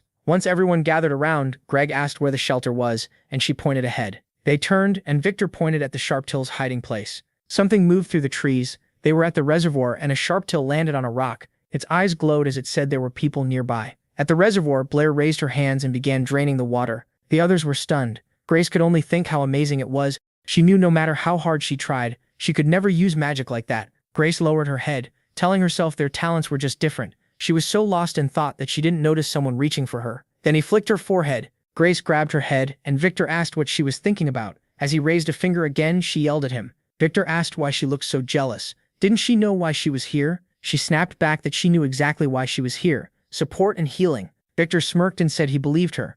Still annoyed, Grace repeated herself. Victor asked why she was making that face, but Greg cut in with a grin and told them to stop flirting and look. Grace blushed, and Victor looked over. The water level had dropped. That's when he spotted a pipe. The King Clan fighters nodded. They'd been told to check the area and secure it. Greg flashed a V sign and told Blades and Regulus to gather everyone available, then head into the shelter in groups. Then he asked Blair how long she could keep the spell going. She said with enough mana, about 4 hours. Victor suddenly jumped down. Greg told Blair he'd leave a few players behind to protect her, since she was now guarding the reservoir. Victor rolled down the slope, then climbed lower. He reached the pipe, jumped inside, and shouted that he was going first. Everyone stared down at him. Grace cried out that he was insane, and Greg just sighed. Young blood. The others climbed down by rope and ran after him, yelling for him to wait. Elsewhere, a news report covered the monsters at the Guashan Reservoir. Matthew sat at the table with his family and looked up at the TV. The report said the Korean Mana Control Bureau had brought in the 12 thrones, including Blair, Grace, and Victor. He wondered if it really happened at this point in time,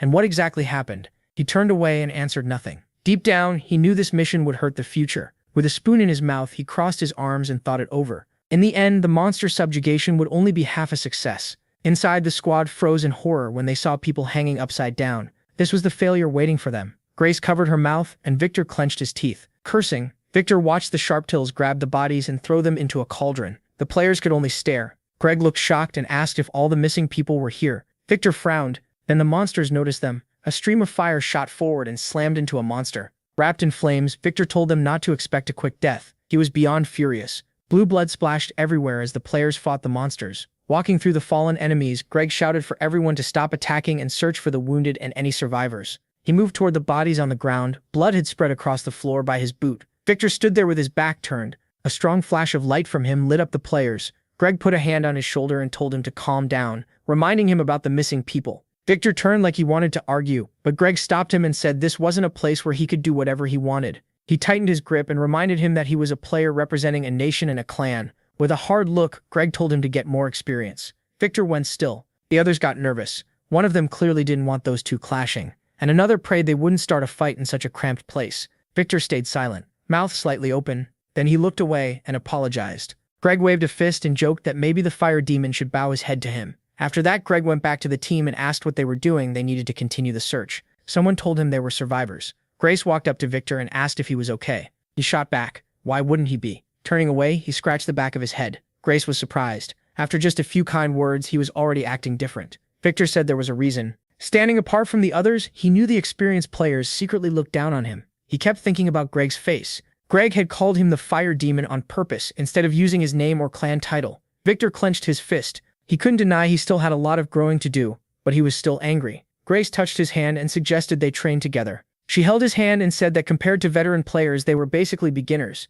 With a smile, Grace told him people learn when others point out their mistakes. Victor looked embarrassed and said her name. Grace was surprised. It had been a while since that happened. Looking up, he admitted he wasn't acting like himself and said it must be because Grace was kind of cool. She got mad, saying she was trying to help, and he was saying weird stuff. Victor glanced at Greg, who was helping the wounded, and thought that one day he'd catch up to them. A man pointed at a door. Greg asked if they'd found the leader, and the player beside him said the mana was strongest in that room. They gathered in front of the door. Greg clasped his hands behind his back and ordered them to form an attack squad. Victor smirked. Greg asked if the fire demon minded him taking command, and Victor said fine, as long as he got to be the damage dealer. He looked fired up, and Greg had no problem with it since he'd back him up. Grace was surprised Victor had recovered so fast. Support icons lit up around Grace as she activated acceleration, protection, and blessing amulets. The group lined up for battle. Greg ordered everyone to hold formation once they went in, and told the guides to stay close to the spellcasters and rangers. The players opened the door. Greg drew his sword and gave the order to move. They rushed into the room. A monster's eyes burned in the dark. It lifted its head. Victor swung his sword and sent flames forward. The sharp till moved to protect the egg. Victor leaped up and slammed it in the head. The monster whipped its tail. It sliced right in front of Victor, but Greg dashed underneath and blocked the strike. Victor dropped low to the ground. As the sharp till turned away, Greg jumped onto it, pushed off, and sprang higher. He raised his sword and drove it into the monster's back. The sharp till twisted around, but Greg dodged its attack. Victor snapped his fingers and sent fire in. The sword stuck in the monster suddenly flared up, and the whole thing burst into flames. Greg glanced back and warned Victor it wasn't his sword, so be careful with other people's gear. Victor answered that they had no choice if they wanted to kill it, then laughed and said you can't underestimate the enemy. Grace threw up her hands and shouted that it wasn't over, they had to stay focused. She struck the floor with her staff and cast binding. Ropes wrapped around the sharp-till's head and legs, forcing it to the ground. Grace yelled for the archers to give it everything they had. Leo took aim and called for a wild shot. They fired with rain of arrows and catapult. When the smoke cleared, Victor stared at the monster's scars in shock. They were already healing. The sharp-till turned toward them and growled, asking how dare they. Victor grabbed his sword hilt, stunned that it could not only think but also talk back. The ranged fighters drew their weapons and warned everyone to get ready. Another sharp-till burst from an egg right beside a player. It bit him. Someone else fired back with a gun, and Greg yelled for the rangers to attack the ones hatching from the eggs. Victor looked back just as a huge paw loomed over them. They jumped aside before it smashed down. Greg grinned at the monster that lunged at him. One of the players tossed a sword to Greg. He reached out, caught it, and charged the monster, telling Victor he'd handle the small ones. They split up, and Victor shouted for him to be careful. The monster leader looked down from above and wished death on them all. Victor stopped. The sharp-till breathed out green smoke. He covered his nose as pain hit his eyes. It might be poison. From behind a guide, Grace shouted for Victor to move right. He frowned, jumped aside, and slammed into the wall. Reaching behind his back, he tried to grab an antidote, but Grace told him not to worry. Victor got ready to attack, and Grace told him to trust her. He rushed forward. As he drew his sword, Grace shouted that she was passing him a detox amulet. Grinning, Victor said that was just like the Holy Mother. Grace got annoyed and told him to stop calling her that. The monster attacked, but Victor dodged again and again. Then he charged in and sneered, asking if it really thought he'd be scared. Greg attacked too. He shouted for Victor to finish it. Victor raised his sword, said he already knew, and struck with purple flames. A bright flash burst out and the monster screamed. Grace waved her hand and shouted to the rangers. Now, they fired at the sharp-till. The monster jumped aside. It had to protect the king. It fell back into the nest. Victor stepped closer, wondering what kind of monster this really was, and Greg said it wasn't that simple. Then Greg swung his sword and stabbed an egg. The eggs were still intact. The sharp-till jerked its head and trembled. Greg shouted for everyone to destroy the eggs. The players hacked them apart while the monster thought only of its child. A broken shell lay near its body. Its cub crawled into the pipe, and the sharp-till wished for its king to survive. Somewhere beyond the water, it hoped the child would grow strong. Sunlight reflected on the water. The young monster crawled onto shore and headed into the park. The girls ran onto the lawn, joking that the losers had to wash the dishes. A week had passed since the Guangchan monster was taken down. Thanks to the 12 thrones, many survivors were saved and were now being treated at a hospital in Gangnam. Olivia tossed the ball up and passed it to Jimmy. Claire smacked the ball away. At the same time, the King's clan finished checking Guaxian and confirmed there were no monsters left near the reservoir. Matthew watched the kids playing at the campsite. Jimmy dropped to the ground and yelped in pain. Claire quickly apologized and Olivia rushed over to check on him. Upset, Jimmy said he was switching teams because he wanted Claire on his side. Catherine argued that would make the game boring, and Olivia said she wanted Claire too. Claire dabbed Jimmy's nose with a handkerchief and suggested a new split. She, Catherine, and Olivia together, while Jimmy teamed up with Matthew. Matthew thought the kids were fun, but he still didn't want to play. Nearby, Tate was chopping carrots in a pink apron, and Matthew figured everyone should thank their uncle. The parents crowded around their son with questions. They were only at this campsite because they had talked Tate into coming without him. The trip never would have happened. While peeling potatoes beside his uncle, Matthew thanked him for agreeing to come. Tate told him it was no big deal. Tate looked surprised when Matthew apologized again for dragging him into this. After bringing over a bowl of peeled potatoes, Matthew asked if he could step away for a bit because he had something to do. Tate said sure and asked if he needed any help. Matthew picked up the bottle and asked him to pour curry into it. Tate took the bottle, puzzled, and Matthew also asked for a knife. When Matthew headed for the suitcase, Tate told him the knife was in the bag and the code hadn't changed. Matthew strapped the weapon to his belt, said he'd be back today, and asked Tate to cover for him if anyone started looking. Tate pushed back. If this was serious, he was coming too. Sliding the sword into its sheath, Matthew refused. Tate's job was to stay behind and protect the others just in case. He said he was ready and could handle this alone. He headed for the park surrounded by glass walls. The door cracked open. Matthew stepped inside. His shoes tapped across the tile. Then he felt eyes on him from above. Looking up at the Lizard King, he said that unlike in his past life, he didn't feel helpless now. He turned and looked up, and Sharptail lunged at him. Matthew grabbed the blade, yanked it back, and a flash burst out. Frowning, he stared at the monster as the lizard opened its mouth and let out a sharp scream. That cry brought back the soul invasion. When the monster leaders attacked while Molly, the first goddess, was gone and drove their hordes forward. Back then, the players shook with fear. Matthew had only just graduated from the academy and was supposed to receive the title Immortal. 4 leaders had entered the city that day. Sarah dropped her staff, tears in her eyes, and asked how they were supposed to beat them. The heroes could only watch as giant monsters tore through the city. Matthew and many others were overwhelmed, especially with all the smaller monsters swarming around them. One of those leaders looked just like the Lizard King, spreading fear through the players with deadly poison.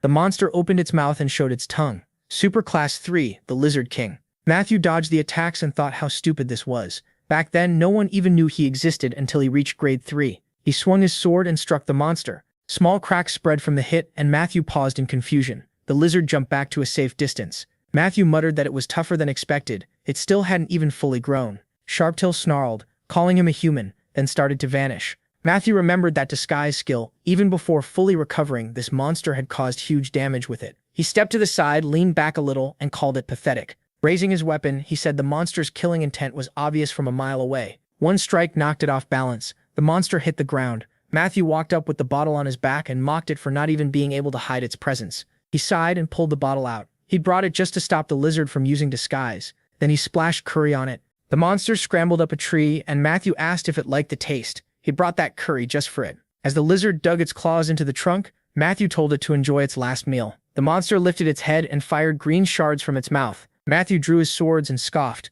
Was that really supposed to be a poison bomb? He kicked off a bench and launched himself at the lizard. Crossing both blades, he activated Heavenly Step and pierced the monster through the neck. Blood burst out. Then came an explosion. Smoke swallowed the space in front of him. A severed paw lay on the ground, then burst into flame. Matthew thought the thing was pathetically weak. Watching the bright fire, he reflected that the Lizard King had been born a king in every way. He tilted his head and gave it a quiet farewell. But then the real lizard charged him, shouting that he had only beaten a clone that cost a lot of mana. It rushed straight at Matthew, saying escape was impossible. As it sped up, the lizard realized Matthew seemed to know all its skills and was ignoring them. It suddenly stopped, understanding it couldn't beat him right now. The lizard decided to retreat and come back stronger later, but Matthew was already closing in and swinging his sword. The monster looked back in horror. It was blasted through the window, glass shattering as blood sprayed out. The lizard slammed back first into a tree and let out a weak, pitiful gasp. As Matthew came down, it asked how he knew about the clone trick. The lizard sharpened the tendrils on its tail and aimed them at Matthew,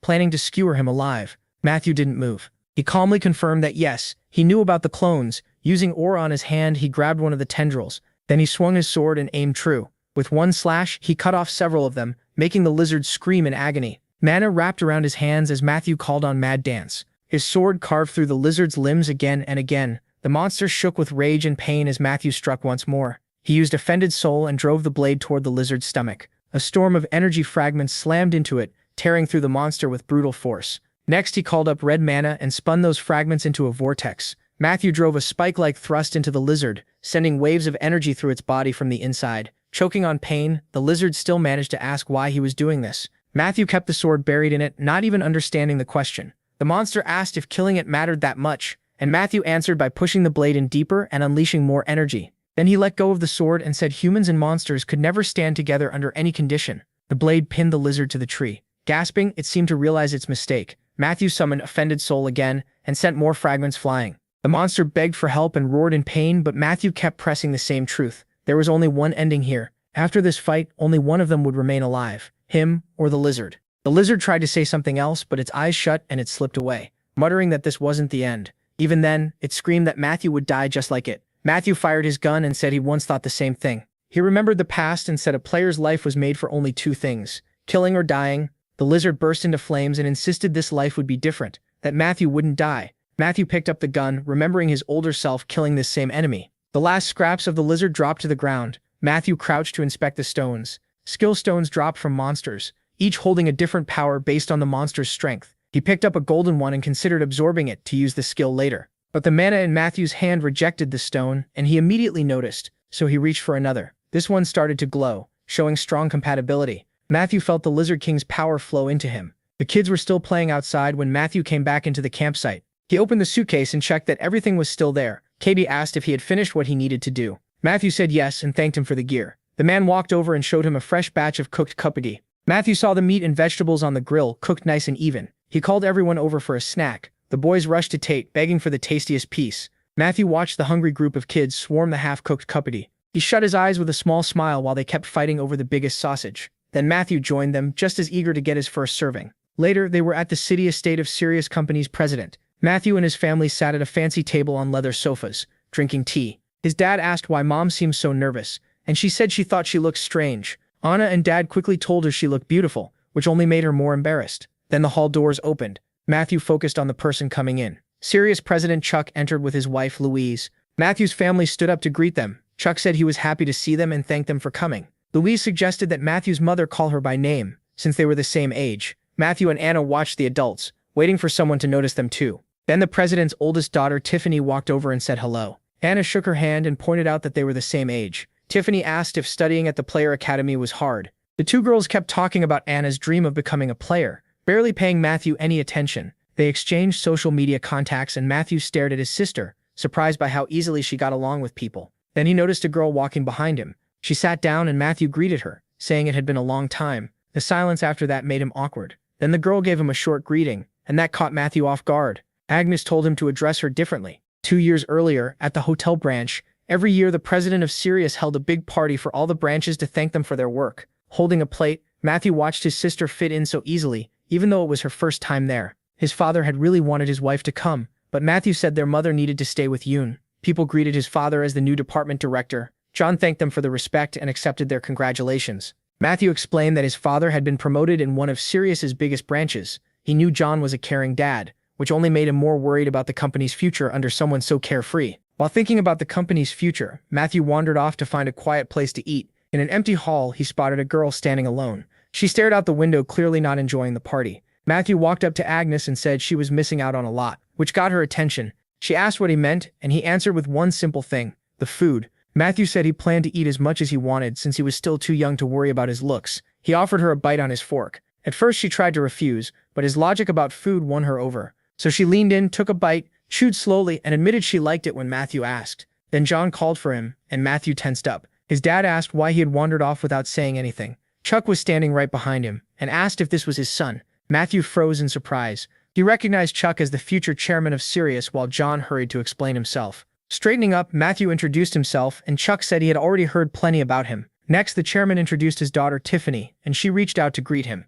Seeing Tiffany made Matthew nervous. He really didn't want to mess this up. Then Chuck pointed to Agnes. Matthew could hardly believe that the girl he had just met was also the chairman's daughter. With a sweet smile, she asked to be friends, and that only confused him more since he didn't remember another daughter in his past life. She put her hands on his shoulders and paused, making him even more flustered. Agnes then reminded him she was 2 years older, like she was trying to keep him in line. Matthew asked if he could speak to her more casually, and she said yes. Then he asked if he could just talk to her informally. Agnes didn't let that slide and told him to say it again, leaving him confused. Then she clearly stated her name. She told him to just call her Agnes so there would be no confusion, and he had no choice but to agree. Chuck promised that next time he'd make sure Matthew came to talk with his daughters again. Later, Matthew sat at the big table in shock, still not believing any of this. Louise asked the boys if they liked the snacks, and Yoon answered with total excitement. Chuck then asked Anna if she had gotten into the Players Academy that year, and she said yes. He handed her a box, saying he should have given it to her sooner. Chuck explained it was a communication device so he could stay in touch with Anna at the academy, and she was stunned by the gift. John thanked him, but Chuck brushed it off. He said he needed reliable people in the future and asked them to accept it, then urged Anna to open the box. Confused, Anna said she already had a phone. Chuck showed her his own and proudly said this Sirius model was better than anything else out there. He looked to John for backup, and John agreed. Their mother quietly nudged Anna to thank him, and she did right away. Meanwhile, Matthew sat there with Yoon in his arms, growing suspicious. He kept replaying Chuck's kind words in his head, and couldn't figure out what this was really about. His thoughts were cut off when Yoon held out a cookie for him to try. On another couch, Anna and Tiffany were already whispering about meeting again, and Matthew had no idea how his sister got that close so fast. He seriously couldn't understand how anyone could socialize that well and talk about so much so quickly. Then Tiffany invited Matthew to come next time too. Agnes looked at him and said it would be nice if he came along. Tiffany told Anna that her sister had no friends and hardly ever came to gatherings like this, which made Agnes answer back at once. She tried to defend herself but only sounded hurt and embarrassed, while Tiffany pushed her to say who she actually spent time with. So Tiffany asked Matthew to join them next time, so Agnes would have someone to talk to. At that moment, Matthew finally understood what Agnes was like. He realized she was only brought to these events to form connections and little groups. Now she wanted him in hers, something he would have refused before. Louise clapped her hands and called it a wonderful idea. Chuck and Louise said they had wanted Matthew attending these gatherings from a young age because it would be a great chance for him. That's when Matthew realized he'd been played. Looking at Agnes, he understood she was Chuck's heir, the one meant to take over after him. Tiffany was great at talking and even better at acting clueless. Matthew had no real reason to doubt the company his father worked for, and he didn't want to leave Anna alone at an event like this. So he reluctantly agreed, and Chuck looked thrilled. The chairman's family said it would be good for Agnes too. Later that night, Jeb walked down the street drinking. Then he suddenly felt like he'd had enough. He heard an annoying sound and turned around. Something huge was rushing straight at him. It was a giant grade 7 mosquito. Its red eyes burned with aggression. The monster stabbed through Jeb's shoulder. Pain hit him hard. His bottle slipped from his hand and shattered on the asphalt. In the shine of the mosquito's eye, Jeb was already on the ground as people ran toward the noise. The creature turned toward them. They were players, and their arrival forced the mosquito to retreat. 2 of them offered to help, but their commander didn't want to waste time on a drunk. His subordinates insisted on following orders and taking the victim to the hospital. Something blue was glowing from Jeb's shoulder. Soon after, a brutal heat wave hit the city. Matthew's summer break after 3rd grade began. After school, the kids went to the hospital to visit Melly. They brought flowers with them. Melly told them to keep quiet so they wouldn't wake the sleeping baby. The kids gathered around and instantly melted. They couldn't stop talking about his tiny hands and cute face. Matthew asked if the baby liked being around people, and Melly said he did. Then he asked if it was a boy or a girl. Melly said it was a boy, and the others excitedly talked about the baby and who had already come to see him. When Matthew asked the baby's name, Melly said she had picked it before he was even born. Vinny, a name that meant dreams, hope, and the future. That name stuck in Matthew's mind. Before his rebirth, he had read about the Abyss Dungeon, and he had seen that same name on the raider list. The raider's nickname was Diamond Fist, and his skills had played a huge role in clearing the Abyss Dungeon. Matthew started to think this baby might be that very person. Then he wondered why Melly hadn't chosen death before his rebirth. The answer was simple: the child. The others kept taking turns holding the baby and gushing over him. Matthew asked if since this was Yoon's brother, that made him his brother too. Melly said that either way he should look after the baby because they were family. She joked that caring for the baby would be good practice for Matthew, but he wanted no part of that. When he asked about the baby's full name, Melly told him it was Novini, which only gave him more questions. This hospital visit left Matthew disappointed. Afterward, the kids left the hospital still talking about the baby. Outside, the heat was so bad they couldn't just keep walking around. One of the girls suggested going to the community center pool, and everyone liked the idea. When she asked Matthew, he hesitated. He started talking, but then the kids noticed a group of children wolfing down food. There were a lot of them, and they stood out right away. These were wanderer children, kids who had lost their families to monsters. Most were born in the slums, abandoned and left to live outside the city. While the others talked about them and Amanda's safety barriers, Matthew slipped around the corner. Right then, a tall stack of boxes started to tip over. A wanderer child standing under it was about to get hit in the head. Matthew jumped in to save him. The boxes missed the boy and crashed to the floor, spilling everything. Matthew asked if he was okay, still holding him in his arms. The child happily shouted, "Angel," leaving Matthew confused. He started explaining that his mother had said an angel would come help him. The others saw Matthew and ran over. He told them everything was fine. The kids asked what was going on, drawing the wanderer's attention. A one-armed boy came running over, yelling. The child recognized him as his brother. The older boy grabbed his hand and pulled him back. Then the children scolded him for going near strangers and talking to them. After that, they apologized for the trouble and asked him to. The older brother told the little one to bow and say sorry, and after a short pause, he did. Then both brothers apologized together. After that, the kids hurried off, still glancing back. The girls asked who those boys were and why they were so scared. Matthew figured their parents had never really explained what wanderers were. For kids whose whole world was school and daycare, meeting wanderers could mean losing everything and ending up in the slums. Claire asked if this was one of the days when wanderers came out into the streets. She had grown up under the church's care, so she knew a little about that life. When the others kept asking about those children, Matthew said they didn't need to know. The kids headed home, while the wanderers silently watched them leave. It was a harsh reminder: this world could look peaceful and still be cruel to children. The next day, Jimmy, Claire, and Olivia were sitting in the gazebo. Jimmy ate ice cream to cool off, but Olivia worried they were running out of time. He figured their boss could take a break and have ice cream too. Elsewhere, Jeb walked down the street, drained by the heat. Then he suddenly looked up, grabbed his chest, and started denying what he'd heard before. He remembered a doctor once telling him he had poor mana control. Now Jeb started doubting that diagnosis. He also recalled a dream that felt real, where a giant mosquito bit him, yet there had been no mark when he woke up.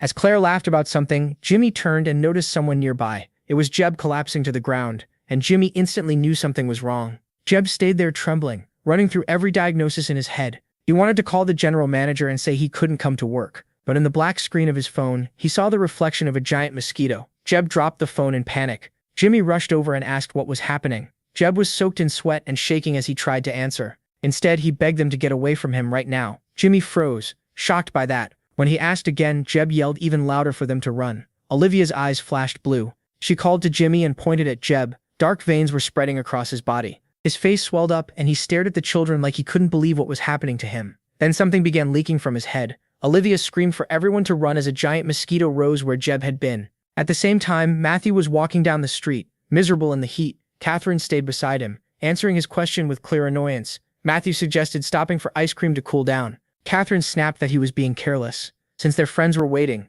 but he acted like it wasn't a big deal. He kept trying to talk her into getting ice cream, and Catherine finally jumped on his back and forced him to keep moving. Then Matthew heard a distant voice and tried to point it out, but Catherine ignored him. A cry rang out for a player to come help, and this time he clearly caught it. Catherine dropped down and asked what was going on, but Matthew said they needed to get to the mana control department. While she hesitated, he bent down, tied his laces, and charged mana into his shoes. Then he blasted off toward the scream, leaving Catherine behind. He leaped into the air and raced toward the sound. Catherine didn't even get the chance to ask where the monster was. Every living thing has mana in its body, and a small part of it keeps the heart beating. Each body can only handle a certain amount. When too much builds up, the body becomes a monster like the mosquito that attacked Jimmy. Jimmy ran with the girls towards shelter, trying to make sense of what was happening. Behind them, the flying monster kept closing in. They sprinted as fast as they could to stay alive. The girls were horrified by what they were seeing. Jimmy looked back while Claire and Olivia tried to think of a plan. The mosquito was gaining fast. Jimmy knew he couldn't keep running and fight it too. If only Matthew were here. For a moment, he pictured Matthew reaching out to save them. Jimmy snapped back to reality and slapped his cheeks a couple of times to steady himself. Olivia was falling behind even though she was pushing herself hard. Jimmy told Claire to carry Olivia if she had the strength. Olivia refused, saying she could manage. But Claire grabbed her anyway, hauled her onto her back and told her not to argue. As they ran, they asked Jimmy what to do, and he told Olivia to make a barrier to hold the monster back. She agreed and turned toward it. The mosquito was almost on top of them when Olivia released mana from her hand. An energy dome formed, and the monster slammed into it. Jimmy urged her on and told Claire to send a mental message to everyone nearby. Claire shut her eyes, even while running, and focused on the message. Her call for help spread far ahead. People all around heard her voice asking for help with a monster. She begged them to call a player. On Claire's back, Olivia kept the barrier up and warned them how close the monster was. The mosquito clung to the shield and kept pace, staring at them through the dome. Jimmy fired mana at it and yelled for it to back off. Olivia reinforced the shield as the mosquito saw a heavy blast of mana coming straight at it. The hit stunned the monster and threw off its sense of direction. Jimmy praised the girls and told them to keep going. The creature crashed down behind them, kicking up a huge cloud of dust. Then the mosquito got back up and started trying to speak. The words came out slowly, and its eyes glowed red. It said it didn't want to die, then rushed at them even faster. Olivia stared at it and noticed something strange. Its mana was mixed with human mana, and she realized it had once been a person turned into a monster. Jimmy told her to raise the barrier again so they could survive. Olivia closed her eyes and released more mana, but Claire stumbled, and Olivia slipped from her back. A shockwave knocked the mosquito sideways. Claire hit the ground and Jimmy tried to calm her. Seeing that, Olivia panicked for her friend. Jimmy crouched beside Claire and helped her back up. Olivia ran over to help too. As Claire stood, Olivia noticed her legs were scraped up and bleeding, but Claire brushed it off. Then all three looked at the mosquito coming back and knew that was the bigger problem. The monster wanted revenge. Jimmy said they couldn't outrun it with Claire injured, so they'd have to defend themselves with mana, and Olivia acted at once. Together they launched a storm of mana spheres, setting off an explosion in the air. The mosquito glared right through it. They still couldn't land a clean hit, but they kept firing. The monster dropped lower to attack, sharpening the blades at its front. Olivia raised a protective dome and stood firm. For the moment, the shield trapped the mosquito and kept everyone safe. Claire looked at her friends, already running out of strength, and had no idea how to help. Watching Olivia struggle, she guessed Olivia was trying so hard because she felt guilty. Claire accepted that she might die and told them to leave her behind and run. Jimmy refused to move. Claire answered while he kept fighting, both of them hoping a player would arrive soon. Above them, Matthew sped through the sky, searching for his friends in danger. At first, Claire didn't get what Jimmy meant, then she realized who he was talking about. The mosquito battered the barrier and noticed something rushing in from above. A massive blast of mana slammed down and hurled it far back. Jimmy and Olivia lit up at Matthew's arrival, though they still complained it took too long for help to come. Matthew turned to them with a grin, while the monster tried to recover. He said he showed up at the perfect time, everyone was still alive. The mosquito noticed the reinforcement closing in fast. Matthew struck it the moment it came near. A powerful wave of mana blasted the mosquito backward. The others were relieved that help had finally come. Matthew glanced back and kept teasing them. He insisted he was right on time, so they had no reason to complain. The mosquito recovered and got ready to attack again. Matthew told his friends to stay back until other players arrived. Olivia started to speak, but Jimmy cut in and explained that the monster used to be human before it transformed. That made Matthew pause. He realized this type of mosquito drains mana instead of killing outright,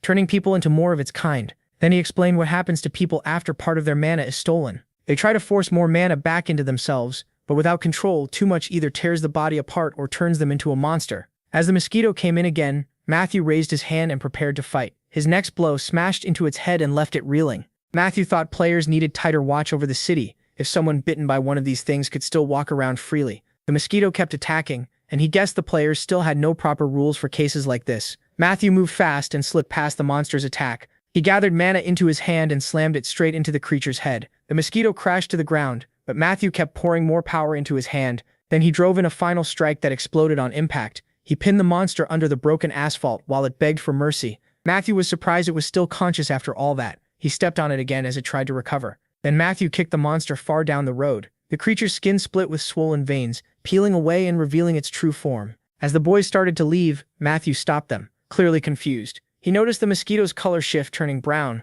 While begging for help, it kept changing into something demonic. That made him remember Kuma, the demonic group that once spread terror across South Korea before his revival. Matthew knew turning into a demon was almost impossible, so he asked if that thing had really been human. The others told him the one who changed was a man. Then Matthew realized Kuma still shouldn't exist for another 10 years, so this couldn't be one of them. Suddenly, the mosquito shot into the air, still crying out for help. Matthew formed a sphere of mana and snapped, asking who said it could run, then fired. A storm of projectiles chased the mosquito as it tried to escape. The creature shrieked in the air, short on mana, and searching for anything it could use as a weapon. Matthew kept flying after it, refusing to let it get away. Once it passed the next building, the demon found new prey, a mother holding her child inside a hangar. It lunged at them, aiming its sharp proboscis right at their bodies. Matthew dropped into the room, furious at what the monster was about to do. He slammed into the mosquito on the way down, scaring the mother and child. The impact blasted the demon to the side as it struggled to recover. Then it suddenly shot upward, trying to hide again. Matthew chased after it, telling the woman to get a mana check at the hospital. He leaped over the wall and struck at the monster as it tried to slip away. Then he used Mana Destroyer and attacked. The demon barely avoided it and glanced back. Matthew gathered more mana into his weapon and shifted the force to his other hand. He swung again, sending hundreds of needle-like shots at the target. Too many were on course to miss. The demon took the hit and dropped from high above.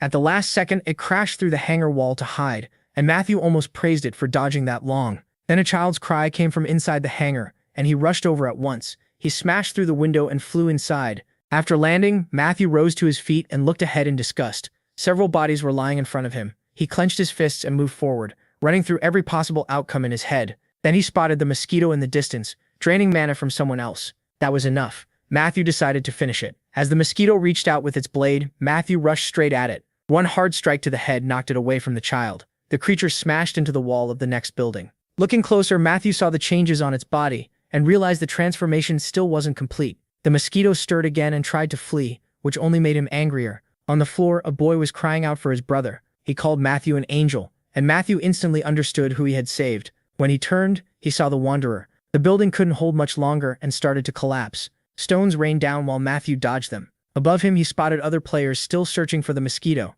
Their slow response only irritated him more. He decided the demon was no longer the biggest problem and walked toward the Wanderer. The child called him his brother. Part of the boy's head and one eye were horribly swollen, and Matthew could barely stand to look. Then the scene shifts to revived Suwon City. Polly glares ahead, gritting his teeth and clutching his shoulder. He's with the Misty Flower team. Someone says she's furious that trash beneath even the 12 thrones dared to show up here. A girl steps in front of them, holding flies in her arms. She crosses her legs, smiles, and says they really do live up to their name. This is Beelzebub, Lord of the 9 demon flies. Polly charges at her, yelling for her to shut up. Beelzebub smiles, lowers her hand, and says, "So this is the mad dog Polly." He lifts his head in fear. A girl runs up with Matthew and shouts for him to stay where he is. She'll be there in a second. But Beelzebub suddenly appears beside her and mocks Misty Flower, saying their only real support must be the Grim Reaper. Then someone swings a sword and shouts, "Hands off." A moment later, Beelzebub's hand is sliced off and sent flying. Still smiling, she starts healing it and mocks the famous berserker for being so violent.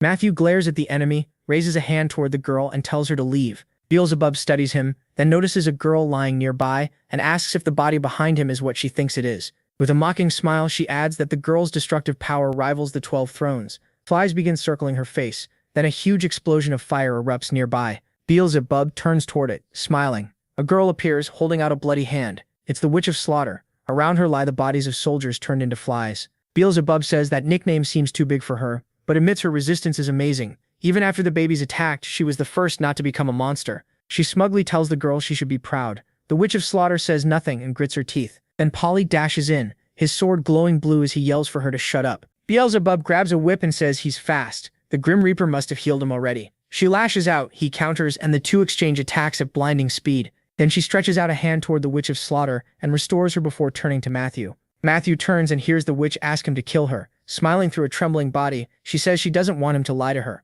Laughing weakly, she adds that he's already grown attached to her. Tears fill her eyes as her whole body shakes, while Matthew stares ahead in silence. He stands there for a few seconds, then steps forward and admits she's right. Matthew raises his sword toward the Witch of Slaughter and tells her they'll meet again in plunge. Then the scene cuts to a small boy covered in blood, one eye swollen far beyond normal. Matthew walks up and says it was him. The boy whispers that all his friends are already dead. Matthew freezes for a moment, then takes a few steps closer, as the boy says they were really kind to him. Smiling faintly, the child looks up and says he'll die soon too. Matthew answers that he will. The boy pictures red-eyed demons and asks why the protagonist won't smile. That makes Matthew remember begging his sister through tears not to leave him alone. Lowering his head, he says he forgot how to smile a long time ago. The boy answers that he still has to. When Matthew asks why, the child starts repeating what the others told him. Then blisters spread across his body, and he adds that if he ever smiled, his hands begin shaking, a claw forms, and he keeps talking. Looking at him, Matthew is reminded of the witch's face, and the boy says that person would appear and make him smile.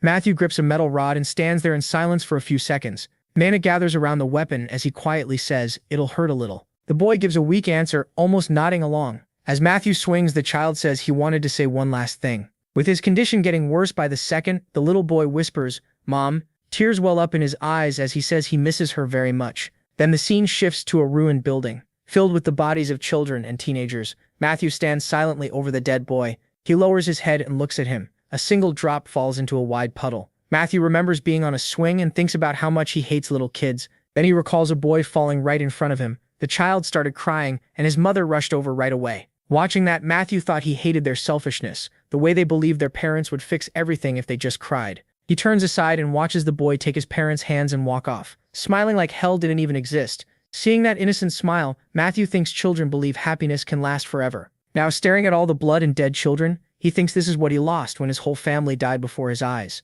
Then he notices a small teddy bear at his feet. Picking it up, he says he used to smile so others wouldn't worry. Looking around, he adds that feeling faded in battle and never came back, even after revival. He sets the bear beside the boy and says that even if he couldn't cry when they died. Then the scene cuts to a small unit. One man traps a giant fly in a magic net and shouts that it's done for. Behind him, the commander yells that their ally has already become a monster and must be finished off. Another fighter raises his sword. Then he unleashes a barrage through the net at his former teammate. Standing before the boy, Matthew says that at least he can kill him and every other monster too. Next, a news report says the mosquito was defeated thanks to the werewolf girl's quick and precise response. Matthew watches the TV quietly as the anchor adds that she received the Brave Child Award from the mayor. Just then, his little sister walks into the room. She looks surprised, then thinks her brother hasn't smiled much lately. She hates seeing him so gloomy. Then she remembers what their mother told her: if her brother ever looks sad, she should cheer him up. So the little girl rushes into the room. She jumps onto her startled brother, remembering she was told to hug him tight. Laughing, she clings to him. Matthew pats her head and asks why she's in such a good mood. At last he smiles and she says she just feels happy. Then she leans in, holds out a hand, and whispers for him to come closer so she can tell him something. Instead, she grabs his head and kisses him on the cheek. Waving her hands with a big smile, she says she loves her brother more than anything. Matthew touches his cheek, stunned. Then, still feeling that kiss, he smiles. He tells her he loves his sister more than anything too, and she asks if he really means it. A little later, the elementary school sports festival begins. Noah looks down at a paper in surprise as an announcement says the partner-finding event is starting. He turns, sees all the kids around him, and wonders where to find his match. Nearby, he spots Claire and Catherine. He grabs Claire's hand and says they need to run. She asks what's going on, while Catherine, annoyed, tells them to hurry, they have to win. They reach the staff member who asks to see their note. No pulls it out and shows him. The paper says puppy, and the man jokingly asks if Claire is the puppy. She grabs the protagonist by the shirt, red-faced, and snaps that she's a fox, not a dog. The protagonist just says they need this win. That makes her pause. Blushing, she remembers her friend saying they have to work together if she wants to win and become class president next time. Claire shuts her eyes and lets out a bark, and the man laughs, saying she makes a very good puppy. Not long after, MC and his teammate race across the field. His little sister brings him a packed lunch and proudly says she made it for him. No smiles and says it looks delicious. Watching them, Catherine grumbles that he looks way too happy. Still annoyed, she asks if he can be nice to people besides his sister, especially after calling Claire a dog. He frowns and says he didn't like doing that. Catherine forced Claire into the contest. Catherine shoots back that otherwise he'd just slack off. Pointing at herself, she proudly says that as class president, she wants their class to get the top score. Then she goes pale when someone points out that this totally isn't because the teacher promised them sandwiches if they won. She turns back, raises her fist, and yells that it doesn't matter. Nobody is sneaking off at lunch, and she won't let them off easy.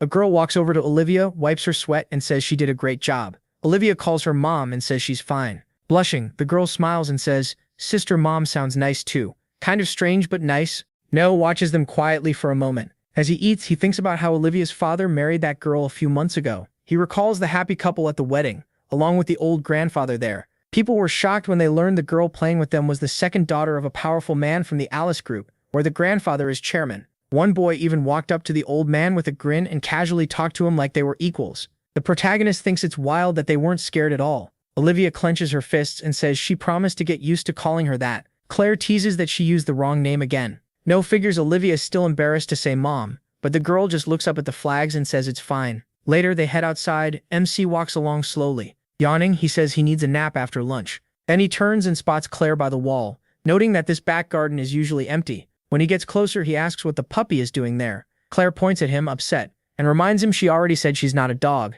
Now everyone calls her that because of him. No says it's still kind of a cute nickname. He peeks around the corner and asks what she's doing here. Did something happen? Then what he sees stops him cold. Catherine is yelling at her mother, asking why it matters who she's friends with. Her mother tries to calm her down, saying she only wants to talk. She puts her hands on Catherine's shoulders and says she never told her not to be friends with them. In fact, getting closer to Olivia would be good. Catherine knocks her hands away, and her mother adds that she'd be happier if she stayed away from Claire. Catherine shouts that this is exactly why she keeps trying to control her friends. Smiling, the woman says Claire is a half-breed. No freezes when he hears that. She goes on, saying, maybe Catherine doesn't understand, but people don't treat someone like Claire well, and others might judge her just for being seen with her. He turns and sees Claire sitting on the ground, staring at her hands. With her head lowered, she says she's fine. Her hand trembles as she adds that she already knew someone like her would never really have friends. No looks down and asks, what about them? Claire gives a small smile, thanks them, and asks them to forgive all the trouble she caused. Then she stands and says she came because of Catherine, but now things feel awkward, so she should leave.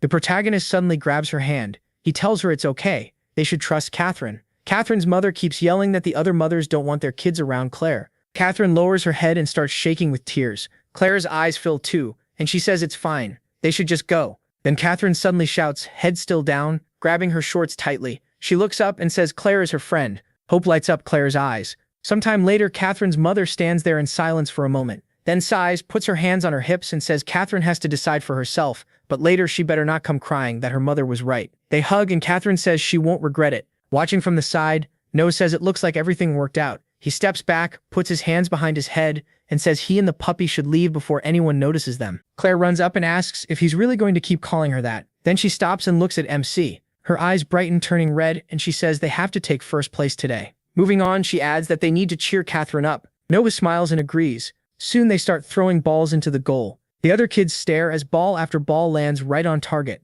Catherine turns in shock as the announcer calls the blue team the winner. She points at him and says something is wrong with him. He's trying way too hard, and that's not like him. The protagonist turns pale and insists he's always like this. Next comes the relay race, and Claire runs first and wins. Then limbo starts. Noah clears it easily, says it was simple, and the blue team wins again. After that, the triathlon begins. Olivia cheers with her mom, and the blue team wins again. Fireworks go off as someone announces the winners of the autumn sports day. Catherine smiles, holding the winner's flag and the sign for best class, while the announcer declares Class 3-3 the champions. Glowing with pride, she turns to her classmates, puts a hand on her chest and says they can do anything if they work together. Her classmates crowd around with huge smiles, and she tells them they should pick her as the next president. Noah and Claire reach out to her with a smile, saying they're in. But then someone grabs her hand. Another kid lifts her legs. Catherine looks down in panic and asks what they're doing as the children start counting. At 3, they toss her into the air. The parents watch with smiles and one of them says they should do it again. So the kids lift Catherine once more,